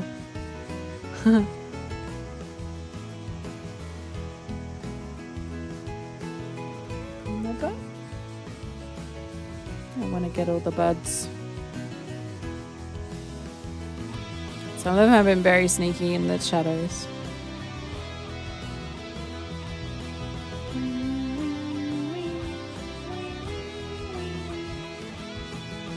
Okay. So Mr. Wakamura has been trying to end the curse, huh? What up? So you found out about the curse of the raging waves, then, eh, boy? To an extent. I always figured your mother was behind it, and then she was descendant from them raiders, but... Wait, really? That's why you blame my mom? You had it all wrong. Turns out she's a descendant of the Taishima Islanders, the victims. Seems you know more than you're letting on. Oh no, that's just what Gran said. So you knew about this too, eh? Suppose I should have known. But see here, your mother tried to end the curse 5 years ago and failed, didn't she? If that's what brought on the disaster, I wasn't so far off. Bro, she tried to help. Heaven forbid. Heaven forbid a woman fuck it up. But be that as it may, I still owe you an apology for pinning the curse on your mother all this time. Especially seeing as she was the one who found the bronze mirror and held the curse back. For what it's worth, I'm sorry. That's nice to hear. Good on you, Mr. Wakamura. At least you can admit when you've made a mistake. Ugh, when your own instructor comes along and tells you to change your views, what choice do you have? Instructor? Ah, sorcerer. That's right. We've discovered the sorcerer's identity. From there, it wasn't too difficult to reach an understanding. That's how we earn this fellow's cooperation as well. Seems I misjudged you. If my instructor says you're the real deal, then I reckon you must be it. Is your instructor a dog? Oh, a corgi would be so cute. I don't know if a Shiba would be classed as a small dog. They're like medium-sized. They're not like a little yappy, but they're not like a big German Shepherd, you know? They're kind of in between. If she was married to a Shiba, I might be able to let it slide because they're adorable.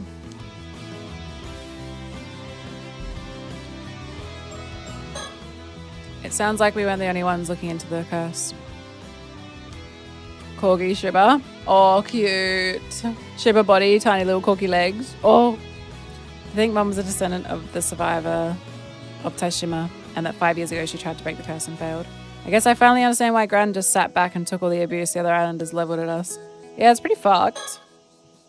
Just to be sure now, you do have a way to end the curse, yes? I can trust you on that. Yes, there are still a few points we need to confirm, but it's guaranteed to work. If that's true. I suppose I won't be needing Unk's help anymore. You mean to say that Yamashina has known of a way to break the curse all along? So that was the shrine that was behind the rock that she put there that was holding back the curse. So that's where the bronze mirror was on the shrine, hidden behind a rock on the shore. Yeah. Well, you know about Unc too, huh?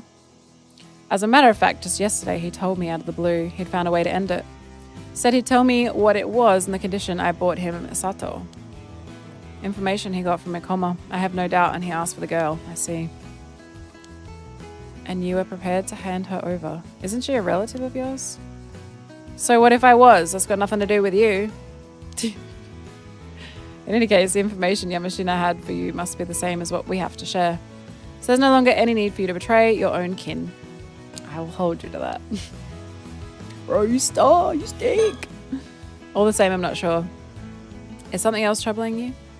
According to you, when Mare Minikuchi failed to break the curse, it brought on the disaster 5 years ago. But is that really the truth? What are you getting at? Well, if that still-tied mirror worked as it should, there wouldn't have been no disaster, would there? That only leaves one possibility, don't it? That the Raging Waves curse bearer was stirring up trouble. By curse bearer, I assume you mean a descendant of the Raiders of Tashima? Exactly. If someone of that lineage got anywhere near the Southern Sea, the wrath of the Tashima would churn up those waters into a maelstrom. Anyhow, my instructor swears that the true curse caused the disaster 5 years ago. That's the true cause of the disaster, and I'm inclined to agree. So that's your theory, is it? Now I understand why you suspected Mare Minikuchi's heritage.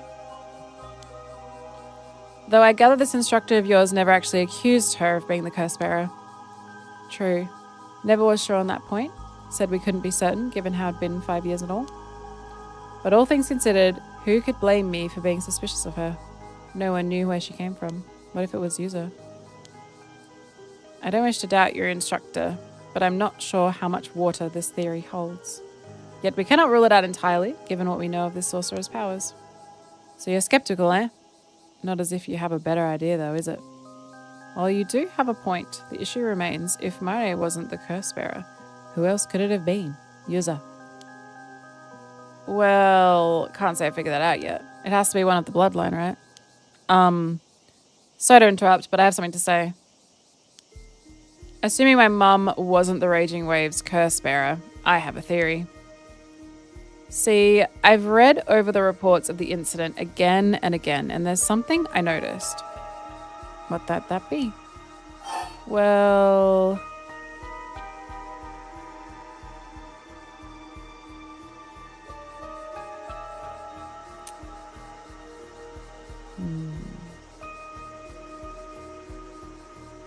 Somekawa.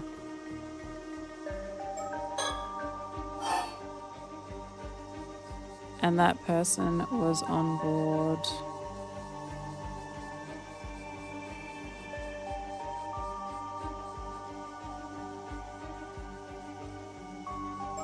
Fuck, I can't remember the boats.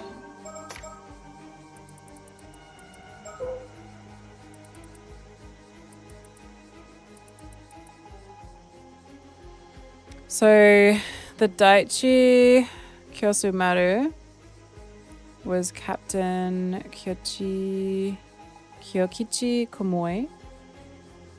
Small size one with one passenger, identity unknown. And then Minikuchi was Tosuke, and then Mum and me. I'm going to say, I'm probably going to be wrong, but I'm going to say this one, the Omimaru. Could be this unknown person.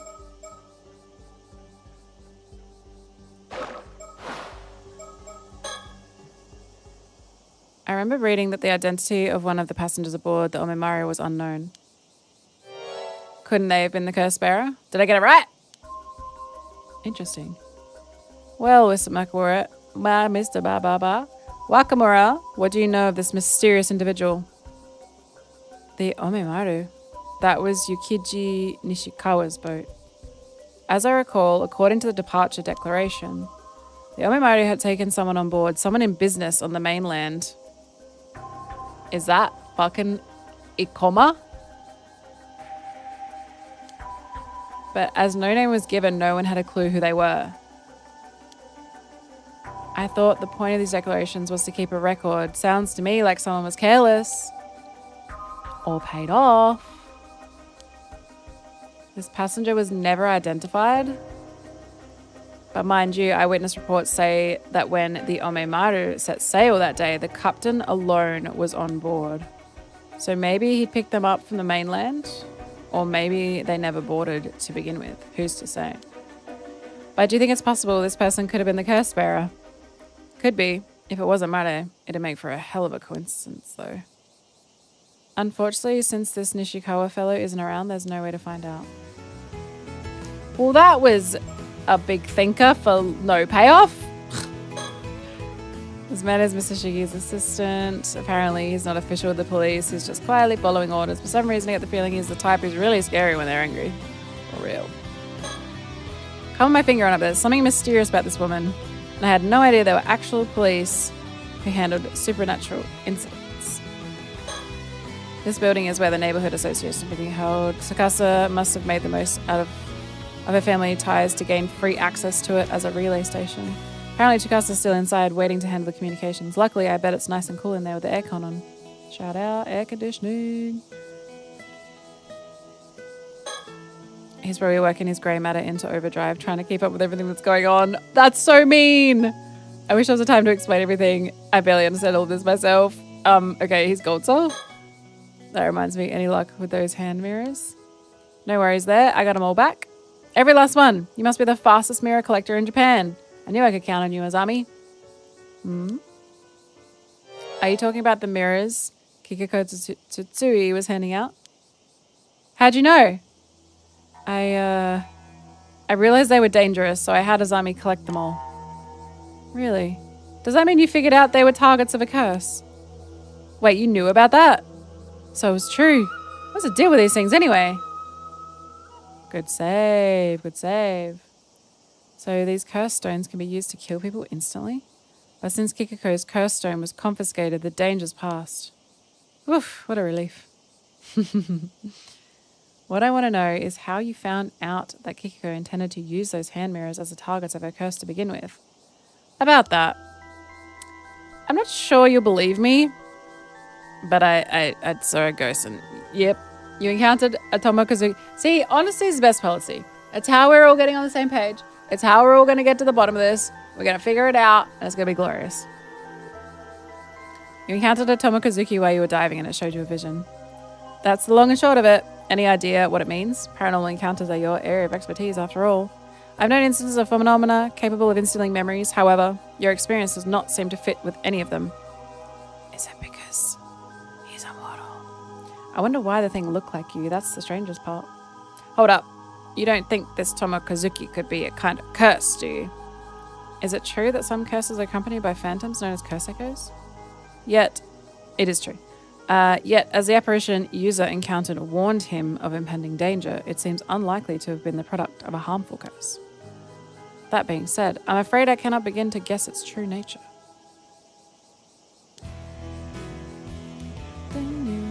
This music sounds like something out of a Japanese dating simulator game. I've already apologized. I can't say much concerns me anymore. All I care about now is putting the end of the curse. Beautiful. Regarding that being you encountered, while it does seem to resemble the Tomokazuki featured in the folklore of this region, I suspect it was something else entirely. Why? What are they? They are both the spirits of Amadivers who were lost beneath the waves in the past, and malevolent spirits born of the fear of Amadivers harbor towards accidents at sea. He died and came back immortal, so maybe that is right. Oh, shouldn't you be out exercising them then? The latter type of spirit is the most numerous. So long as these fears persist, they will always return. However, they do not possess sufficient power to cause real harm. So long as you carry the proper charms, they cannot affect you. So their Simon and Dolan symbols aren't just for show, huh?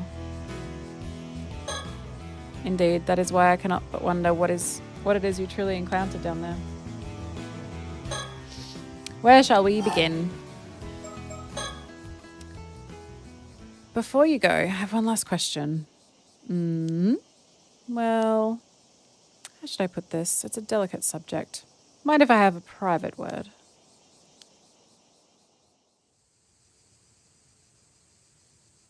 So, what did you want to talk about? Just so we're clear, if you're looking to grow pearls, I don't know anything about that. That would require delicate handling, but that's not what I meant. User, when you got caught in that disaster 5 years ago, did you by chance encounter a mermaid? Fuck it. I did, but how did you know about that? Good of you to tell the truth. That makes this easier. As for how I know, that would be because it's the only possible explanation. Meaning, come now, user. A mermaid has cursed you with immortality. What? You can't hide the truth from me. These eyes don't lie. Does he know? I assume it occurred during the disaster 5 years ago. You must have nearly died. But then you were revived by a mermaid and made immortal. Surely you must have realized this by now. Yeah. You got me. I'm an immortal boy with an undying body. Why did this happen to you, I wonder? So my thinking is because the mum and Sobe connected, Sobe did it to like save her boy. Depends on how the mermaids feel about the immortality, I suppose. If you could tell me more about it, would you mind filling me in? I suppose that's only fair. What would you like to know? Earlier you said a mermaid cursed me. What did you mean by that? You picked up on that. Just what it sounds. For 800 years, you'll be incapable of aging or dying. Kind of weird that they get frozen in time for 800 years and then just die in their current state. They don't get to like live out the life of like natural, I guess. What is that but a curse? Your very existence defies the laws of nature. You can hardly be termed human. You are now an anomalous being, something closer to a spirit. Though, for that matter, I'm in no position to talk. Still, I do feel sorry for you. What possessed her to curse you, a mere child? I should like to know. I always thought that mermaids saved my life. Was I wrong? Well, that depends on how you look at things. Personally, I wouldn't call what she did saving you at all. At the end of the day, she saddled you with an existence worse than death. Is it that terrible? It's only been 5 years. The people around you probably think you're a late bloomer. But give it another decade or two and your static appearance will start to stand out. Yeah. And should you ever meet with a wound, be fatal accident in public, it's all over for you. If your immortal nature is exposed, you'll be bombarded with public scrutiny at best. At worst, you'll be captured and experimented on. Either way, from that moment on, you'll never be able to lead a normal life in human society again. Would that be so bad? Human society kind of stink. Am I right? Humans have always coveted immortality, countless dreams of even today. But the reality is only the first few decades of your existence are bound to be enjoyable. It's only going to get harder for you as time goes on. Humans were never meant to live hundreds of years. A lifespan that long is unendurable. And speaking as a member of law enforcement, the existence of immortal beings must be kept hidden, or all sorts of problems can arise. Problems like what? Well, it's not easy to keep a lid on things these days, and it doesn't take much to incite a panic or start a war. Too soon. Just last year, there was that ruckus over the right of resurrection. That was the previous game. That was the Mysteries of Honja. It was all about resurrecting.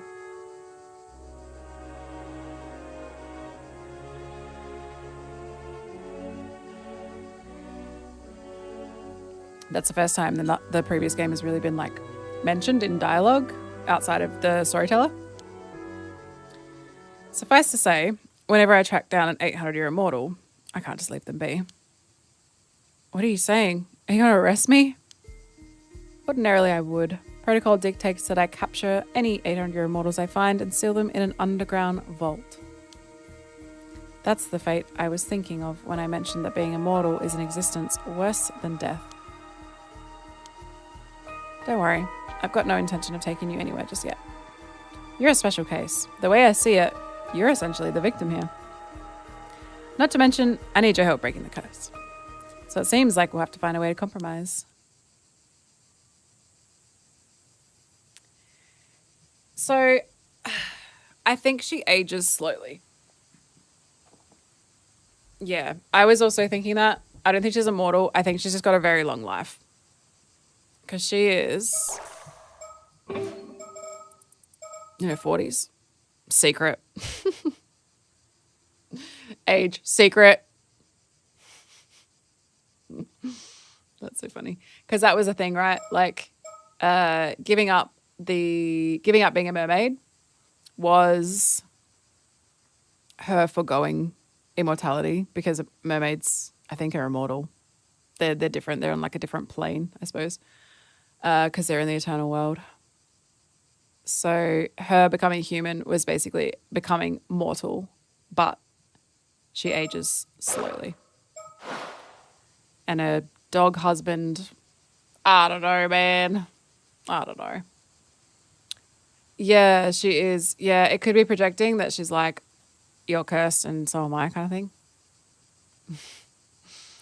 I don't know why, but you're looking for information about mermaids as well, right?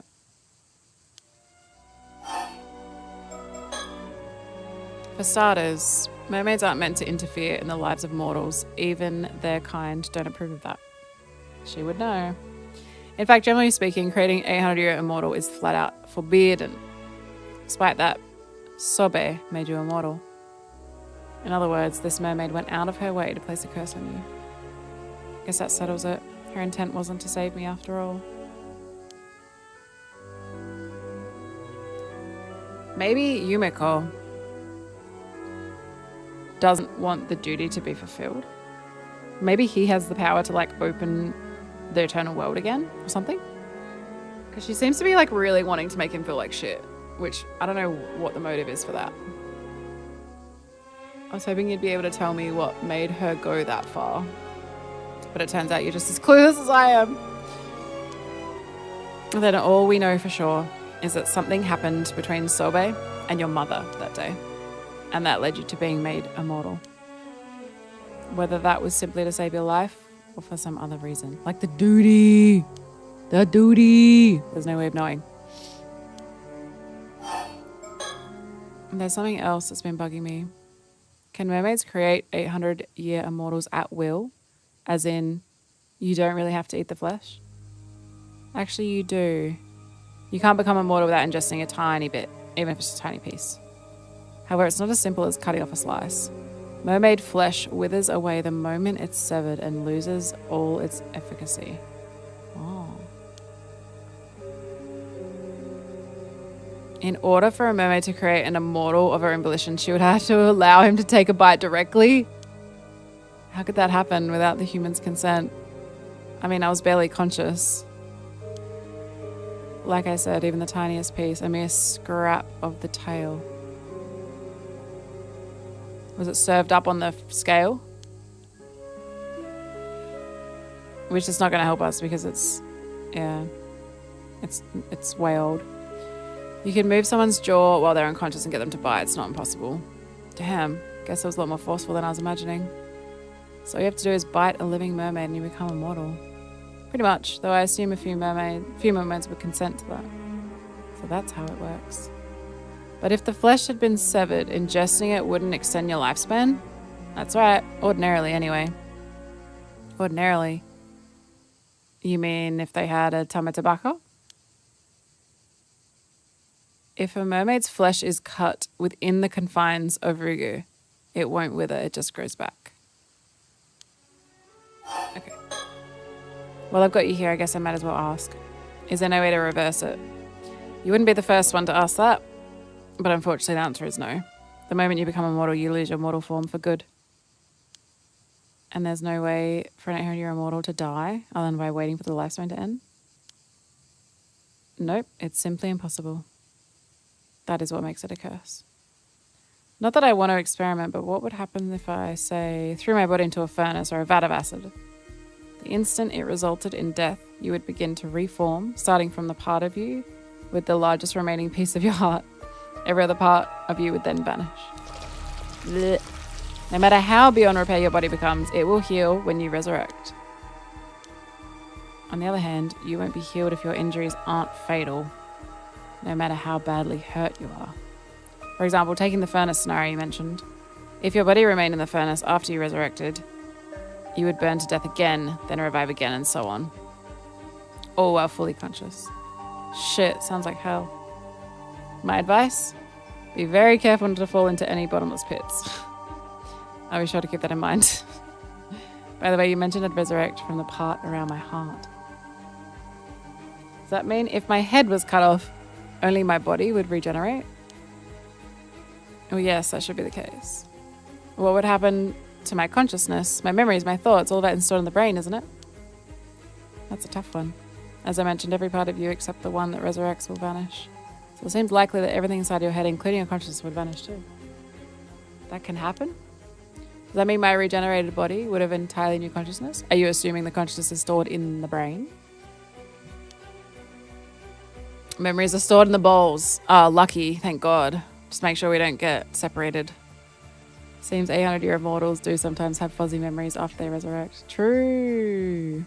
Never known anyone who tried what you're describing. It's possible your consciousness would be reinstated, carried over, just as it was before. Though it's equally possible that it would be divided or become a new entity. There's no way to know unless you test for yourself. Divided, huh? We're about to... Fucking hell. I wish I could make this easier on you, but there's nothing I could do. Still, so long as you stay put on the island and keep a low profile, I'm prepared to leave you be. You've managed to keep your mentality a secret for 5 years now, after all. Thank you. I swear I'll do everything in my power not to get found out, so please don't arrest me. I was wondering, does me being immortal have anything to do with my mum? I mean, is there any chance she could have been a mermaid? None whatsoever. She's like, I know them all. Oh. In all likelihood, you received your immortality from the mermaid Sobe. You see, Mare was a descendant of the clan that was tasked with escorting Sobe back to Rugu. That much I'm certain of. Is that why she tried to break the curse 5 years ago? I can only assume so. However, as the seal over the entrance had to break, things didn't go as planned. Does that mean Sobe could still be nearby? Maybe she's living in the sea? I'm afraid there's little chance of that. See, when the entrance to Rugu was unsealed 3 months ago, Sobe would have been able to return home. Well, I guess that means Mum's duty was fulfilled in the end. That's something at least. Unless Sobe didn't go home. Do you know of any way I could meet this mermaid? You don't give up easily, huh? Are you another mermaid fan? Another fan? These foreigners who visited the island recently were also very keen on meeting them. Ah, you mean the author? Sure do. You've spoken with them, I take it? Actually, no, I've never met them. But I saw them when I had that vision. That's so. Well, all I can tell you is the same thing I told them. Meeting a mermaid is no longer possible. She seems very sure. Does that mean there's no way to visit Rugu either? The thing is, Rugu is pretty close to what's typically referred to as the afterlife. You might say it's the space between our world and the land of the dead. There's no way to travel there, none at all. Sorry, no, you'll just have to accept that. Lies, lies. I'm curious, what were you intending to do if you found a way to meet Sobe? Honestly, at first, I just wanted to thank her for saving me, but after what you've told me, that's changed. How so? Well, now I'm more curious to hear about why she decided to do that and about what happened with my mum that day. Can't say I blame you. And I understand where you're coming from, but it just can't be done. Even if I can't meet her, isn't there some way I could learn the truth? Well, you can't ask her directly or communicate with her in any way. But you know, I heard you have no memory of the incident 5 years ago. The incident number 20. Is that true? Well, yeah, the doctors reckon it's because of shock. Even my memories of meeting a mermaid are really hazy. It may be possible that Sobe's strong thoughts spilled over, impressed themselves in your mind somehow. If so, they're likely buried in the depths of your subconscious. You're saying that memory still exists somewhere, and I might understand what her intentions were if I just recalled it, but how would I do that? I don't know. The only piece of advice I have for you is to think back Delve into your memories and scour them from corner to corner. Delve into my memories. What does that even mean? It's weird though. It's almost like she wasn't talking to me when she said that. Think about it. You must have encountered Sobe before. All you need to do is locate your memory of that time. All right, then. We better head back or your friend will start to wonder what's happened to you. Thanks for answering my questions. That's all right. I forgot that was just a little sidebar. Welcome back. Everything okay, user? Of course. If it wasn't, I'd have to make a dramatic entrance. Glad to see your usual audible self. Guess there's nothing to worry about then. That was a real hard sentence to say in English. Your usual. Yo. Yeah. You good? You done? You done? You're not done. You done? Not done. At least the hand mirror curse is dealt with. That's a load off. We're not done yet. 1 calamity down, 1 to go. Oh yeah. Guess we can't relax till the curse of the waves is broken too. Cool. Yeah, I know, right? Get a job! It's like... Well, it seems we managed to put a stop to Kikiko's massacre. Now, if we just can't break the curse of the raging waves, we're going to get on to my true goal. 400 years ago, an Onmyoji sealed the entrance to Ryugu in an attempt to contain the curse, and left behind instructions on as to how the curse could be broken. There are 3 steps. First, we need the mirror. First, we need the box. That should be the wording if I remember correctly. Let's consider each of the steps. First, as to the iron box, that refers to the container in which these instructions were kept. It surfaced... different box. I thought it was the one they retrieved with the curse stone. Never mind. It surfaced when the entrance to Ryugu was unsealed. It stands to reason that the seal mentioned in the first step must also have appeared somewhere. What is this seal? It's the Onmyoji's own symbol, the same symbol used to seal the entrance to Ryugu. Oh, yeah, we know what that is. The mark location is likely the sanctuary mentioned in the second step. It should be in the vicinity of Kamishima. Oh, actually, something tells me there's a pretty good chance the seal's already been taken care of. I did it underwater. Yeah, buddy. See, I found something like that when I was out diving this morning, and I don't know what came over me, but I just went ahead and yanked the chains off. You what? Seriously? I felt pretty guilty about it at the time, but I'm sure it was the same mark, so that means we've already completed the first step, right? If anything, you could say unbinding the seal was what my diving training was for. That's one way of looking at it. In any case, all's well that ends well. Good work. Moving right along. Second, centers around the still-tied mirror bequeathed by the sacrifice. That's got to be the mirror Murray found, which we have just retrieved from the shrine in the bay. From what I heard, that mirror is what's been holding the curse in check all these years. That's right, and now it must be offered to the sanctuary. The former site of the Taishima sanctuary should lie in that area. Perhaps this is the location we seek. In that case, I reckon the hole where I encountered the Tomokazuki is the most likely spot. After all, it's only appeared a few months back. I can't think of anywhere else it could be. Yep. The only problem is, there ain't no way through it. How's that? Well, there's a powerful current in there. Going in too far and it drags you down to the depths in an instant. That does not strike me as a natural phenomenon. It's possible the sanctuary lies within. And perhaps one must have the still-tied mirror in hand to pass through. Let's go. Thank God I leveled up my diving skills. And last, blood. Then it seems the way forward is clear as far as the first 2 steps are concerned. Right, that just leaves the third. The final instruction stipulates that a descendant of the Taishima Islanders must carry out these tasks. Oh, I have to actually do it. Okay, got it. So that's why I was called here, huh? Thank goodness he knows how to dive. Well, I've already undone this Onmyoji seal, so all that's left is to take the mirror through the hole and offer it. Let's go. Let's fucking send it. We're counting on you, user. If you pull this off, the curse of the raging waves should be broken for good. Let's hop to it. I'll take you out in the boat.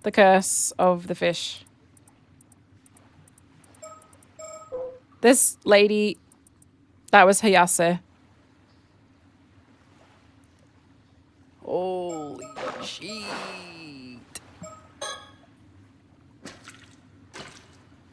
Hey, girly.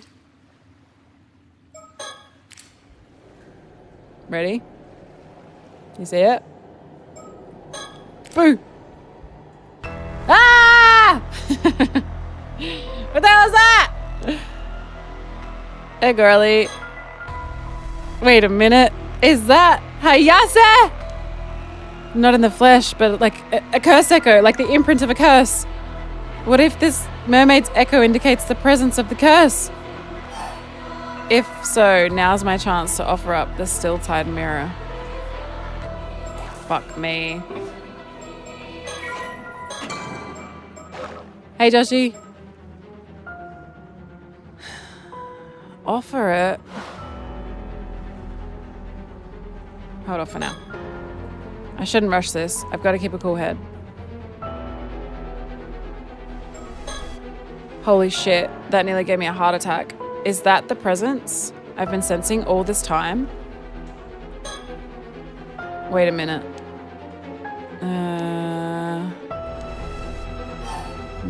Not yet, not yet, not yet. This would be left of the entrance, nothing here. I'll just check all the things. If I turn around, all I can see is the way I came through. I guess we gotta do it, eh? It's hard to get my bearings, but I think this is the right. Nothing but a wall. Okay. So I just figured it out really quick because I'm super smart. Vlog. Lots of puddles. I'd better watch my step. Okay, fuck it. I guess we gotta do it, huh?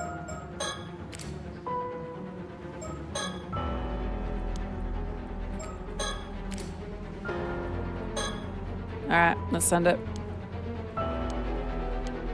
Alright, do it. Jesus. Now, curse the raging waves. Heed my call and trouble us. No! Very good. Very clever. Very good.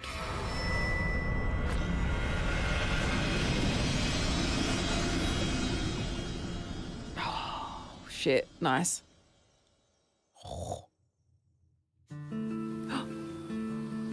That's it. We're just back. Oh my god. Done.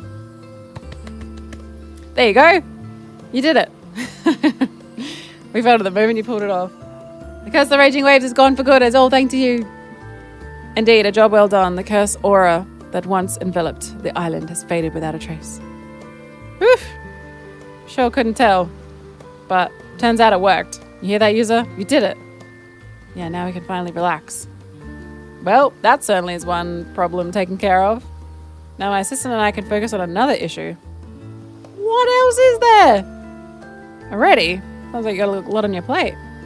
Naturally, our convenience is of little concern to the paranormal. Oh, there you are. I've been looking all over for you. Hey, what's up? Not you. Talking to Miss Shiki. There's a call for you. Oh, shit, yeah. A call? Suppose it must be a police matter. Understood, I'll head there right away. You have to excuse us. If there's anything else, feel free to contact me. We don't have any branches currently open, but we might after this. So, spill. What happened with the curse? It's gone. User ended it. Nice one. They're so casual about like this huge thing. You know, I reckon I got a knack for this. Maybe I'll go into the curse breaking business. Hit me if you need any other curses broken. You never know. That might be your true calling. Maybe it suits you even better than being a diver. Come to think of it, we'd better let old man Wakamura know how it all went down. Where'd he get off to anyway? Don't ask me. Maybe he went home. How is the fucking fish scale, the mermaid scale, not been anything yet? It's crazy. Wait, did you just call that, Gold? Hi, Grey Mouse. How's it going? Bada bing. Bada bing, bada boom. Probably, how about it, user? Want to go see him? Yep. It can wait till after I've had a chance to change clothes and take a breather. I'm beat. In the meantime, I'll go work on the boat. Let's meet up later, yeah? As for me, I'll track down Sato and Sue and fill them in later. Sato's gonna die, dude. She's still got the... It's not over. She's got the box. And nothing...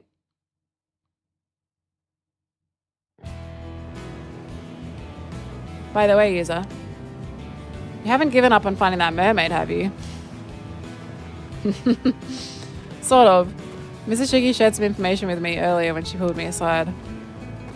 I guess experts in the supernatural know about mermaids too, huh? So what'd she say? Did you find out what you have to do to meet one? Actually, it turns out the mermaid who saved me isn't in this world anymore. What's that supposed to mean? We know where the gate is. And we've got one of their fucking their tail scales. It means she's gone back to the world beyond. Apparently it's a place between this world and the world of the dead. But you're immortal, so you're kind of in that world anyway, you know? Wait, really? Does that mean mermaids aren't from our world? I guess not. Sounds like you've hit a dead end. Weak. Canberra trip. Lovely. But it was bloody chilly there. I think the only time I've seen a hint of snow in Australia was in Canberra. Mr. Makamura, hello. We've come to tell you the good news. Don't tell me this man is dead or something. Hello? I'm coming in. Motherfucker, he's going to be dead or something, isn't he? The door's open. That's weird. Mr. Makamura? Motherfucker! What the shit? What the shit? What the shit? It's cut in half.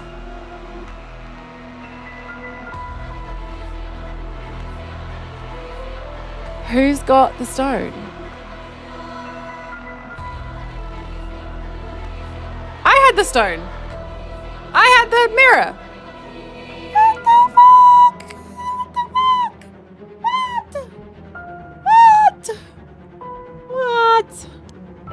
What? It's gotta be the old man. Double layer and jump into jackets. Fuck. Brother. We ended the curse. Oh. What the fuck, bro? What the fuck? Oh my god. What in the world is happening? That's... Oh, true. But that was the curse stone, right?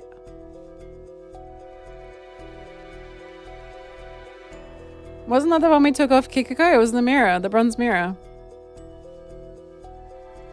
Or do they look similar? I think you're right, actually. That was the one from the shrine. I think they just look similar.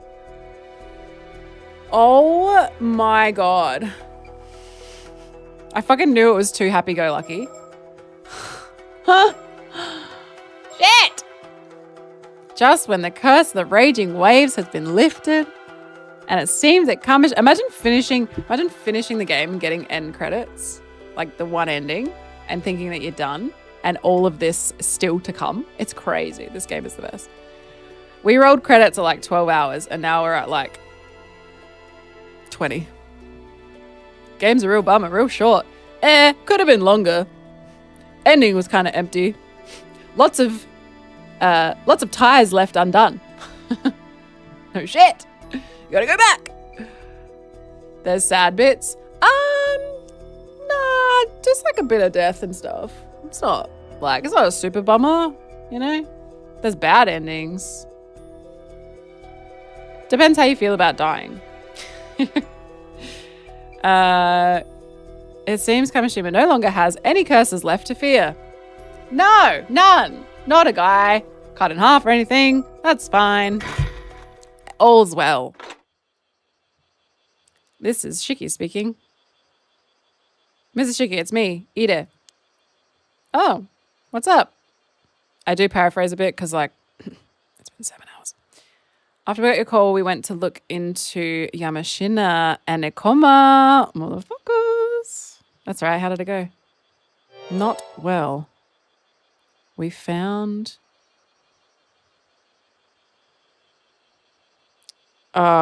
he's also dead. That's not the old man we just saw. This is a different old man. This is old man. This is Unk.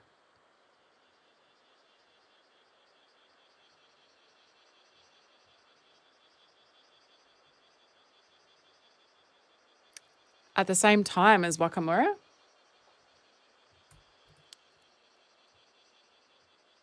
Nani the fuck?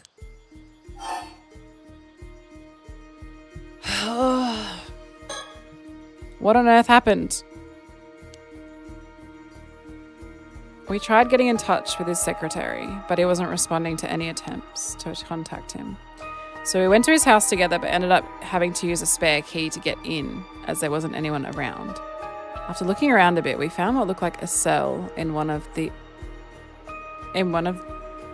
outlying buildings. Oh, a cell, okay. I was like, a phone? A cell, okay. What? If his dream was for his protege to be at least half the man he was, there's a lot more attainable. Fuck. A cell? We found Yamashina there, collapsed in a pool of blood. Did Ikoma do this? We called an ambulance right away but we could tell at a glance it was too late. That bad, was it? Worse than bad. Just remembering it sends a shiver down my spine. He had this massive wound, like a sharp blade had sliced right through his torso. Yeah, that's always kind of been in the back of my mind, to be honest. What? First thing that came to mind was the skeletons in the Toba case. She's like, fuck, we thought we ended that curse. Very, but it couldn't be. Do you have an estimated time of death? We're still investigating, but the blood wasn't even dry. I put it within the last few hours. The curse stone housing the curse of Tomoshiga has been in my possession. He's got it, that's right. There's no way anyone could have used it. Did you use it? My thoughts exactly. Yamashina's quite the big shot in politics. Hey Avex, how's it going? And business around these parts. There's worry news of his death might cause a stir, so the higher-ups want us to keep it mum. Yep. That might be for the best. Weren't there a load of rumors about some succession crisis going on with him? They were indeed, though according to the man himself, he'd already chosen his successor and handed his will to his lawyer. Do we know who his successor was? I'm assuming Ikoma. Well, really? That should make things go more smoothly at least. Because the two children that he said, the two children that we know of is Tsukasa and Kikuko, and she gone. She's, yeah. Oh, wow, really? Have you, it looks like you've been here before. It wasn't a first time chat. Oh, the logs don't go back long enough, I guess.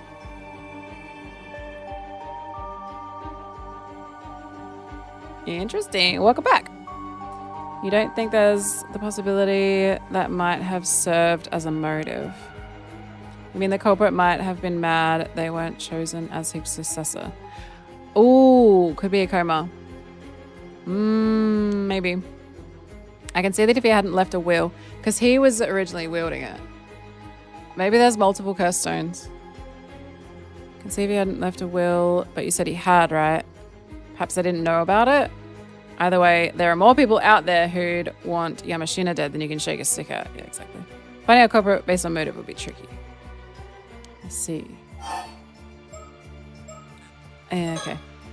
I can't imagine you'd be able to swing around a katana in that tiny little room. This wouldn't be the work of some supernatural again, was it? Would it? I'm afraid that's looking quite likely. It's like, for fuck's sake. Sure can do some terrifying things with these curses. How are we even meant to investigate this stuff? Our usual methods don't mean a thing if you can just curse someone to death like that. For real. Oh yeah, we looked into it and we were able to confirm Yamashina had a man called Kippei Ikoma working for him. He's also taken a person's identity, so he's a fraud as well. From what I hear, the guy's also wanted for solicitation of murder. He is, although we only have testimony to go on right now. We can't say anything for certain. Still, having him having the exact same name as that victim in the Toba skeleton case is pretty confusing. Yes.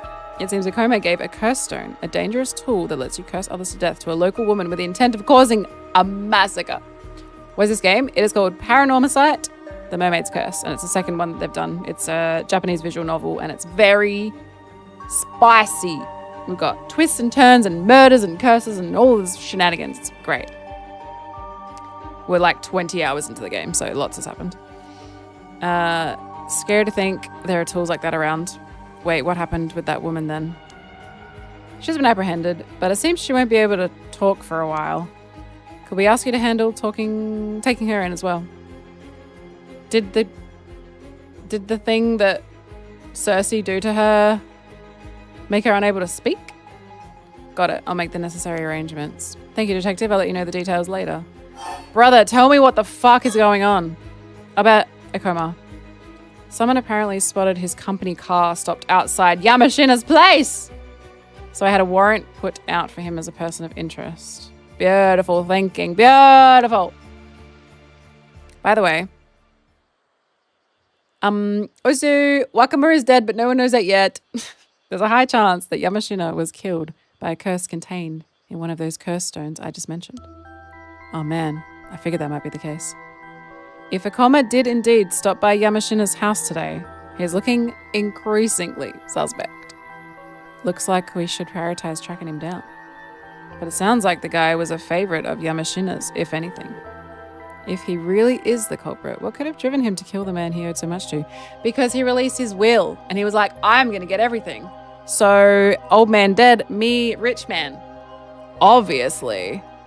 I can only assume they had some sort of falling out, perhaps over the matter of succession and the like. Or that, I guess. I'd assume that Akoma was a successor. Yeah, that's what I'm saying. Where there's a will, there's a way. Am I right? It seems that wasn't the case. Yeah. Either way, I think we can definitely say he's up to something, especially if the solicitation of murder stuff is true. I'll step up the pace of the search. You take care, right? Where there's a will, there's potential for death insurance fraud. True. I'll get in touch if there's anything else to share. Please do. Okay, but Wakamura. I know, I saw that. So funny. From the sounds of things, we should make dealing with this Akoma our first priority. I wonder how Cersei and Arvi fared in their search. I imagine they've made it back to the mainland by now, but we've yet to hear anything from them. Akoma might still have access to his curse too. The situation's more dangerous than I thought. So, okay. If Wakamura and is it Yamashina have both been killed by the same curse, what were they possessing? Did they have his business card? What did they have on their person that allowed him to have the condition met? We need to go and loot their bodies now. Not loot. Search. Loot. Who would do such a thing? About that, it seems the last ferry is gone. Darn it. That means we're stuck here. Go to Wakamura's house. We have to stay on Kamishina. Fuck. Nothing to be done about it, I suppose. Thank you. Won't be long before the sunset. She's desperate to go home to her dog. I mean, her husband. And yet I can't help but feel like there's another storm brewing on the horizon. Fucking hell! I did not expect all of that. That's fucking nuts. Okay, I think we have to do this to get this. What the shit? That's so insane. True. His auto feeder's probably run out. Despite being tasked by Yumiko to search for Akoma, Arvi, who has fulfilled the goal of his trip, and Cersei, feeling better with the curse of the raging waves cleared, chose not to return to the mainland. Oh, they're still in Kamishima!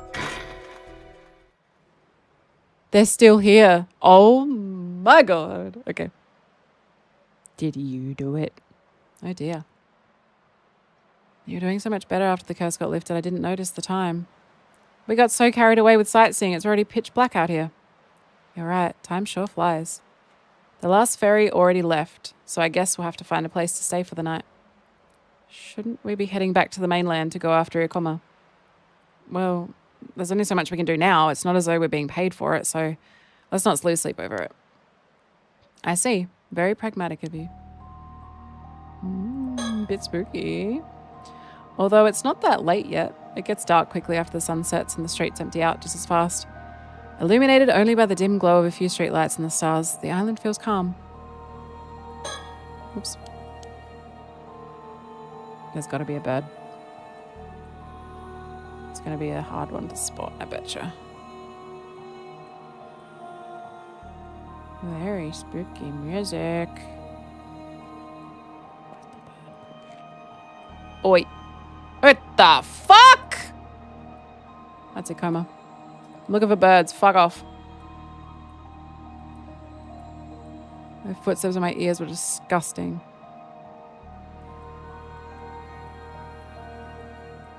The fuck is he doing here?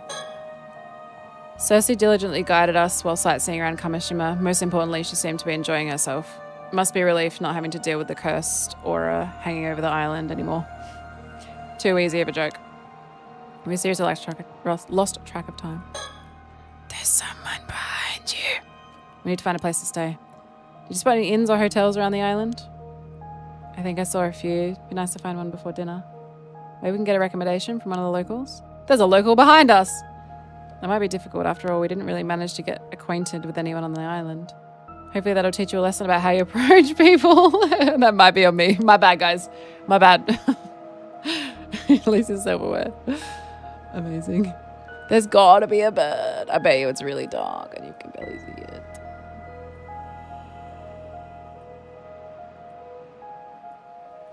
I want to find all of the stickers. All right, what's up? Whoa! There's someone there!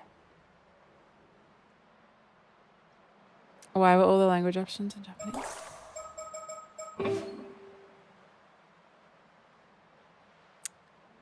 Oh. So that's a number, I think. Or it might be different dialects.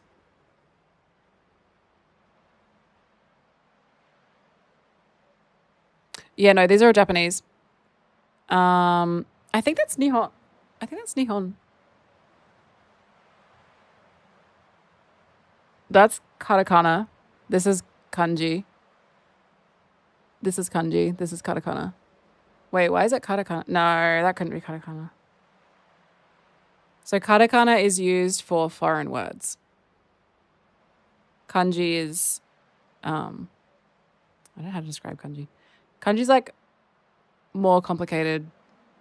The characters like mean a whole word, I guess. So like the kanji, there's like a kanji for tree or something. And it's like really complex compared to like how you would say tree in hiragana. Yeah.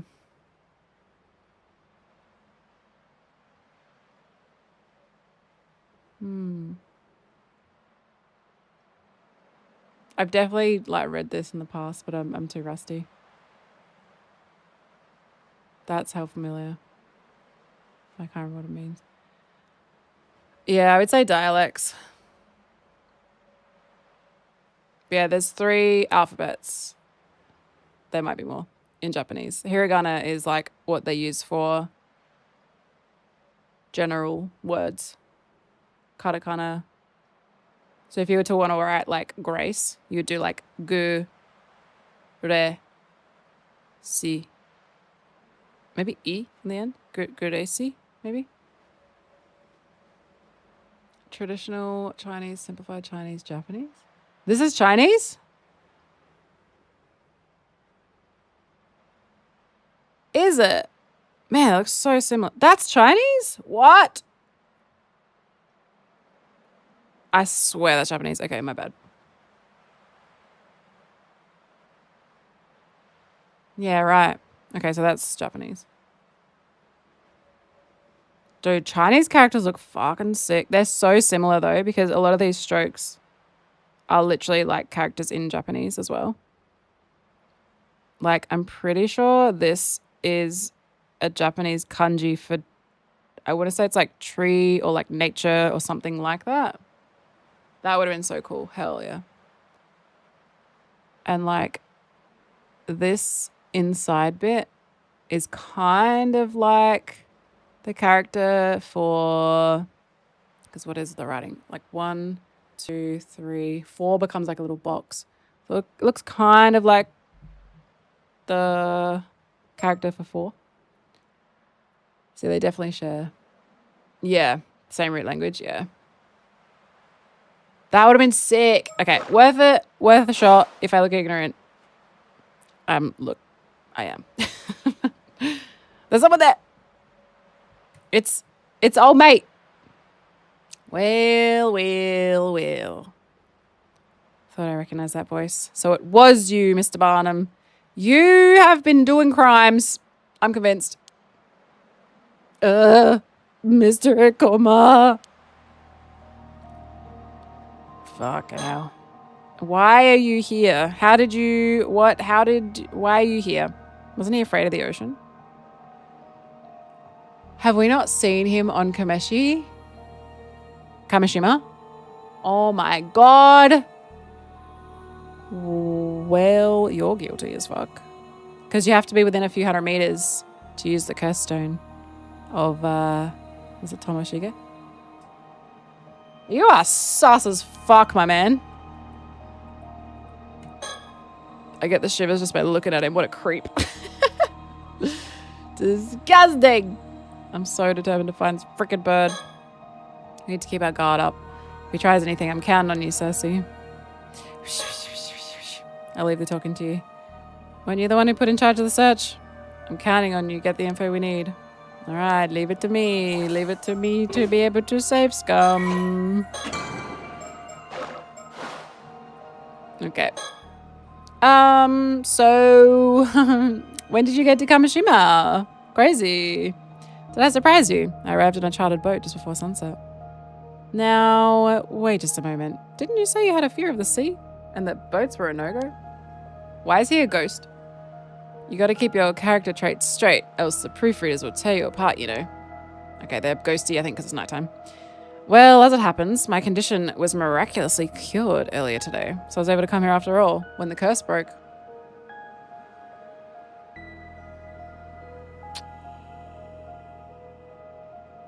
How did he know the curse broke? Miraculously cured, is it? Come on. If you're just going to throw in convenient plot devices like that, it's a total disservice to the art. Whatever. I have more important things to ask you. A whole lot of things, as a matter of fact. Sure. What is it? What the fuck? Everything. Everything. What the fuck? Talk about the card. Then, straight out with it, eh? What about the business card you gave me? It was a target of the curse. Care to explain?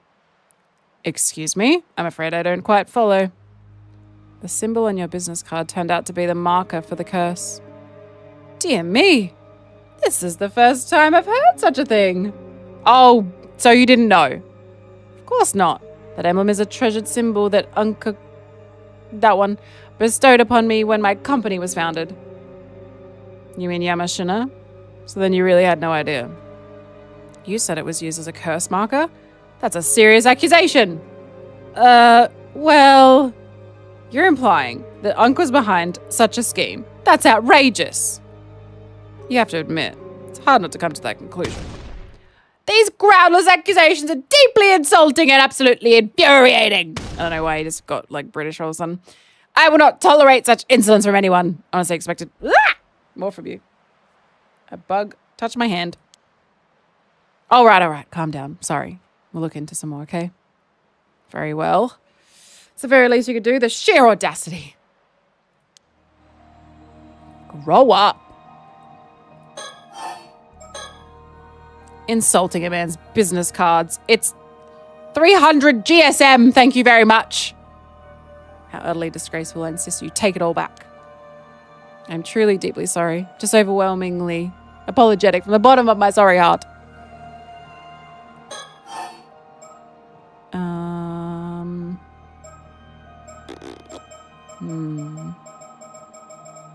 Maybe this one, because he knows about our connection with this. So about Asuza Somikawa, the descendant of Tashima. I don't remember telling you her name. That is no obstacle to a man of my caliber. We figured it out in no time. Close. Caliber. Almost there, gold. Did you now? Very impressive. I suppose I ought to apologize on her behalf. She is rather difficult to deal with, is she not? So did you manage to get a hold of the Tama Tobacco then? Come again? From what I understand, she was last seen going out to sea on a boat with a foreigner. And she has evidently been missing ever since. Forgive me, it seems that my hesitation to introduce you to her has caused you some inconvenience. No, really, don't worry about it. So you were after the Tama Tobacco too? How come you're so calm when you already know what happened? Believe me, there were times when I wasn't, but at this point, things like that are no longer matter to me.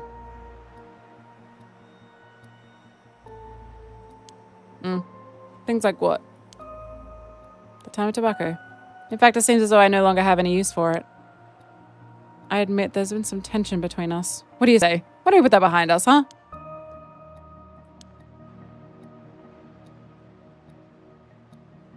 Are you immortal? What's all this now? He's pretending he doesn't care about it? What's he up to? He's already throwing me off my game. I'm supposed to be cornering him. Whatever became of Miss Somikawa is no longer of any concern to me. In hindsight, I suppose I should have introduced you much sooner. You might be misunderstanding. Why did you ask us to come to Kamishima to search for the still-tide mirror? Oh, it's simple enough. If something like the curse of the raging waves truly existed in these waters, surely it would be best to see if it lifted, no? And it seems that it has, in fact, been dispelled. You did not disappoint, Mr. Barnum. Oh, it's not like we actually did anything to lift it, though. Is that so? We did learn that the bronze mirror once belonged to Princess Hatsune, who was sacrificed to appease the curse, however. She's so sussy on him, man. There should be no more need for the bronze mirror, right? Also, since I handed over the curse stone, I'd say I deserve at least some credit, and that's me being humble. I wonder if he couldn't have left with it. Nah.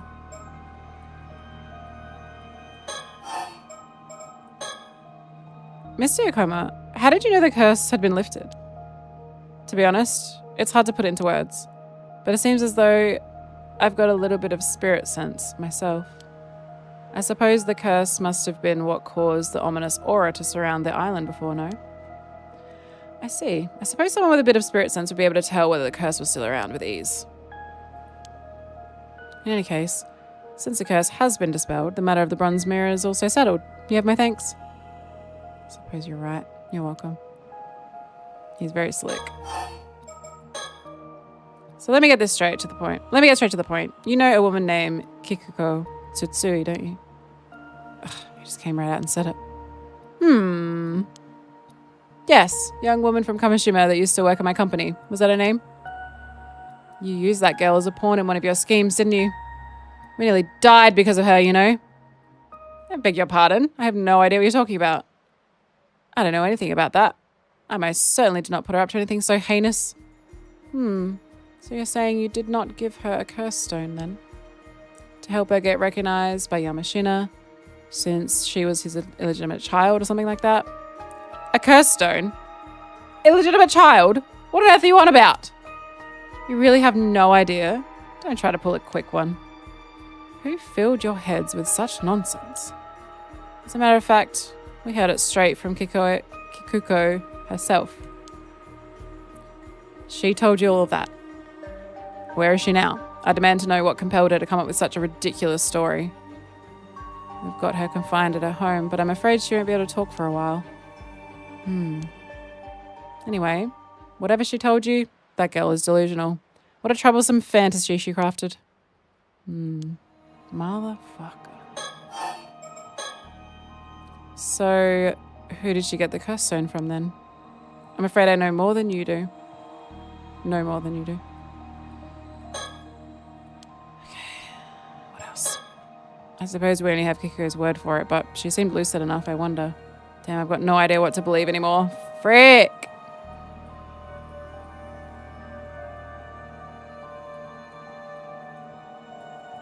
Come on, there's gotta be something. Oh. Why are you here then? Yeah. Ah, that's exactly what I wanted to talk about. More than anything else, I would like to take care of my business right away. And what might that be? I actually wanted to ask you about it. I believe there's a woman by the name of Sato living on this island. You wouldn't happen to know her whereabouts, would you? Who? I think I met a woman with that name earlier today, but I have no idea where she might be. I see, so you're not familiar with her? This is bad news. I bet he's after the time of tobacco that I gave her. Fuck, it can't be. There's no way he'd know about that. Maybe he knows she's immortal? But if he's simply just after immortality, why bother with that and not just go straight for the time of tobacco? Very well. Thank you so much. My apologies for keeping you. As I need to continue my search, I'll take my leave. Good luck with that. Huh? You sure about letting him go? Wouldn't it be better to restrain him? Well, there wasn't enough evidence to do so. Do you think he's actually innocent and Yamashina was the one pulling the strings? I don't think we know enough to judge. It's not like he can get off the island that easily, so maybe we should just report that we saw him. Good point. He mentioned a chartered boat. Maybe we could mark it to keep an eye on it. Turns out staying another night was the right call. I've got to hand it to myself. I'm a genius. Anyway, let's go and report to Mrs. Shiki and call it a day. Just one mystery after a bloody another. Nice. Okay, sick. Kippe Ikoma is a prime suspect. Okay, cool. This is like directly after that chat. Keep an eye open for birdies. We've got like 5 more to find. So we can be certain that Kippe Ikoma is on Kamishima right now. Yep, just seen him. From what I gather from the islanders just now.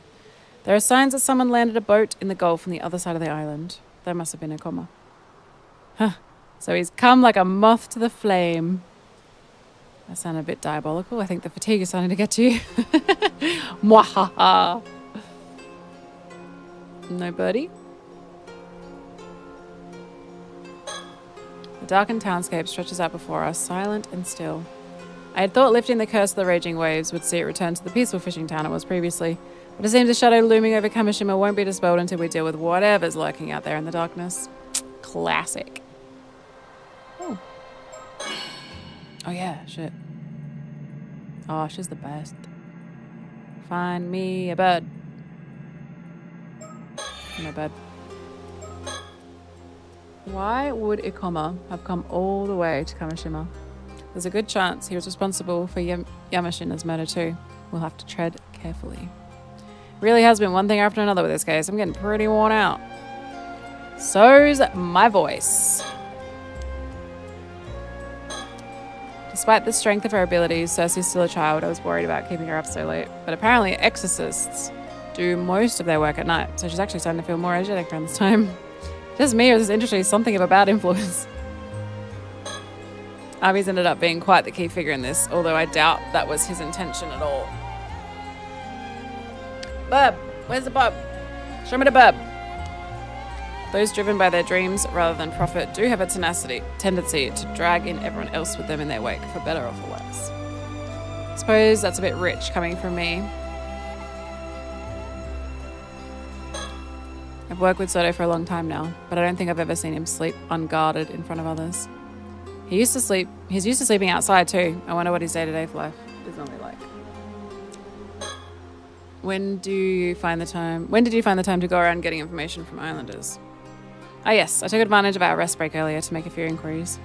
I appreciate the hard work, but shouldn't you have taken the time to rest? Something to take a breather every now and then is important. I'm afraid that's a bit difficult in this line of work. A single moment of complacency could prove fatal. Sometimes I really do wonder if we live in the same world. Since when was society so violent? Just make sure to rest when you can. Don't push yourself. No need to worry. I'm sure to get enough rest. He'll just smoke some more. What are you smoking this? Opiates. He's chilling. He's fine. I'm sure you and Avi would have returned to the mainland by now. I had no idea you were still in Kamishima. Well, we were having so much fun sightseeing that time just got away from us. We were sightseeing the whole time. I suppose it worked out for the best, so I can't complain. Okay.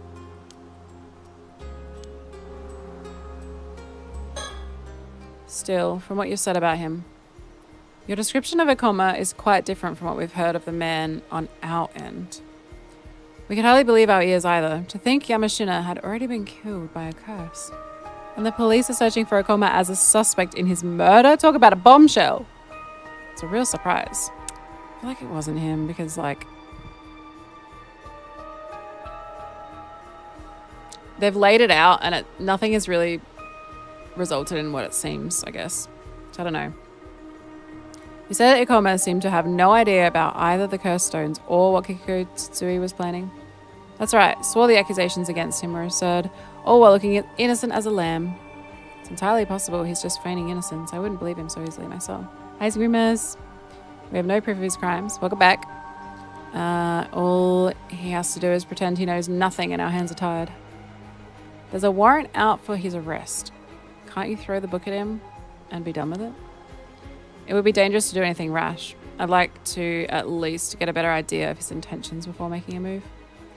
With Soto and Cersei here, I don't think we should have anything to fear from paranormal phenomena. If worst comes to worst, surely you two could restrain him by force. We probably could. But in the event we couldn't, the situation would likely end up completely hopeless. Right. I don't even want to imagine what sort of situation that would be.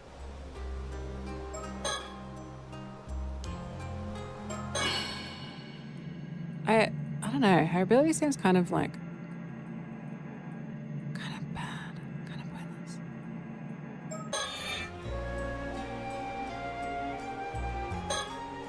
Do you see where Akoma headed after you parted ways? Sorry, I don't really remember. What bloody you see ya? If he chartered a boat to get here and stopped it in the Gulf, wouldn't we be able to nab him eventually if we hung around? Unfortunately, I don't think it'll be that simple. If he stopped it somewhere out of the way, we'd struggle to find it in the darkness. What about your vision? If we get really stuck, I should be able to find out where he's using dowsing. Let's go. Let me know. I'll give it a shot. I thought your target had to be some sort of spiritual energy. That's right. But he said himself he had some spirit sense. True. True. Keep it in mind. Let's go. Dowsing.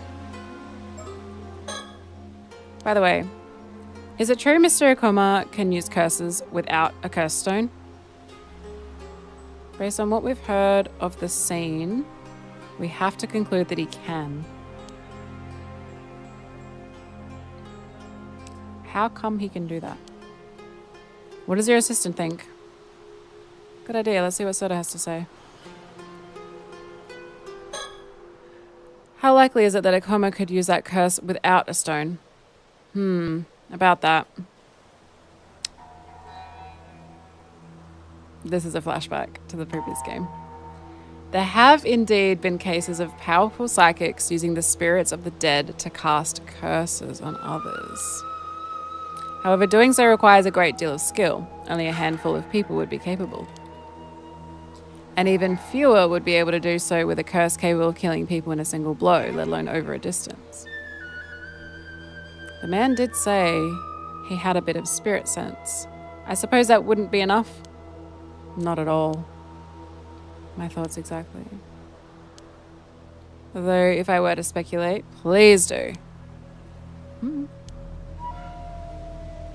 Curses are not always born from the spirits of the dead, you see. If a number of people were to harbour a strong grudge for decades, even centuries, that grudge itself could become a curse. I see. The supernatural equivalent of strength in numbers, say. You could say that. Still, it would take a large number of people holding a grudge over an extremely long period of time to achieve. I suppose it's a bit unlikely Akoma would have access to a curse like that. This would be why cursed stones are so dangerous. Access to one allows even amateurs to use highly potent curses. You heard that just now, I hope. I'm sorry. Hey, in this timeline, I didn't use it.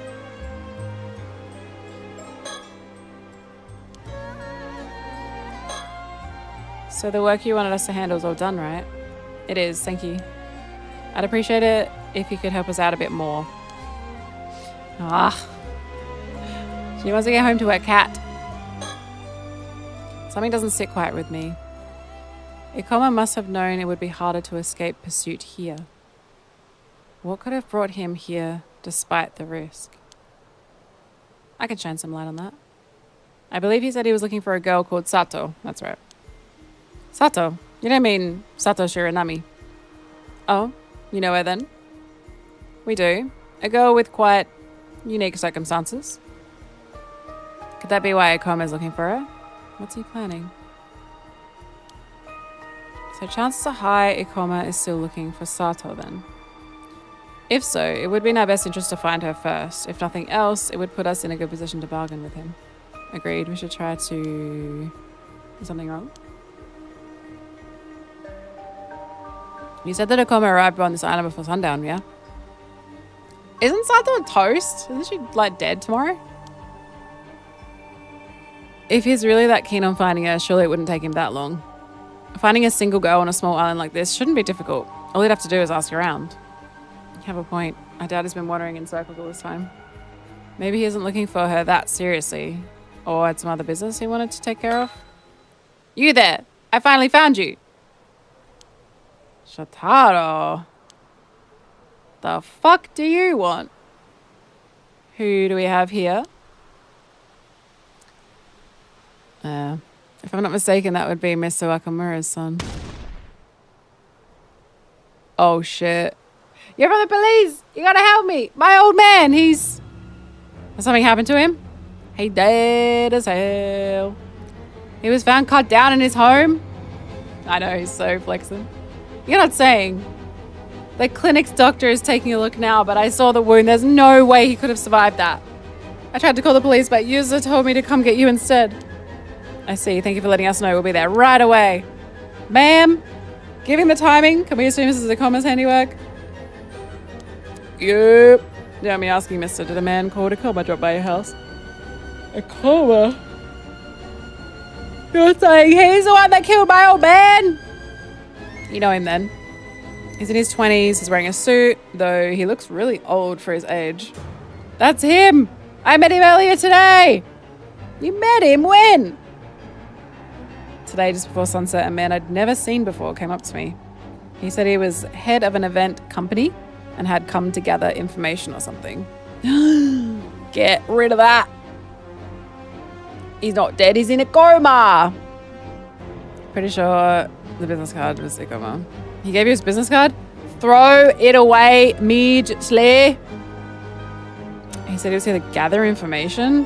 What happened to looking for Sato? Wait, Sato? You're saying Sato has something to do with that guy? Alright, everyone. I'm gonna head to the Wakamura house with Shotaro. Soto. I leave searching for Sato to you. Find her before Ikoma does and take her into custody. I'm counting on you. Yes, ma'am. We have to help out too. A woman's life is on the line. Lead the way. Right. Turns out he's just... What the fuck? He's right there. This fucking guy. It turns out Shotaro is just like a useless rich kid. Mostly, I think. We thought he was maybe like this mastermind. He's actually just like a dumb guy with his stupid collar. He's literally right there. That's him. What? I fucking knew it. I fucking knew it. I thought so. They kept pointing out his age, not matching his age. And it's like, okay then. He's a fucking immortal. Is he? Mm-hmm. He noticed us. Motherfucker. Yeah, I fucking thought so. Should I give chase? Please do. Follow him and find out where he's headed. That's why I didn't care about the Tamatabaka, I think. Or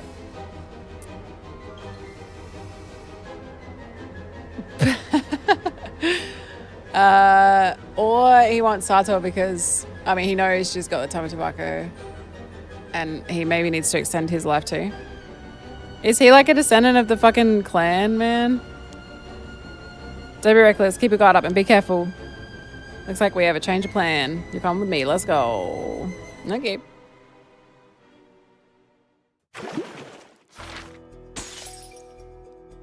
Does that have options? Probably only what she was thinking about, I guess. Oh dear. Here we go. Sato and Akomi. Nkoma. Who might you be?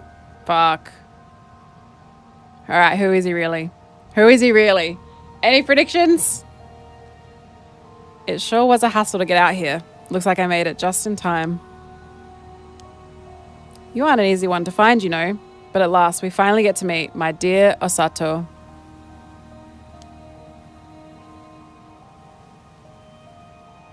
Can you please answer my question? Who are you? We know he's the guy from the phone. Are you being serious? Were they like together in a previous life or something she doesn't remember? This isn't one of your usual silly acts. Come on now. You really? You forgot me after what? 400 years? That stings, you know. Is this?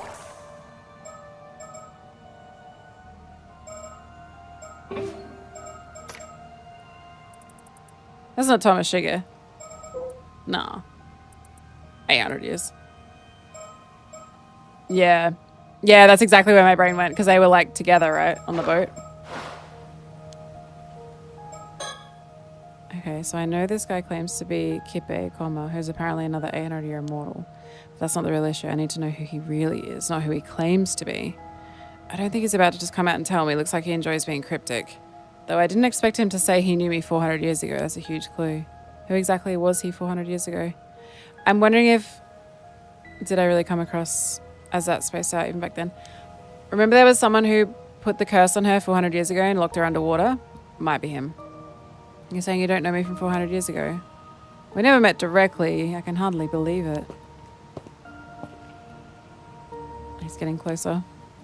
Who'd have thought my dear Osato was Princess Hatsune all along? How do you know I used to be called Katsune? Back then, 400 years ago, I never realized it was you. So, sorry about that. You knew about me? The story goes that Princess Hatsune was offered up to hold down the curse of the raging waves, sleeping for ages down there, huh? Who knew immortality could be put to such a creative use? Truly selfless, admirable stuff, brings a tear to my eye. Not really. There wasn't any other choice, and I wasn't actually asleep, so it was pretty awful. Also, could you please answer my questions that are going off on your own tangents? Turns out the resentment I bore was heavier than the curse you were holding back. I just told you to stop. Wait a second. The resentment you bore. Thanks to that, ever since then, anytime I got near Tashima's waters, a raging storm would well up every time. Here's from the Haiket. I've tried countless times over these 400 years, but each and every time my ship went under, I've had my fair share of trouble too, you know. Okay.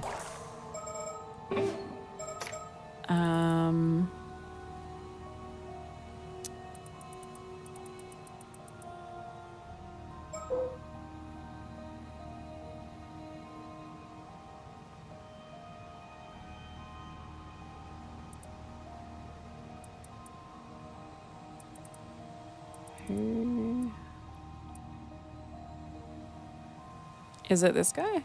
Yeah.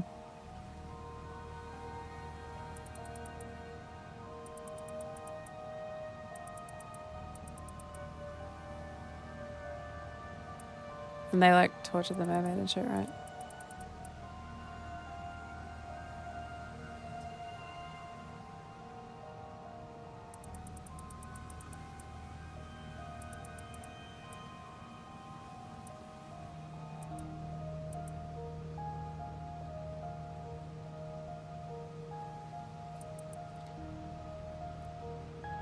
Sumitaka. He eventually made it to the seas near the island, but a fierce anger and resentment darkened the water around it, and the curse born from these dark emotions, had given rise to a storm that continued to rage. The curse born from Hayase's final moments also continued to exert the situation greater beyond. Sumitaka, looking for a solution, turned to Harukage, the Onmyoji, and Hatsune. Yeah. I reckon it's Sumitaka.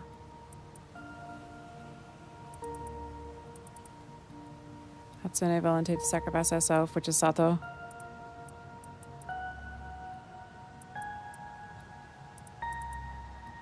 Sumitaka ensured all records of Tashima was erased and no mention of the island or the disaster would make its way to historical accounts. He also concocted a tale in which Princess Hasune had thrown herself down the well. Oh, wait.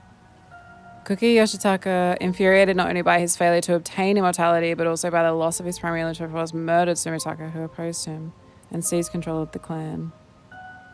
But maybe Sumitaka didn't actually die.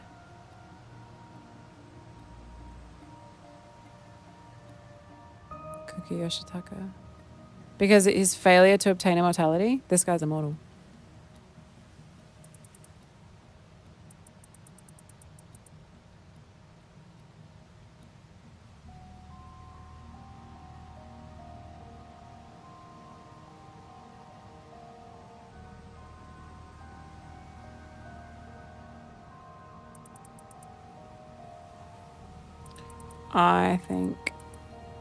I think he's Sumitaka.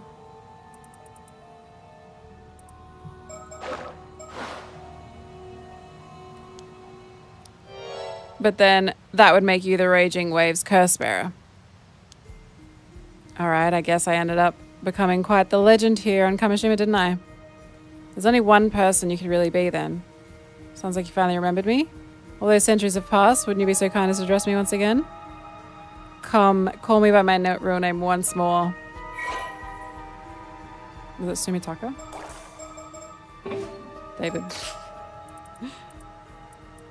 Let me double check. Fuck, what was it under?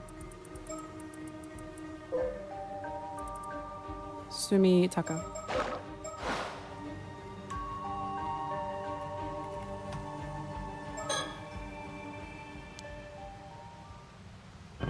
Fuck!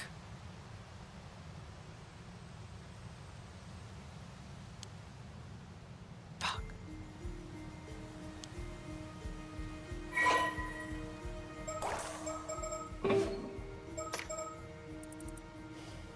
Okay, so it's probably the other one then.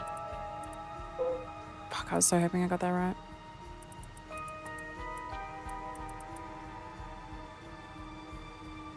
Harukage.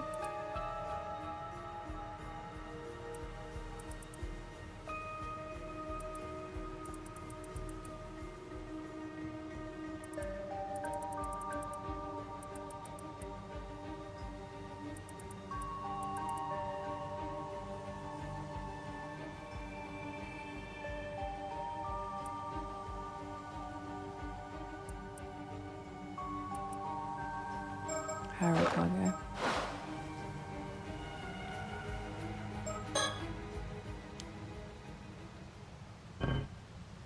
Girl.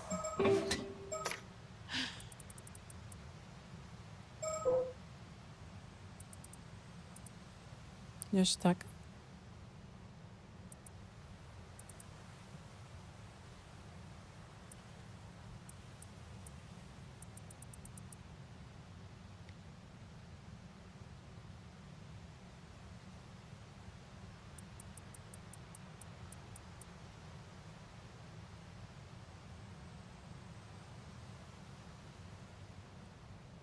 What?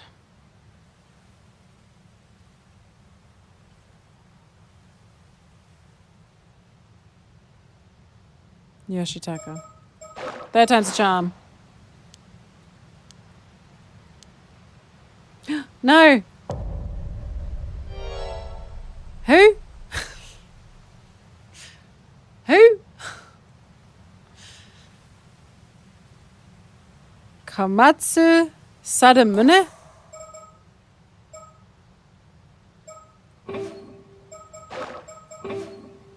Who?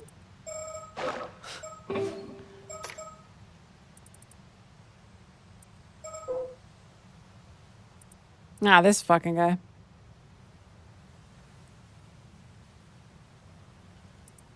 Fair enough. Wait. Sadamune.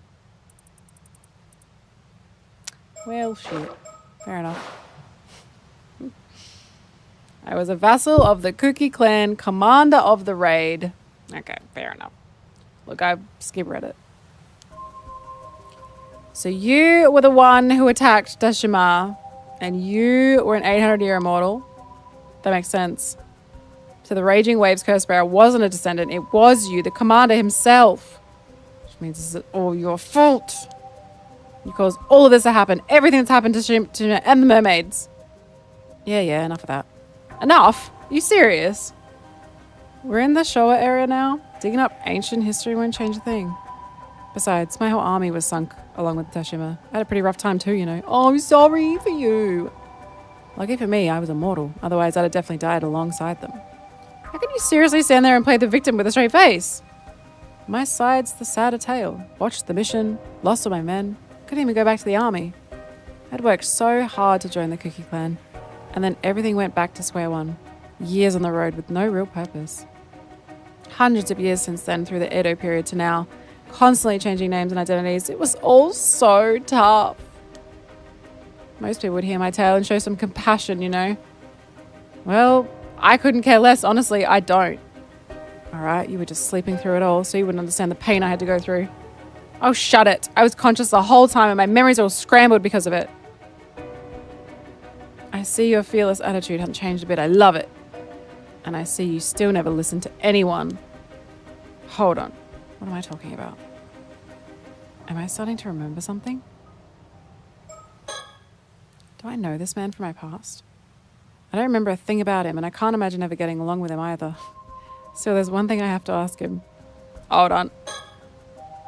So he really is Komatsu Sadamune Ne, to the one who led the attack on Tashima 400 years ago. I don't think we ever met in person, but I never imagined he'd also be an 800-year immortal. He used what he learned from the mermaids to worm his way into the Cookie Clan and build a name for himself. I mean, I know better than most that he'd have a rough time trying to fit in as just another member of society. But if that means putting himself above everyone else, that's where I draw the line. Why is he being so arrogant with me? Oops. Can I look around? Yeah. Oh, bird? Bird? No bird. The ruins are even quieter than usual, only the rustle of trees and the murmur of waves. There's no shot we don't get all the resolutions today, man. I gotta finish this game. It just keeps giving, though. I love it. For anything else, there's something I need to ask. I was wondering, did you come to the southern coast of Kamishima about 5 years ago? Yes. Well deduced. You mean that day they call the Kamishima Southern Sea disaster, right? Let's keep an eye on Mari Minakuchi, or should I say, the Somikawa line.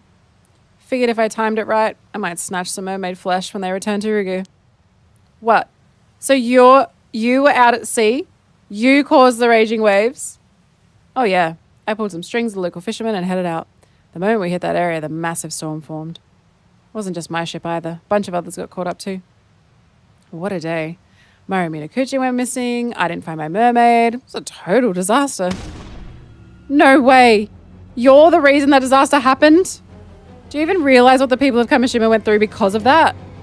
Come on, I needed a mermaid flesh to get in good with Unka Kodono. What else was I supposed to do? You know how it is. Can't live a normal life without a family register these days. Every few decades, once the old ones get tricky to use, I always need to find a new one.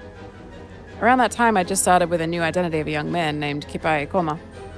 I was just trying to get some results fast. Got a little impatient. Can't really blame me, can you? How can someone be so selfish and heartless? I can't even begin to describe how furious I am right now. Forget trying to reason with him. He's beyond forgiveness. Whoa, easy there. Come now, my dear Osato. Just relax. You won't get far by trying to apprehend me anyway. Might be better if you just hear me out.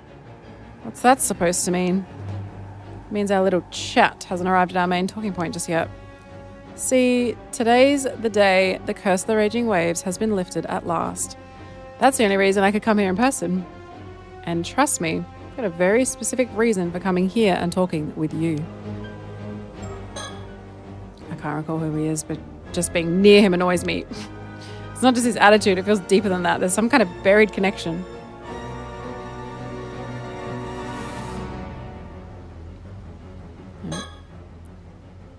You've been looking for me, haven't you? What exactly do you want? Don't tell me you also plan to hand me over to that Uncle Condono person. Well, yeah, that was the plan at first. You know how it goes. Nothing wins a person of power's favor like the promise of immortality. If someone's actually achieved it, all the better. You would be literally living proof of an offering all in one. Couldn't you have just used yourself as proof? Don't be stupid, that'll blow my cover. Think it through a bit, will you? Of course. Besides, I have my own goals. I needed mermaid flesh to achieve them. Trying to find mermaids would be so much easier with someone in power backing me. Well, I couldn't care less about your goals. Fair enough. To be honest, I don't care about that goal anymore either. Unk's gone now, and besides, I found you. What? That's the real reason I came here, my true goal, the whole damn point of this all. Me? Indeed, I'm not just looking for any 800-year immortal. I want you, Sato. You. Whoa, whoa, whoa, whoa. What are you even saying? We never even met, did we? There's no connection between Komatsu Sudamune and me. Oh, you're still not getting it. That's odd. I figured you would be the one desperate to see me. You really don't remember? Remember what? That Komatsu Sadamune crap was all just a name I borrowed 400 years ago. Wasn't my real one. Never was. You and I go way, way further back than that, Sato. He's got problems, man. Doesn't know who he is. Our bond is so much deeper. What are you talking about? Further than that? After all, you held onto that bronze mirror I gave you, no? Kept it close all this time? Wait, the mirror?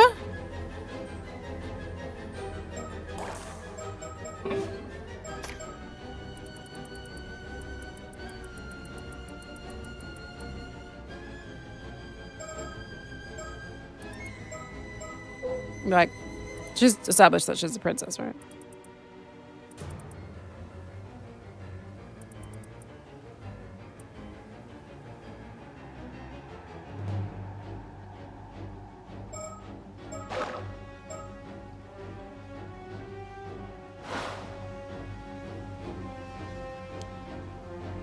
I know who he really is. Fuck!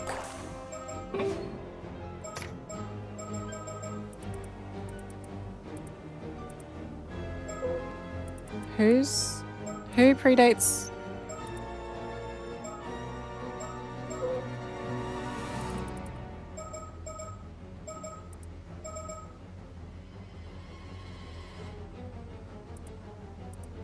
It's gotta be this, right? Oh, where is it? It's pre that. It's pre this.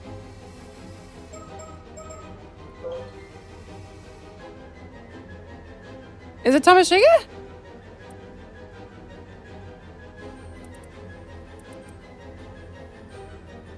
Has to be.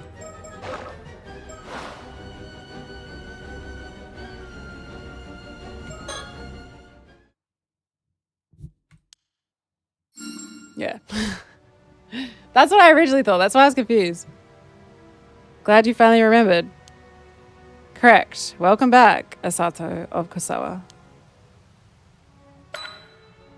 Wait, Kosawa? Here we go! Flashbacks!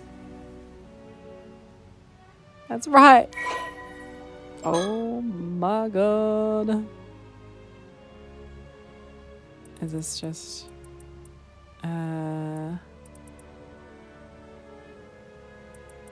Yeah. So, as old mate was being the heir to yada yada, so at the same time, Sato was living a simple life in Kosawa village, the place of her birth. One day she happened to encounter a visiting Omyoji and was offered the chance to work at the bureau. Sato readily accepted, having always felt out of place in the village due to her faint spirit sense. and left Kosawa to work in the Omnyo as a maidservant. At the end of a certain year, a daughter gave birth to Imperial Prince. We know that.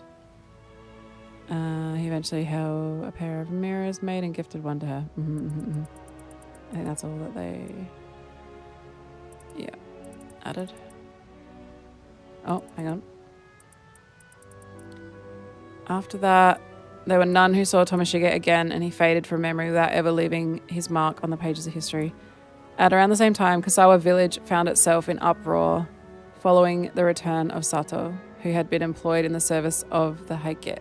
However, after it was discovered that she had somehow become immortal, she was shunned by the villagers, who found a newfound state unsettling. Brother. Fragmented version of these events would go on to be passed on orally, eventually becoming... Motherfucker, she was Yao Bakuni all this time. And it was like, nah, she's not. Yes, she fucking is. God damn it. Crazy. I wish I highlighted what it added. I think it's just going to be the end.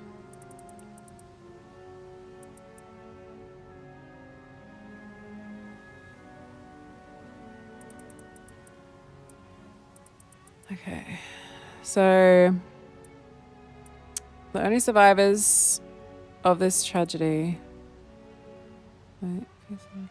Tashima sank beneath the waves as if nature itself sought to protect the sacred land by erasing... See, that's what I thought! I thought it was the island choosing to preserve itself, not like... Yeah, okay. So, erasing all traces. Thus... Tashima and the sacred land, along with Sadamune and his army, lost to sea in an instant. The only survivors of this tragedy were 2 mermaids and 2 islanders that had successfully made their escape from the island. Hayase had in fact stayed behind as bait to allow the others to escape. The 2 surviving islanders were Princess Hatsune and a man named Somikawa, who had been assigned the duty of protecting a relic important to the mermaids, the box. I think that's something that I forgot about this game, is that they're unreliable narrators throughout. And they will just straight up lie to you. And then it all comes together at the end. And you get the actual truth. The tale did not end, or they leave some details out, I guess. The tale did not end with the sinking of Tashima.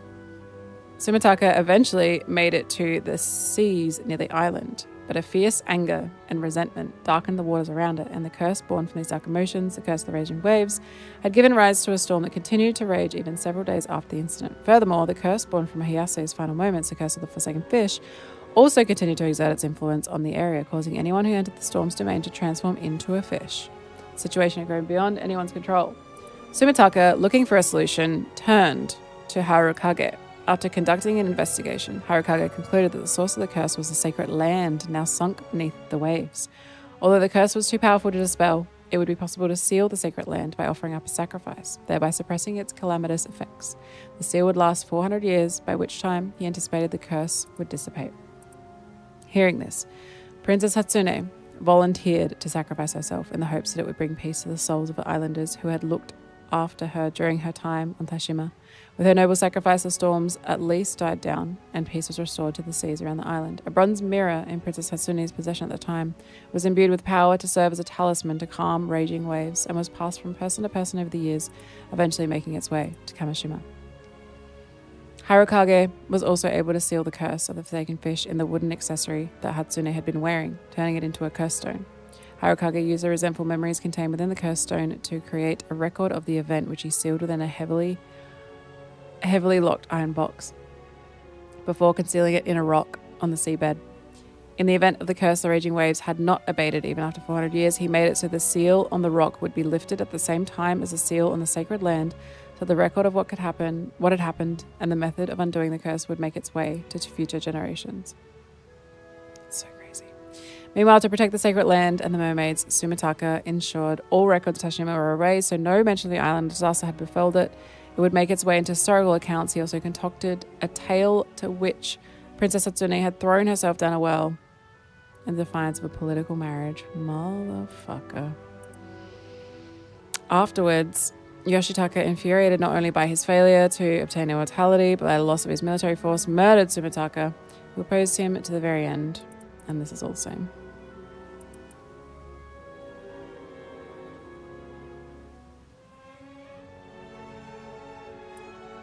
Negame. That's right. That's crazy. Wait, this is different. The sole survivor of Tashima saw Sobe's tears and vowed to protect her, promising to do all he could to ensure her return to Rugu one day. The treasure the mermaids entrusted to him had been passed down through the generations. Yeah. Having eaten the flesh, she became immortal. Sato spent years wandering across Japan.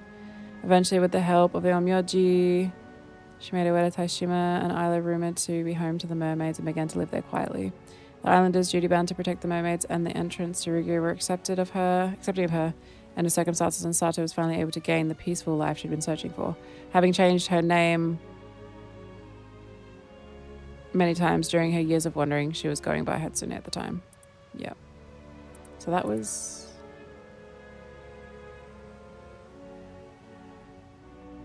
Okay, yep. After spent some time there, so she's on Tashima. Sumitaka, under whose jurisdiction Tashima fell, grew fond of her and took her in as adopted daughter. Discovered she was immortal. Treated her the same. Sato sacrificed herself. Damn. So Sadamune, the vassal who goaded Yoshitaka into invading Tashima, was in fact Tomoshige, who'd eaten mermaid flesh. Yeah. What the fuck? That is so insane. And then he just fucked it all up and destroyed it. Although caught up in the sinking of Tashima, Tomoshige could not die, and he was swept away by sea to an unknown fate.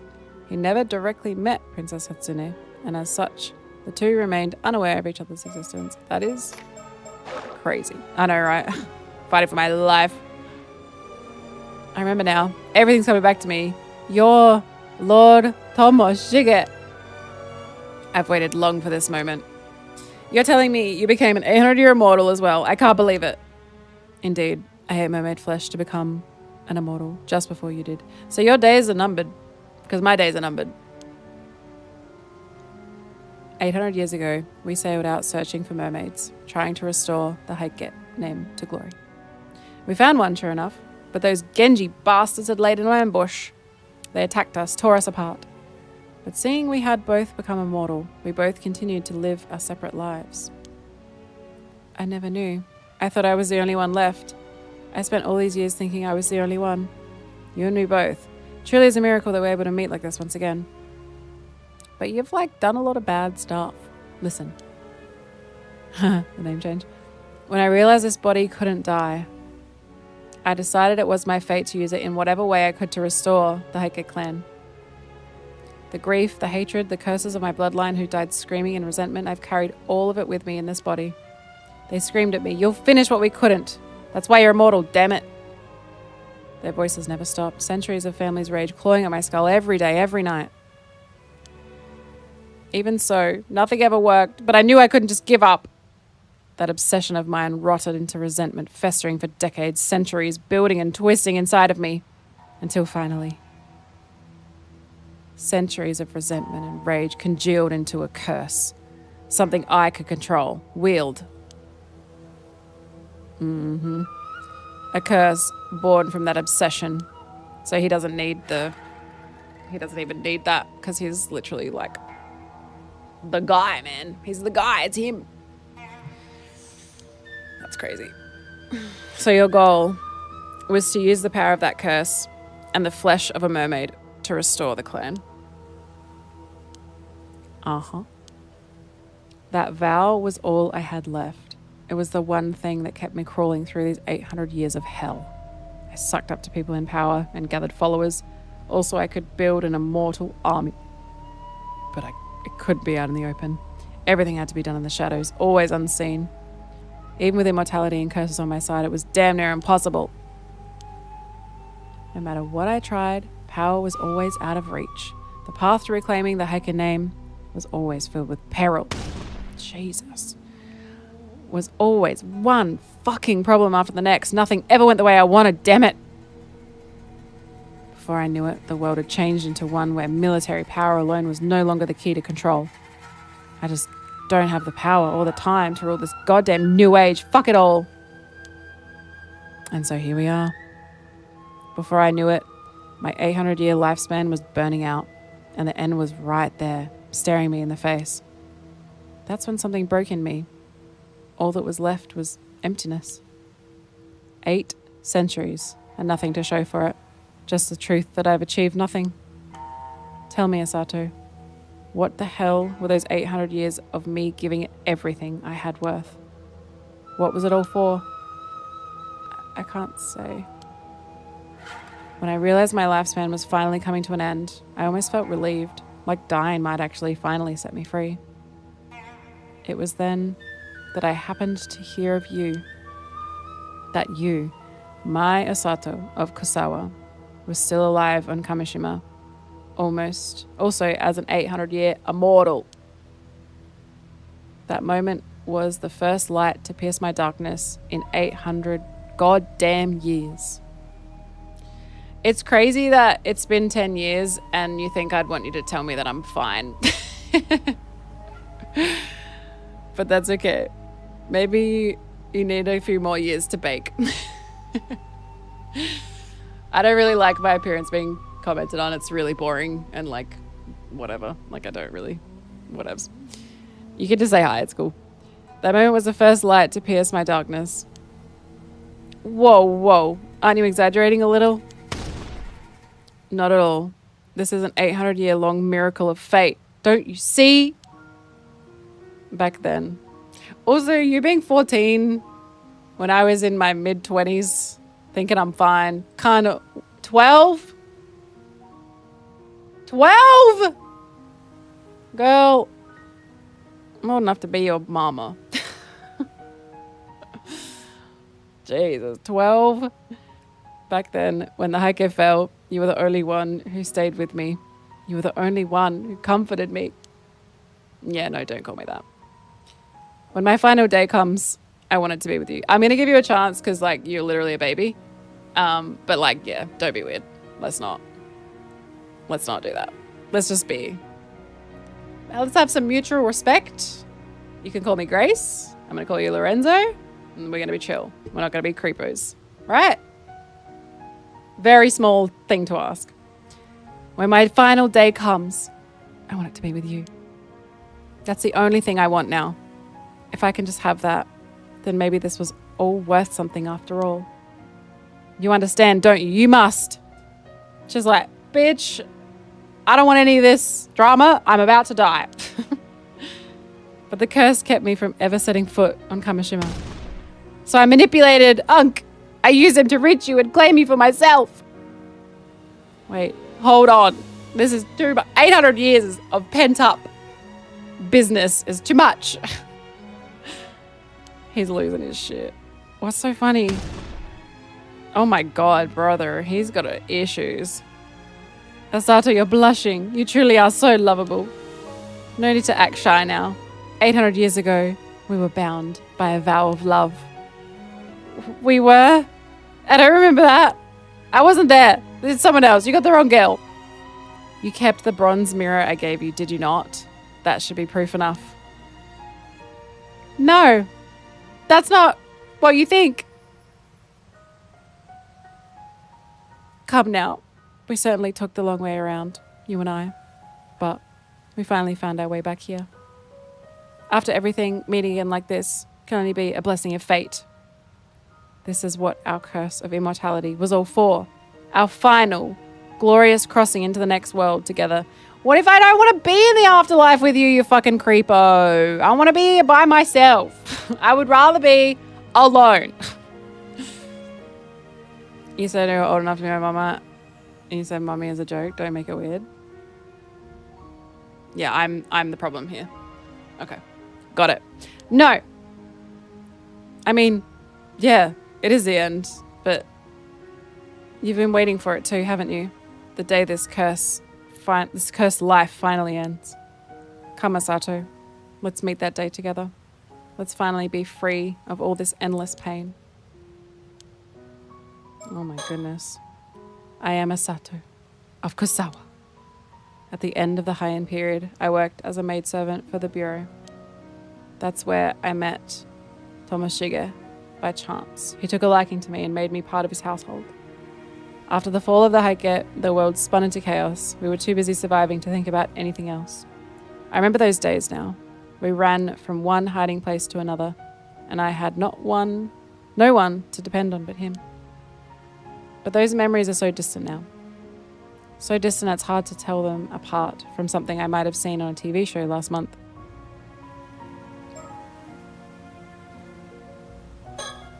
It really is him, Lord Tomoshige.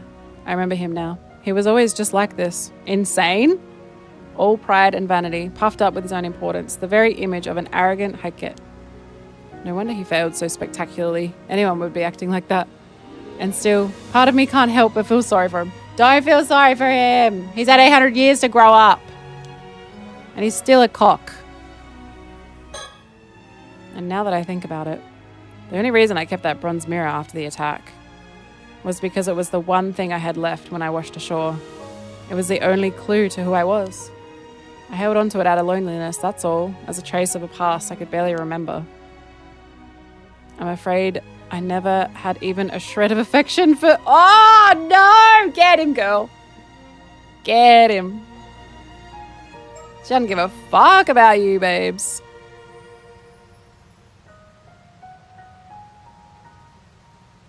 Oh. Well, why are you so silent? Say something. You know as well as I do that our lives are almost up. Could be over by tomorrow. What are you hesitating for? Jesus! That's not the way to get me to talk to you and be nice to you, sir. Say something! Jesus! I'm talking to you nicely. And you just stand there. Oh, he's a fuck boy. He's a giant fuck boy. You just stand there like a fucking idiot. Wake up. Fuck you, dude. All you need to do is be grateful. Ugh. Come to my side. Ew. Stop being so fucking pathetic. Fuck this clown. What if I refuse? Are you fucking kidding me? Refuse? After all these years? There is no refuse. You would dare defy me? That was never even a fucking option. Come with me right now. If you dare to try to say no again, I'll ensure you receive due punishment. I have harsher methods I can use. Harsher methods? I told you. I can use a curse, remember? We're gonna fucking kill me. I'm a day from dying. I don't give a shit. A curse that targets a certain pattern and slices anyone with it clean through. Nice and painful. But even if you use that to hurt me, if I just hold on until tomorrow, your time will run out. You'll never get what you want. Are you really that fucking dumb? Why would I use it on you? You're immortal. Before I came here, I handed out dozens of business cards with the target pattern to people on the island. You wouldn't. With just a flick of my wrist, these stupid islanders will be dead in an instant. You get what I'm trying to tell you, right? You're holding the people here hostage? They're just insurance, a way to ensure you'll come with me. In fact, that old man Wakamura was so stubborn about handing you over, I had to deal with him first.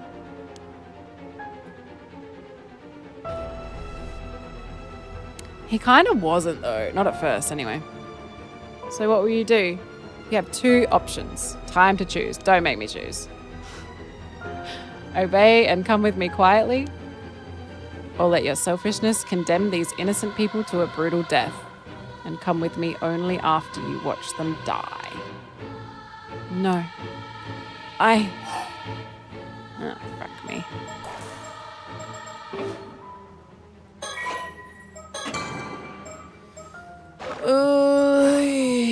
Yeah.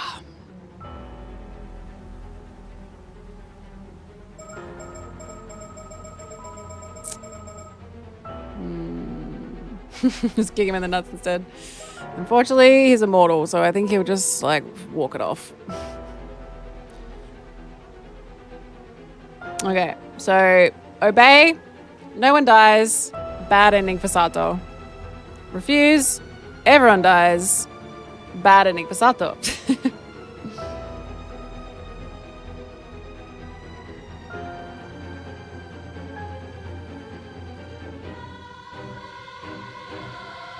He does still feel pain. Yeah, it would be nice.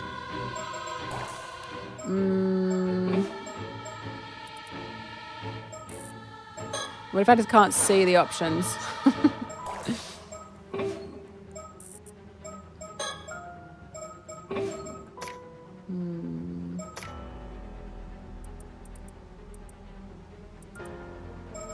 Low res. What does that look like?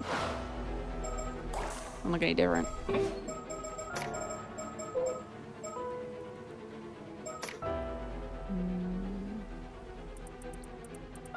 Dialogue tracker. Oh.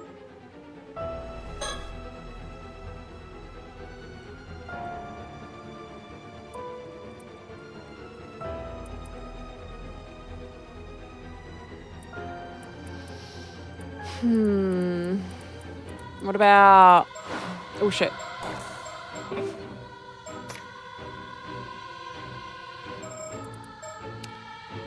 I don't, like, have any item. I can't, like, get rid of his cards or...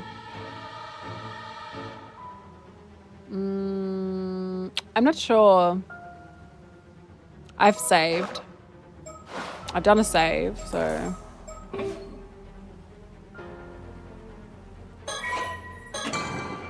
I don't really know how the loading works, but what if we go... Any incomplete chapters have to be restarted from the beginning.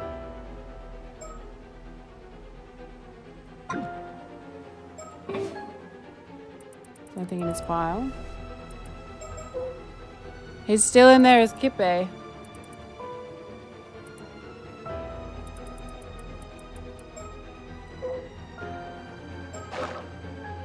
I don't want to pick.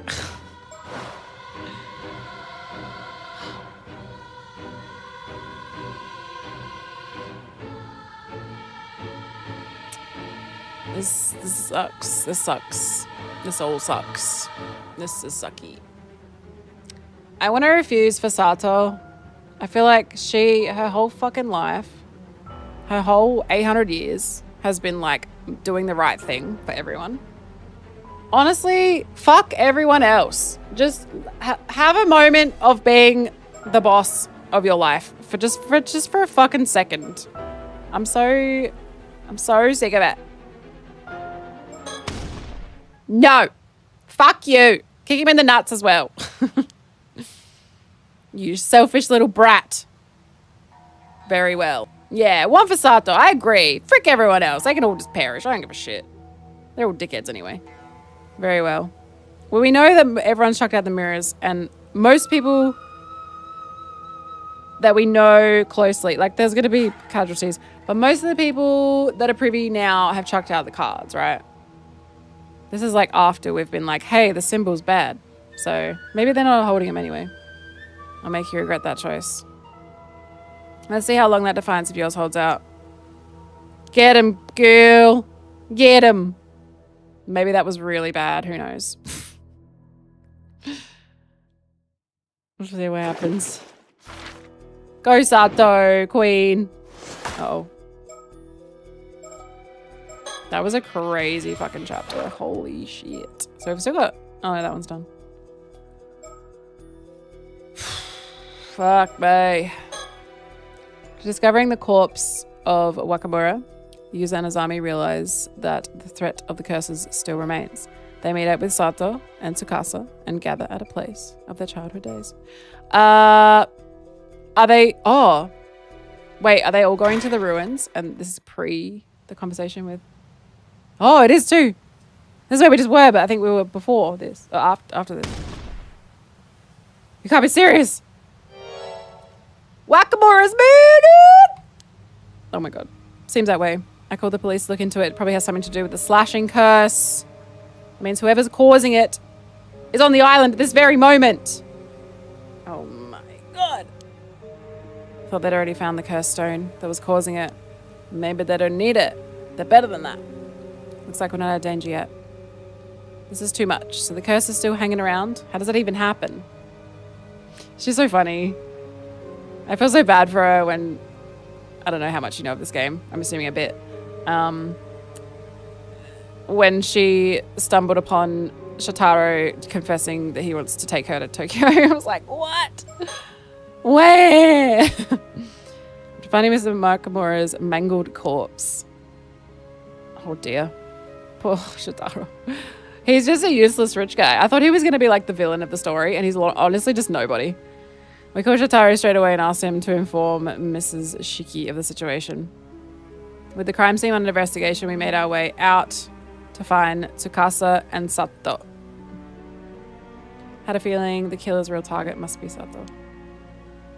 Needed to find it before the culprit did. Wait.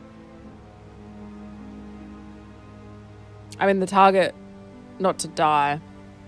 The target to just, yeah, find, I suppose.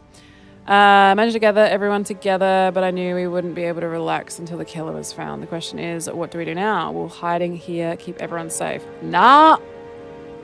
Nah. It's kind of great, isn't it?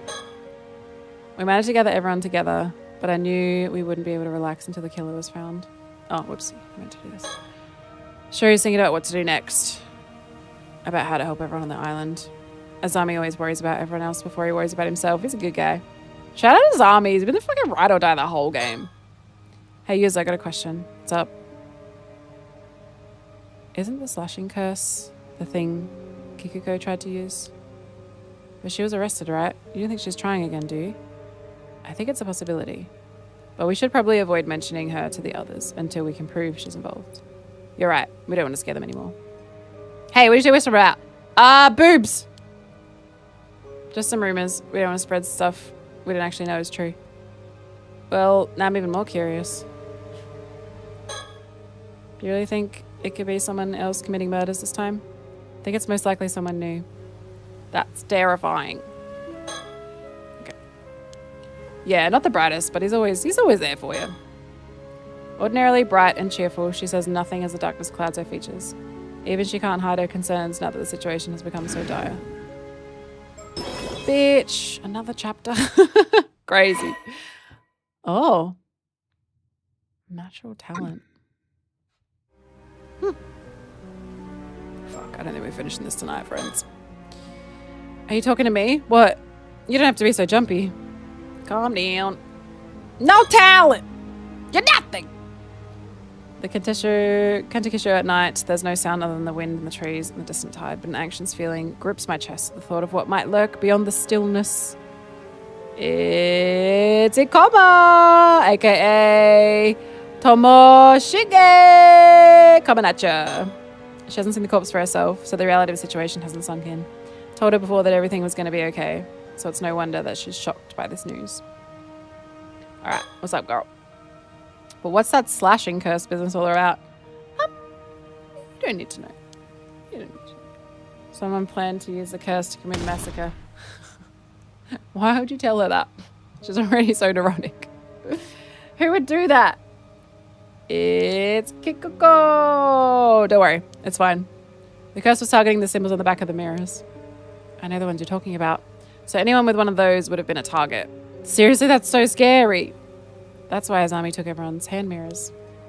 Yep, just did my part. The police apparently found the curse stone that was used.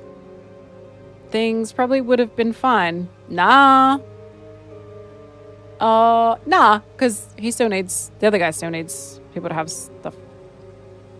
Yeah. Oh, he's got the business cards. That's right. Yeah. Kind of awesome. It's cool. Don't mind me, ladies. Kind of been easy though. Thanks for doing that, Azami. Even if the police found some rock, a bunch of people were saved because of you.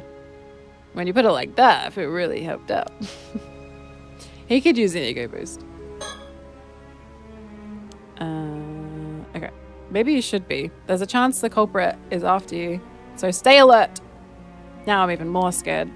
Wait, why would they be after Sato? Well, he knows she's immortal, right? Everyone knows by now. It's not really a secret anymore. Seems to me like that would be the case. A user. Do you know something we don't? Yeah. Yeah. Can't keep anything hidden from you, so I may as well come out and say it. Oh. Okay. Okay. The truth is, Sato here ate mermaid flesh a long time ago and is now an immortal girl. That's not how I imagine bringing this up. Wait, seriously? How do you already know that? Was that the part of the Tomokazuki vision too? Something like that. Hold up. Wait, I'm not following. You had a vision? What does that mean? This is a lot to take in. I guess now's a good time to explain everything. Hey, so guys, I'm also that. You run into a Tomokazuki while you're diving and it showed you a vision of a different future? Start to eat mermaid flesh and become immortal? The whole thing's pretty bizarre, huh? Funny world we live in. So calm. After this, I don't think I can deny any supernatural mystery. Look at poor Azami.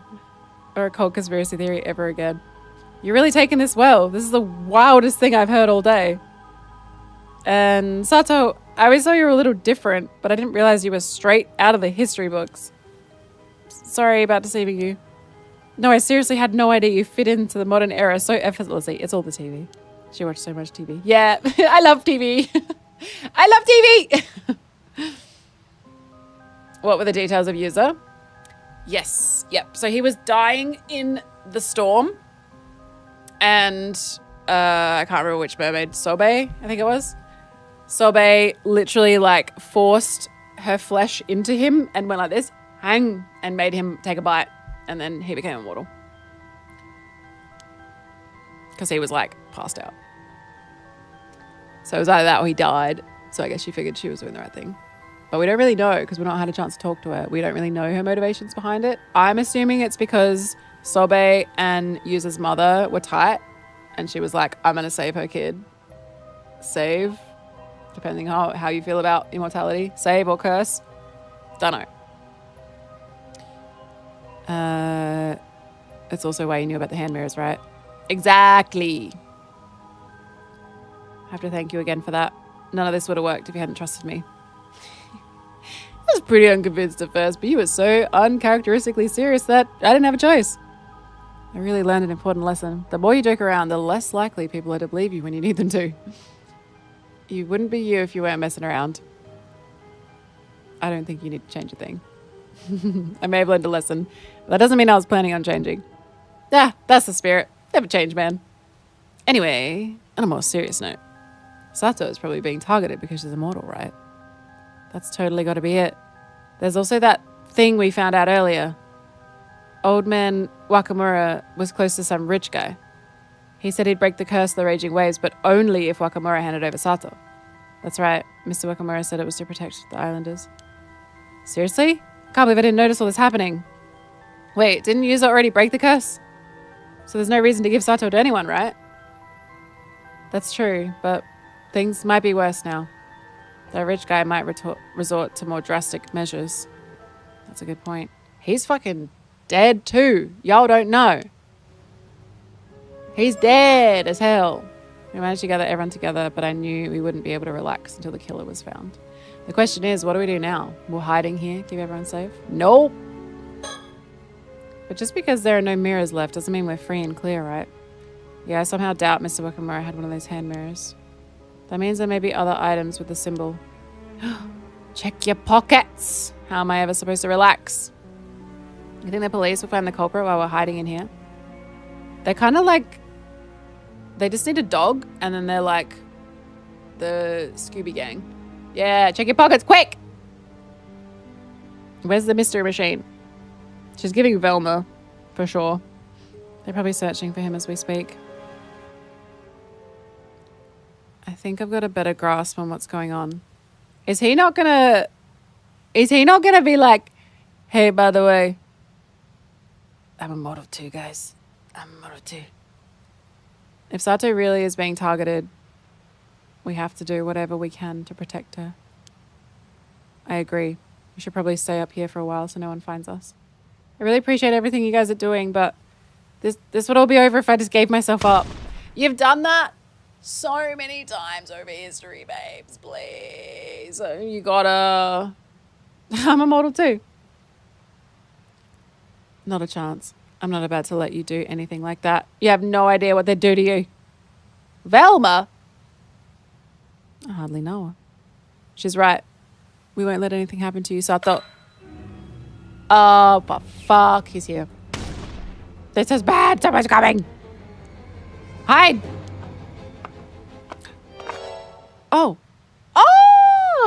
old friend. Ah, so this is where you've been hiding. Really gave us a fright. You're Mrs. Shiki's assistant, right? Yes, my name is Sodo Kiryu. Are you alright, Miss Shiranami? Yes. A man who wishes to harm Miss Shiranami is heading this way. We have very little time. Are they setting something up? I totally forgot about him. Shout out. They really are after Sato? It's likely the same person who murdered Mr. Wakamura. We must be prepared to defend ourselves. Is there anything we can do? Oh, they have a plan. There's a plan that we didn't know about. Oh, that's very exciting. As soon as he heard that someone was coming, he moved right to the front of the room. Must be the strongest one here, but I hope he doesn't do anything reckless. Legend. The appearance of a competent ally eased the tension in the room. When a man in a cape approaches you, you fucking listen. However, a very real threat is now making its way towards us. When I first met him, he seemed like a pretty level-headed man, if a little scary. But it's definitely nice to have a psychic around when you're being targeted by a deadly curse. Alright, what's up, boss? What do we do? The man heading this way is that's not his real name, but we'll go with that. It's a comma. He's come from the mainland. According to Mrs. Shiki, he's an immortal. An immortal? Seriously? It would seem that you're all aware of Miss Shiranami's condition. It seems like almost everyone knows by this point. But if he's already immortal, what does he want? Yeah, everyone act shocked. An immortal! What? What is that even? I don't even know the definition of the word. That's crazy. Perhaps Miss Shiranami could shed some light. Do you know anything about this man? Nope. Not yet. We thought we were being hunted by someone working for a person named Unk. What? That is correct. Ikobo was indeed one of Unk's subordinates. I can't say that name quickly. It's really awkward to say. I knew it. Did you say was? Ah, because he's fucking dead. You mean he doesn't work for him anymore? Yamashina was found dead. He's dead. He was apparently murdered by a curse. Precisely in the same manner as Mr. Wakamura. What? Oh fuck, that's her dad, bro. That's her bio dad. I totally forgot. That's fucked up. Soz, babe. Bernabé, hello. Thank you for the 96 months. Thank you. How you doing? Dum. He can't be looking for Sato on his behalf. And that makes his motive for seeking Miss Shiranami entirely unclear. Outie squirt. We do have ads coming up, friends, in 35 minutes. Oh my gosh, 35 minutes, 35 seconds. Thank you. You want to see it in full screen? Welcome to my space. It is my favorite. This is my nice PC. You can't see that one. It's nice. It's gone through many years of iterations, but I love it. Yeah, there'll be 3 minutes of ads, and then you'll be back before you know it. They'll be over. Yeah, it's nice. I'm gonna work on a video of my wheelie setup soon as well. I'm just trying to figure out how I want to do it. You've showered, you've had food, let's go. Oh, how'd your game go? Did you guys win? I know it's too late to cross my fingers, but come on. Come on, baby. Come on, baby. Did you guys win? I hope so.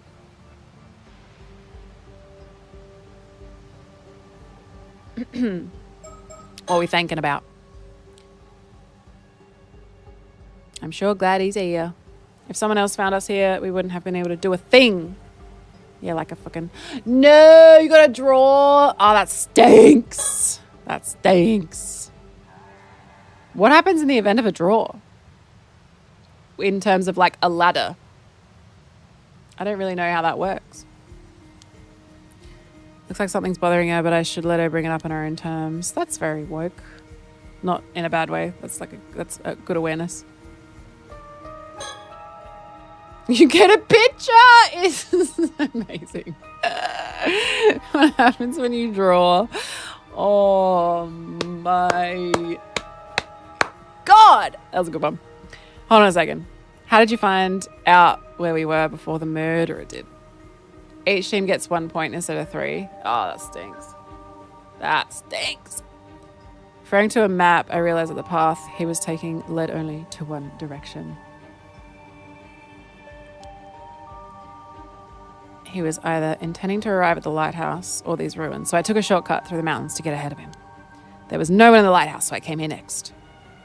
Wait, you somehow got ahead of him even though you weren't on a path? In the dark?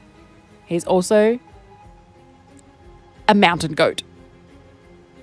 Those geto you're wearing can't be easy to hike in. Yeah, no shit, he's wearing the traditional Japanese shoes. They're like a plank of wood with 2 little planks like that. And he's fucking hiking in them. Brother. He's a wizard. As I once trained as a Buddhist monk. Brother, he's so cool. He's so fucking cool. Even we have to be careful at night, and we know these trails pretty well. They're like, I got my fucking Nikes on, and he's a wizard. That's crazy. You might like to hear this horrible turn of events with my soccer comp. Mate got suspended for a game. It was going to be against the worst team in the comp. Game got washed out. Now he has to miss the game against the best team. No. Oh, that sucks. I guess psychics have inhumane physical strength too, huh? He just rips his cape off and he's fucking yoked underneath. Tend to push through difficulties with sheer force of will. That may make somewhat unique. However, enhancing one's spirit sense does also sharpen the 5 normal senses. So that's how you got here so fast. He's just cracked. Shouldn't stare too much. I might get in trouble again. Easy. What are you even staring at, freak? No way. Yup. Oh, she didn't know that. Yeah, that's your dad, baby. That's your dad. Takasa, what's the matter? Her dad, dead. He's dead. Well, sorry I had to find out this way. What? No, it's nothing. But you don't have to jump like that when I talk to you. All right, what's up? Is it possible that this Ikoma person can use curses without a curse stone? That does appear to be the case. And yet, very few people would be capable of wielding a curse powerful enough to inflict mortal wounds without assistance. What if he was, I don't know, Tamashige? Lord Tamashige? Sorry. Put some respect on that name. Is there any chance he stole back his curse stone? No, the curse stone for the curse of Tamashige is in my possession. You're gonna meet the real guy. It's crazy. It's crazy. How with me now? That bronze mirror is a curse stone? Give it to Sato. Indeed, this is a separate artifact from the steel-tied mirror. Yeah. It is interesting, however, that both relics were made of bronze mirrors. Yes, she's remembered. That mirror. I'm pretty sure it belonged to Taira no Tamashige. How could you know that? I understand. It's all clear now. Considering all the information I've gathered thus far, there is a distinct possibility that Kippe Ikoma has actually lived for 800 years and is not on the Taira no Tamashige. Indeed, 800 years is certainly enough time to accumulate the resentment needed to create a curse. But how could anyone have held fast to such enmity for centuries? Of course, as the sole inheritor of the entire clan's resentment, the depths of his malice would be overwhelming. Wait, I don't get it. What are you saying? Azami, come on! Keep up, buddy! Keep up! There's no time. I'll give a brief synopsis. We can discuss it at depth at a later date. Let's hear it.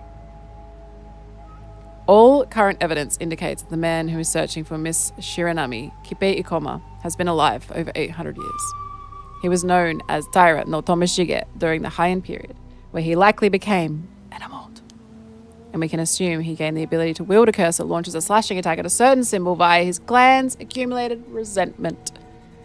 Launches an attack at a certain symbol. So you're saying that symbol is on the mirrors? That is my current supposition. It would be the same power as that contaminated within a cursed stone. How do you murder an immortal? Is there a way? We know that if you chop off their head, they reform from where their heart is. So that he might not have the same consciousness and he might forget that he's like a devil, maybe. Maybe that'll work. Using that curse power, Ikoma murdered his ally and then proceeded to kill Mr. Wakamura. What a monster. Evil. Can't you use your powers to stop him or something? It isn't impossible, but I believe it would be unwise to provoke him any further at the moment. Isn't there something else we should be worried about? It appears he passed out business cards with the curse symbol written on them to a number. Get a message out stat to everyone. Throw them in the bin, in the fire. He encouraged people to keep them in their pockets, so there's no telling how many people are currently carrying one. Oh no. Even if the curse has an activation range, as long as he's on the island, we have to assume that all those people are at risk. Then he can kill as many people as he wants, wherever he wants. Holy shit, that's insane. We definitely shouldn't provoke him then. The entire island has been taken hostage. Until we do something to remedy the situation, we cannot move against him. What can we even do? So maybe as Sato, I shouldn't have said no. Oops. We also unlocked a recollection. What can we even do? We don't have time to find everyone who has a business card. Can Cersei do anything? I don't think so. Why don't we use the island PA system? Yes! Azami! Back in the game! Using the noggin. It's possible that Ikoma would hear the broadcast and use the curse before anyone could react. Look, I liked the idea. I guess I might push him over the edge. There's just not enough time to do anything else. I might have something. Why don't I meet with him to buy us some time? Okay, she used herself as bait. That's crazy. If I'm the one he's after, I bet he won't curse anyone while I'm talking with him. No way, that's too dangerous. Don't worry, I'm an immortal girl. Nothing can happen to me. But if I'm lucky, I might be able to get him to reveal his intentions or even find some way to end all of this. Mr. Kiryu, this might be the best way to buy us some time. He doesn't like it. I'm afraid we have little choice, but you must avoid inciting his anger. Cut to Sato getting fucking screamed at. I understand. Do not reveal that you know his true. See, I was just playing the game how he wanted. I was like, I don't know who you are. Are you this guy? Are you this guy? Literally just a little lady. Do not reveal that you know his true identity and try to keep him talking for as long as possible. Roger that. Did it by accident. Don't worry, I'm very good at feigning ignorance. You can call me Deadpan Mick Pokerface. Nice to meet you, Deadpan. We'll stay hidden up here for now. Sato, please be careful. Do not. I'm going to be careful as I can. Trust me. We'll find some way to deal with the curse. Just don't let Ikoma do anything to you. I believe in you guys. That's crazy. Oh, okay. Oh, is this where we're going to do the thing? Ms. Shiranami is waiting for Ikoma. There's no sign of him yet, but it's only a matter of time. We need to do something about the business cards. Yes, if I go alone, I should be able to make it back to town fairly quickly. You think we can ask people in town for help? Yes. Mrs. Shiki and the others are coming this way, so I should be able to meet them en route. All right, then we don't have to go it alone. We can ask them for help if need be. What about the two foreigners? They're with Miss Shiki too. I was not aware you knew of them, but yes. You mean the two tourists? What are they doing with her? The girl's a psychic. She may be able to offer assistance. Whoa. Everyone's so special. This is it. Do or die. Been trying not to think about it, but ever since I met Tomokazuki this afternoon, I can't help but feel like some all-knowing entity. That's us! It's me! Let's go! Finally, they address the elephant in the room. It's me. I'm the elephant. I guess I refer to them as I'm the Tomokazuki. Somehow being led along like this isn't an unpleasant feeling. It feels natural. If anything, the Tomokazuki's choices have helped us. I'm so good! That's why I feel like their knowledge will help us overcome the situation too. But then maybe that's just what I'm thinking. Nah, I got you. Locked in. Almost positive they can hear what I'm thinking right now. If they're listening, maybe they can give us a sign so we know what to do next. I somehow feel like reassuring what I know about everyone will help me find an answer. How do I do that? Bird. Oh, 15. It would seem you have a plan. Not really. I mean, why would you ask me? I merely had a hunch. My intuition is telling me that you should look inside yourself for an answer. Hold on just a minute. Can he tell that the Tomokazuki is working through me? It's crazy, isn't it?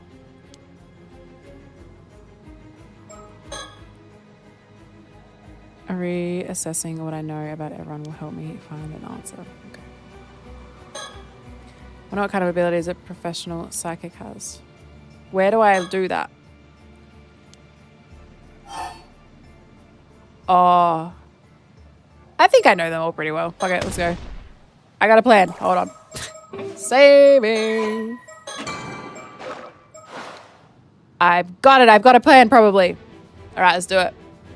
Before you tell us your idea, allow me to impart a warning. Okay. Whatever you tell us, I'm going to trust your judgment and carry this. I don't have a plan. As things stand, we simply have no time to weigh the options or consider other avenues. Okay, hang on. Do you understand? You can only choose once, and there's no leeway for unnecessary steps. No pressure, then. Now lay out the entire plan, who to ask and what to ask of them. Ooh, okay.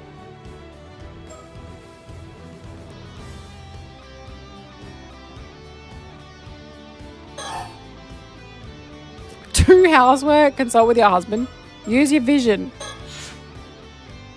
Holy shit.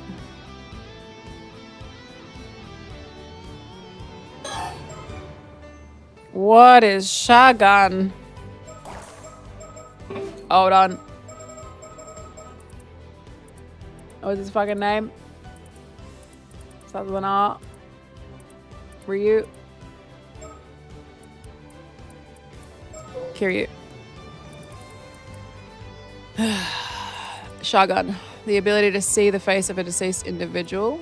The Feast of Shadows. The ability to create a domain in which potency and range of spiritual abilities are increased. Only effective at night. My man.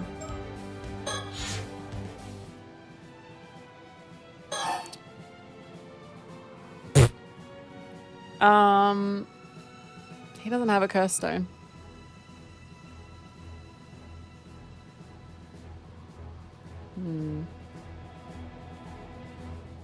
I'll come back to you. Oh, I can look at that before. Okay. Enact purification. Go diving. Fool around. Collect cards. Pilot the boat. Go diving. Make calculations. Use inheritance. I'm just gonna fool around. Do laundry. Call on guardian spirit or use shikigami or dowsing. Hold up. Do laundry is crazy on all of the women characters. It's fucking nuts. Yeah, like, what the fuck? What's her name?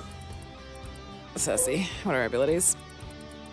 The ability to call upon numerous guardian spirits of Lunar Night to invoke their powers to exercise spirits and negate certain psychic abilities.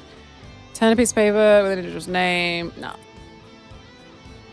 Search for a target based on the user. I'm leaning towards the first one, but maybe dowsing. I mean, because the goal is to find him. Sex is all-knowing entity, for real. Ability to call upon the numerous guardian spirits of the family and invoke their powers to exercise spirits. I don't think we need to exercise spirits. Negating psychic abilities, though, maybe.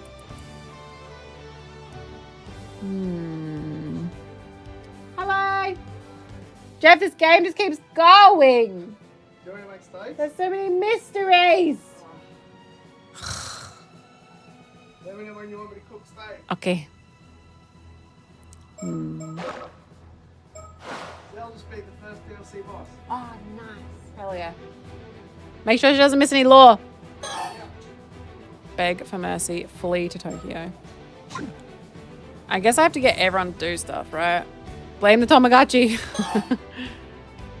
What is purification? Since when does he know how to do that? I mean, honestly, probably not a bad idea for Shotaro because he's kind of useless. Just get out of town, babe. You kind of stink. This is fucked that I only get to do this once.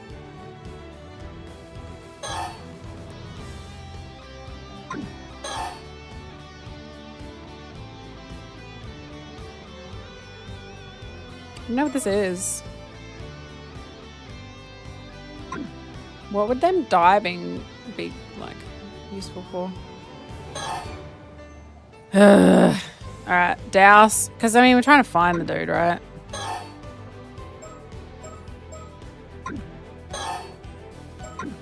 Is that useful? Consult with husband. I kind of want to meet that dog.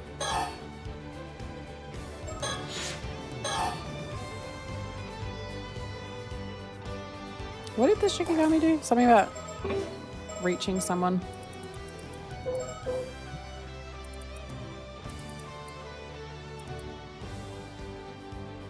Turn a piece of paper and it will return to the individual in question. I don't think that's that useful. I mean, we want to find the guy, so I'm going to go with that, I reckon. He doesn't have a cursed stone as far as I know. You go to Tokyo.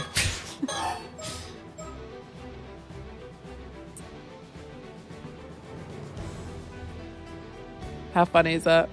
Make calculations. Is she a diver? No, she's not a high-ranking one.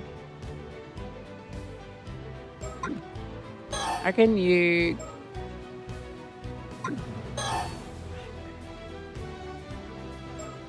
I don't know what grandma, man, maybe grandma should actually just do laundry. Like, I don't want you in danger. I don't know when you're in the sea, man. That's dangerous. I don't want you doing, just crack a joke. What did I say you to do? Purification, and then you use your inheritance. I don't know, dude. That's terrifying. Let's just see what happens. Good luck, everyone. Let's go. And do I not have to actually involve everyone?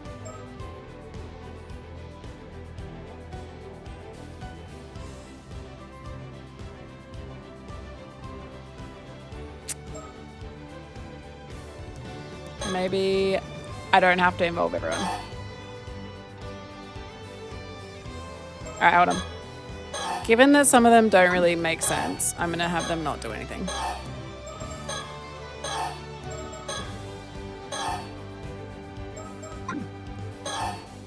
I do think you should fuck off, though.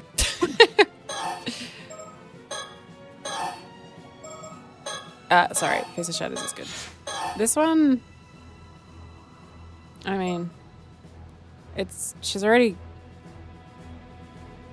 she already knows that about thingy. She already knows it about user. It's not actually going to provide us with anything new. Alright, maybe just stay out of it. Let's try it. Do it. I'm so scared. Okay, fuck me. Let's send it. It's 4 in total. Her husband is a psychic. I was like, huh, that's funny. Talk to the dog. Duh, he's a psychic. Okay, whatever. That's a plan. Sounds like a plan to me. Sure it's gonna work out. I'm sure it's not. I'm really not sure it's gonna, but sure. I'll now go apprise the people not here. That's what you needed to do. Yeah. And Sato didn't get any instructions. Okay. Also fulfill my own role in the plan. I'll enact the plan as soon as you give me the word. If it all goes well, a coma's curse should have no effect.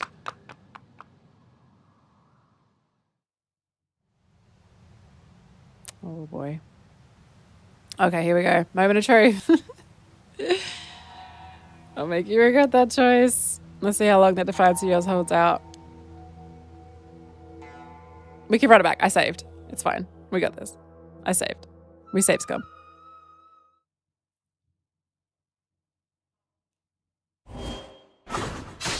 Shit.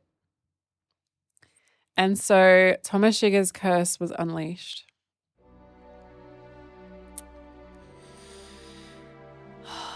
Oh, I should have sent them out so they didn't get attacked. That makes sense.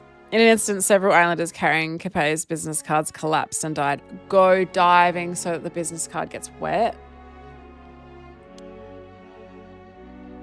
I didn't see it happen, but from the sound of his voice, I knew he wasn't bluffing. Okay, I see. There's no way to fight the curse. I should have just done as he said. They have to get changed. Yeah. Yep, that makes sense. I was like, why? Or even doing laundry, like washing the things that would have the cards in it. Okay, so they weren't just being freaks. Even if I went to the rooftop now and told those waiting there to warn the others to destroy the cards, Tomoshige would likely never allow me to, even if he did. In the time it'd take to destroy the cards, he'd just keep pressing me for an answer. There really was no way to fight him. I started thinking that if I gave in now, maybe I could still first save a few lives. Oh, Sato. Before I knew it, I was saying the words out loud, telling that merciless man I'd obey and begging him to stop, apologizing through my tears.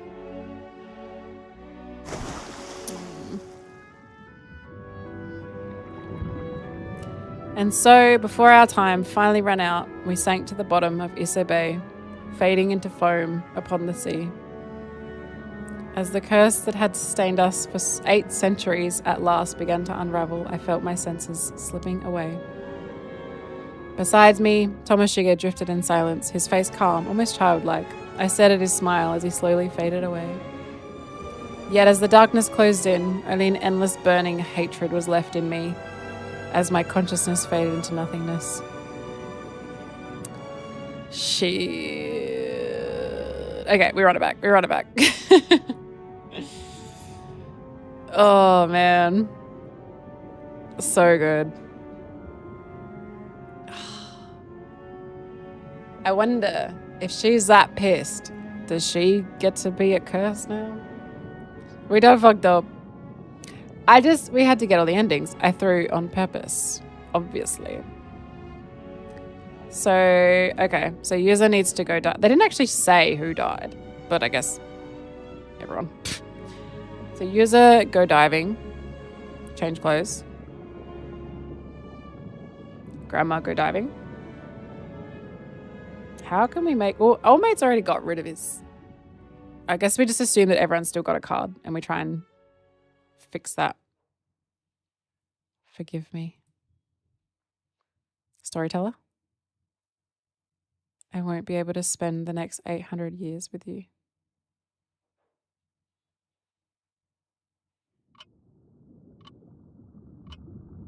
Me?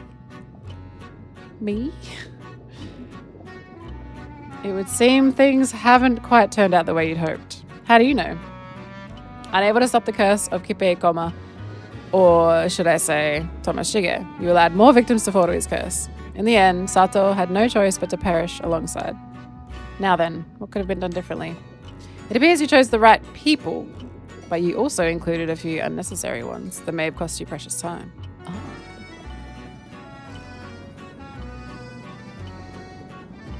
Okay. Next time, it might be best to limit your choices to only those who are truly essential. In addition, if you think about what those business cards are made of, you might just find, yeah. And so for now, the past has come to an end. You'll be returned to the story chart. Please select a chapter to try again. Sure, we'll see each other again soon. Farewell for now. Can I look behind me? No. Am I here? Okay, so there was also that. 2 months after waking up, Sato goes to the roof for some time alone. Let's have a quick look at this. Yeah, the storyteller is so interesting to me. Thank you for the follow, by the way. Welcome. 2 months have passed since I washed up. 400 years elapsed while I was locked away under the sea, but I've managed to adjust to modern life somehow. Although sometimes I wonder why I bothered. It's so quiet on the roof of the Kanteshiko. I'm alone, but for the wind rustling in the trees, the distant roar of the tide. Feels so good to have this view to myself, to just let the soft sea breeze carry me away. I watch so much TV. Perfect spot for someone who wants a little to do with others as possible. But yesterday, someone came up here and ruined everything. It was User. Jackass. Oops. Bird? No bird? I've missed 5. I was a little worried at first, but I've adapted pretty smoothly to modern civilization. The fact that I only have vague memories of my life 400 years ago probably helped a bit. So I didn't really understand how ships and cars move by themselves or how electrical appliances and lights and things work. That's not really an issue, to be honest. Don't worry, babes. Neither do I. I know how to use them, and that's what counts. Most people who were born in the modern era could tell you that fridges keep stuff cold. Exactly. It's actually pretty easy to get by if you could just accept that not knowing everything in detail is normal. Besides, it doesn't seem like life has changed that much for a fisherman who lived on this remote island. Apparently the big cities have greatly evolved with water and sewage systems as well as subways. Waking up there would have been a lot more confusing. Real. I really do love being alone. It's so calming. I have a good reason to isolate myself on this island. Soon my life will be over. Probably have less than a month left. Whoever sealed me away seems to have had some kindness in them at least. They allowed me to spend my last moments as myself, alive. But I can hardly feel grateful. How much living can you really do in a few months, a few weeks? The girl Tsukasa Awao is always hanging around me. But I try to keep my feelings in check and act as cold as possible. Getting too close will only make things harder when it all has to end. I'd like to joke and laugh with them, spend time talking about our favourite shows, stuff like that. Especially with Tsukasa. The way she reacts to things is so funny. It's really hard not to laugh and play along. I have to try so hard to keep my feelings under control. Cheerful conversations will only become painful memories for her later. And since running out into the woods and living alone isn't appealing, I just have to play my role as the unfriendly loner till the time comes for me to disappear. Just one more month. One more month of coasting along without making waves. But watching TV every day, learning more and more about the modern world. There's so much fun to be had. Pretending otherwise actually hurts. Humanity has prospered. In the past, the common folk were preoccupied with surviving every day. Now, almost anyone can eat delicious food and sleep in a warm bed without having to toil a day and night. People have time, freedom, and entertainment. It's wonderful. I wish I had time to enjoy it. Get on an airplane, maybe even fly to Tokyo. There's not much chance of that, not with the time I have left. So I really wish I could try one of those game consoles you can hook up to the TV. You can play different games by switching on cartridges according to what they say on TV. These consoles are so popular it's hard to even find one. Not that I'm in a position to make demands, of course. All I can do is look at the pictures in the magazines and dream about them. If I had a game console, I bet I'd play it all day. Anyway, no point in wishing for too much. I'm just grateful to be able to spend my days this way. It's all thanks to Wakamura.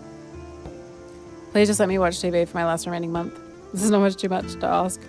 Anyway, shouldn't let my guard down. I've got to keep myself in line, no extravagances. I've got to gently drift along and not rock the boat.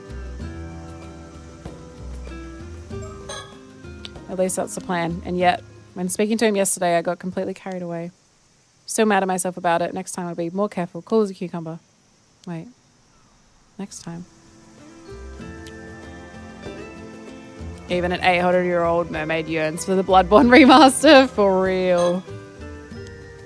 Oh well. Yuza Minakuchi. Something about him makes me lose my cool completely. Probably the shock of finding out he's immortal too. Yeah, that must be it. And maybe being immortals puts us on a different wavelength from other people. That could be why I'm drawn to him. He seemed quite young. He can't have been immortal long, but I think mermaids are still around. Wait a moment. I wonder if he knows I'm an immortal too. I hope not. If he does, it puts my peaceful life at risk. Better make sure he knows to keep his mouth shut. How does she know that at this point? Have to talk to Yuza again. Finding him is sure going to be a hassle. He just shows up probably. Fuck me. Girl, we should wipe that look off his face. As if he's indifferent. I bet he's secretly proud of himself for being the one to startle me this time. You bitch. And he's right there. Okay, back. So you're here too, huh? Did I startle you? Yep. Of course you did. Anyone would get a fright when someone sneaks up on them like that. Now you know exactly how I felt. You're right. Guess I deserve that. Never mind that now. There's something I wanted to ask you. There's something I need to tell you, but you go first. I was thinking about what you said yesterday about that pretty rough thing. It occurred to me. Could you be an immortal? What? Nah, what? I knew it. So I'm an immortal boy, and you're an immortal girl. And and we walked into a bar. Don't put it like that. Why not? That's what we look like. And it sounds better than people who became immortal by eating mermaid flesh. Besides, going by our actual ages or something would just get confusing. Guess that makes sense. You might as well call yourself that too. Alright, I will. Anyway, as it turns out, I wanted to talk about the same thing. You knew you were immortal, didn't you? I found out just recently, in fact. I got swept out to sea and survived against all odds. That's when I remembered being saved by a mermaid 5 years ago, and it all started to make sense. Saved by a mermaid from, well, the storm. I had no idea. I haven't even heard an incident like that occurred, and in the sea just south of Kamishima. No one really talks about it anymore. So a mermaid saved you and made you immortal. That's my best guess anyway. Not that I understand why a mermaid would go out of their way to rescue me. Anyway, I'm just happy I can finally talk to someone. There's still so much I don't understand. Since we're here, do you mind if I ask you some questions? That's fine. I need you to promise me one thing. Never tell anyone. Easy. I'd prefer if people didn't know about me either. I'd have to kill you otherwise, so thanks for sparing me the trouble. You know, you're a lot tougher than I thought you'd be. Anyway, done. Swearing my life or lives. Oh, look at you making immortal jokes. You modern kids or something else. It just came out. This might be easier than I thought. So to keep my guard up. I wonder what he wants to ask me. Don't remember much about my past. I'm not sure what I can tell him. It's been immortal for 5 years. Not going to get any taller. Oh. Damn. Brutal. Hey, we love our short kings. Another 795 years as a teenager sounds pretty rough. Oh my god, I roasted him. What did you want to ask me? How long does this immortal thing last? 800 years, no more, no less. Wow, that's a solid number. Precisely, good luck. What am I, some fine wine? I need more than luck. That's 8 whole centuries we're talking about. It's pretty rough, like I said. I could tell you had a long time left. Being immortal for so long must give you an amazing intuition. And just checking, but is there any way to undo it? Nope. You're not human anymore. There's no way to become human again now that your body's long gone. Ugh, knew it. By the way, how long have you been alive? This is my 800th year. I only have a month left. Really? It's a long story, but I've kind of been out of the game for the past 400 years. Now my life is almost over. 400 years is a long, long time. Only 1 month. You're way older than I imagined. So, is there anything I need to be careful of? What do you mean? Well, seeing as I'm stuck in this immortal body, is there anything I should avoid? Oh, if you fall into a deep fissure or a pit of lava, you'll just keep dying over and over, so don't do that. Yikes, that sounds terrifying. Avoid lava, got it. That's about it. I don't actually remember all that much. Guess that's how it is. Oh, and it'll get messy if people find out, so try to keep a low profile. You probably have to find somewhere new to live every few decades. That'll help you avoid suspicion. Living in the same place for too long is dangerous, huh? Oh, but it won't be an easy living anonymously with the family registry system. You used to be able to just show up at a new place and start making a living. People did that all the time, but nowadays, I bet it's way more difficult to move around than it used to be. Sounds real rough. Good luck with that. She's like, I don't have to worry about it. I'm dead next week. Hell yeah. The next day.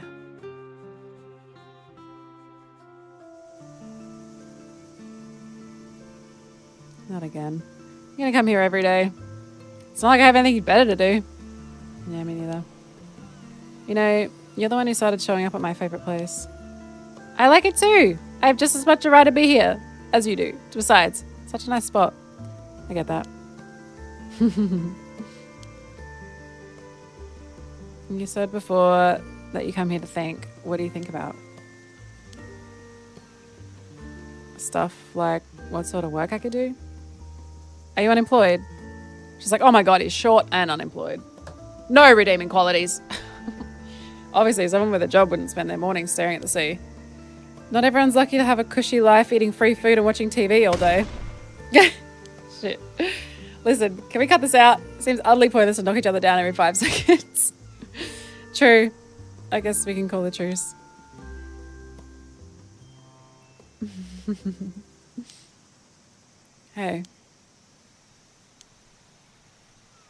Is living for so long hard? It's definitely not a stable life. Can be really hard at times. But that's true whether you're immortal or not, isn't it? At least you don't have to worry about starving to death anymore. Even if you get sick or injured, dying will fix it. Never actually struggled that much because of my immortality, to be honest. Oh, is it really that easy? I mean, what if you really want to die and you just can't? Do you want to die? Well, not now, but maybe if I live long enough, I'll change my mind. Oh. When you said you got swept out to sea before, was that because you...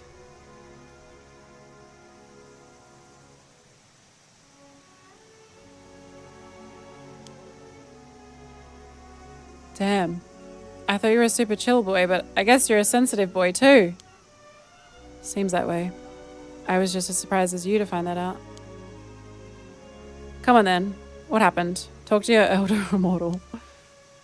Oh my god.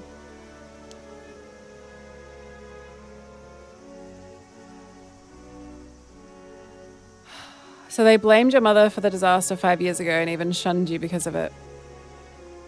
Guess you mustn't have been keen to come back here then. I didn't want my gran or Azami to have to worry about me. It was a moment of weakness that pulled me back here, I guess. I'm not really sure. Regardless, I need to live as quietly as possible and stay out of everyone's way now. And that's why you come up here to be alone, huh? I know how you feel. It's the same for me. Oh my god. How are you still learning shit? That's crazy. What the fuck?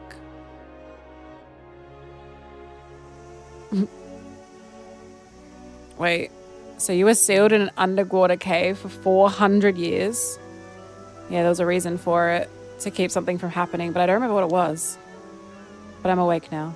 So that must mean it's okay, whatever it was. That must have been terrible. Pretty noble of me, wouldn't you say? If you wanted to worship me, I wouldn't say no. She's been selfless her whole fucking life. She can afford to be a bit selfish for once. This is Army Komoi guy. Looks out for you, huh? Yeah, he's a great guy. Too good for me, definitely. I don't think I could survive in this island without his help. And yet you haven't told him you're immortal? No, I doubt he'd believe me. Besides, if he started avoiding me or something, I'd have nothing left. I don't think I could keep going. Not that you can die. Duh. Oh, wow. Several days later. I see. So you've been acting cold because you don't have much time, huh? I understand. Saying goodbye to people you care about isn't easy. When you live as long as we do, you have to say goodbye to so many people. Come to think of it, being immortal sounds pretty rough. That's what she said. It does mean saying goodbye a lot. You can see why people see immortality as a kind of punishment, or hell itself. There have been immortals who became so overcome with despair that they turned their backs on the world and devoted themselves to religion. Like Yao Bakuni.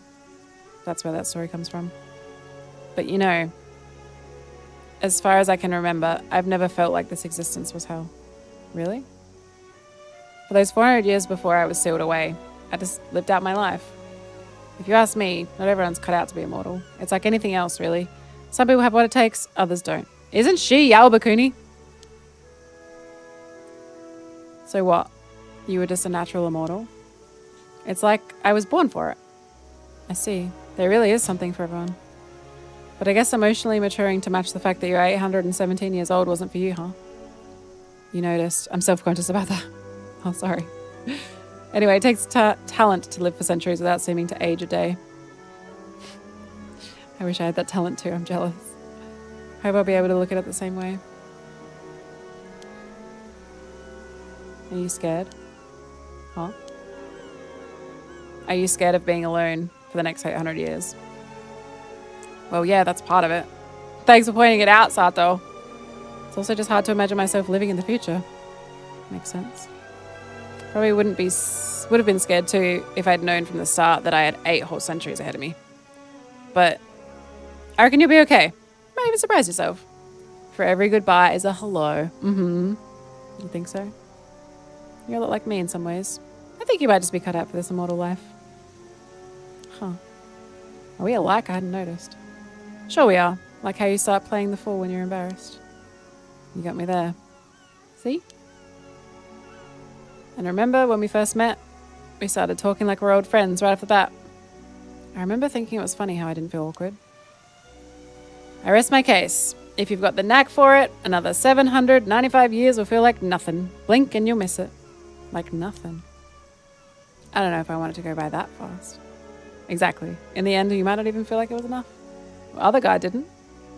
Maybe your last words will be, I know I've lived 800 years, but come on, give me another few centuries. I get it now. You really are good at being immortal. So good, you still don't want to die. Huh? You've only got 1 month before your lifespan ends. You must be scared too.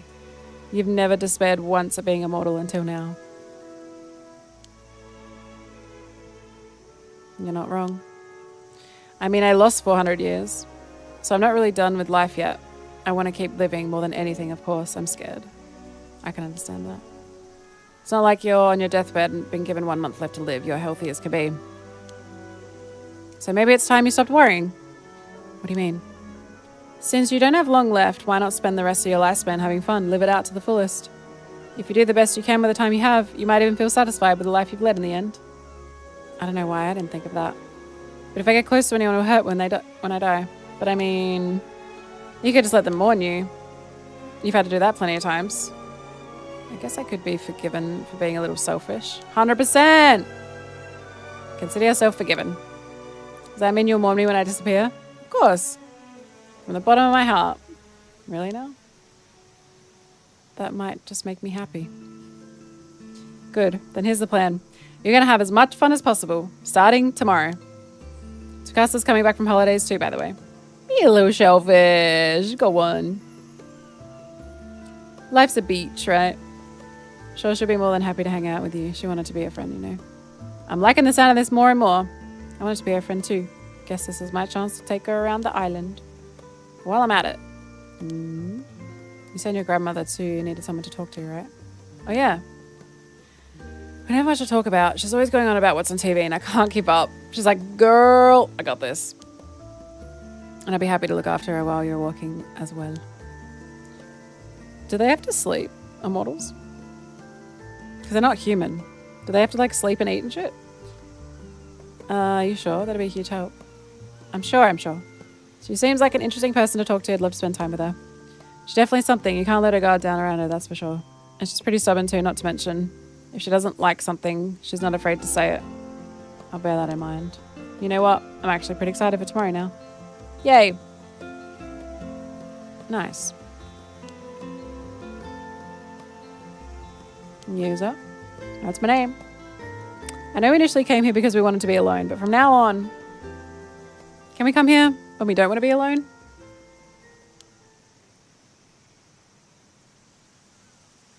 Of course we can. I'll wait for you here every day. Aww. After that, I decided to stop holding back and reach out to everyone around me. And you know what? They responded. They started interacting with me in just the same way.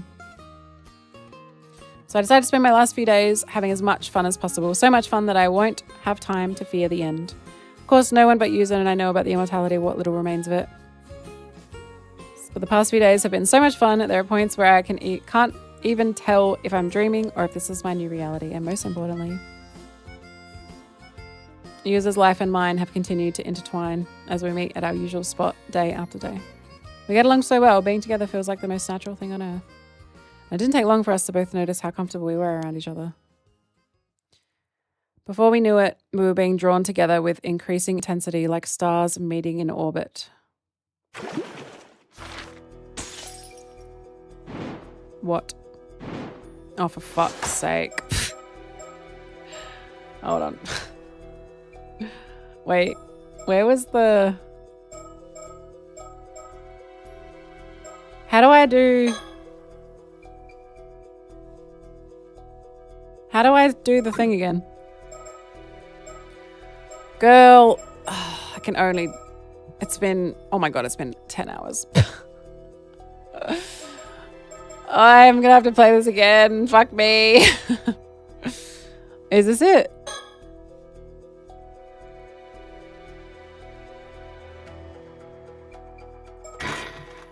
I'm not upset that there's more, but like, okay. I just, I need to know everything. All right, let's try this again. We'll have to go back and read that shit later. All right. Go diving. Collect cards. Go diving.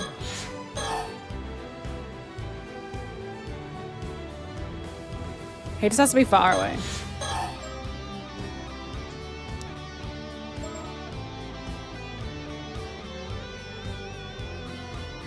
I think she's fine. What was Face of Shadows?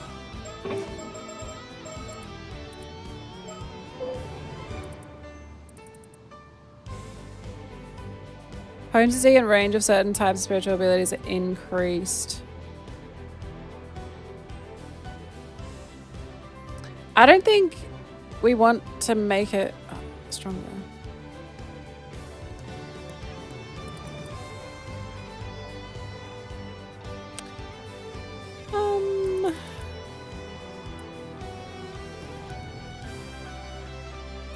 Unless we want her to do something.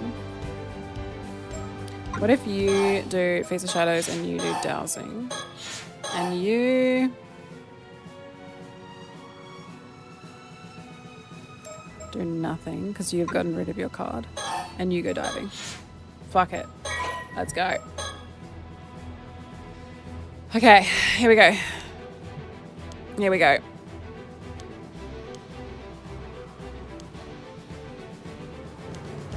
Fingers crossed.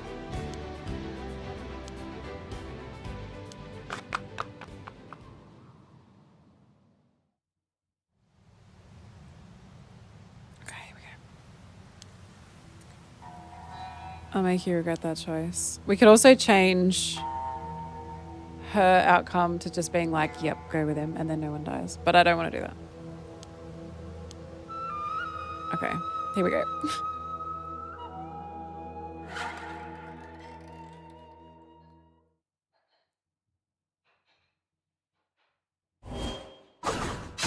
Damn it.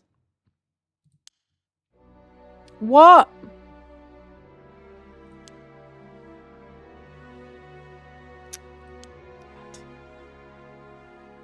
Girlie, you were meant to go fucking diving. Why? Why?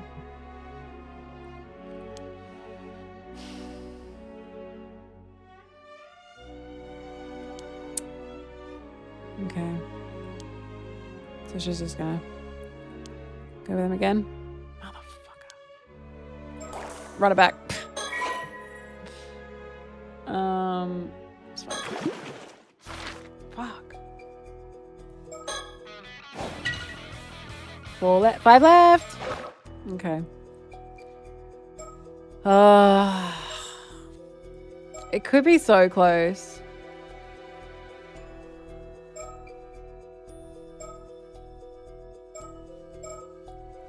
I could also, like, there's so many gaps that there could be more, man.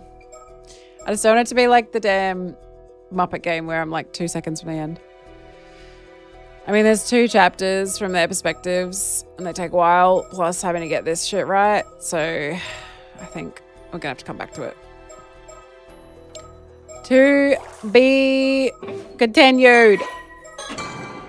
Damn it. Thought I had it this time. We're gonna have to play it again. What a shame. So I'll pop a schedule out probably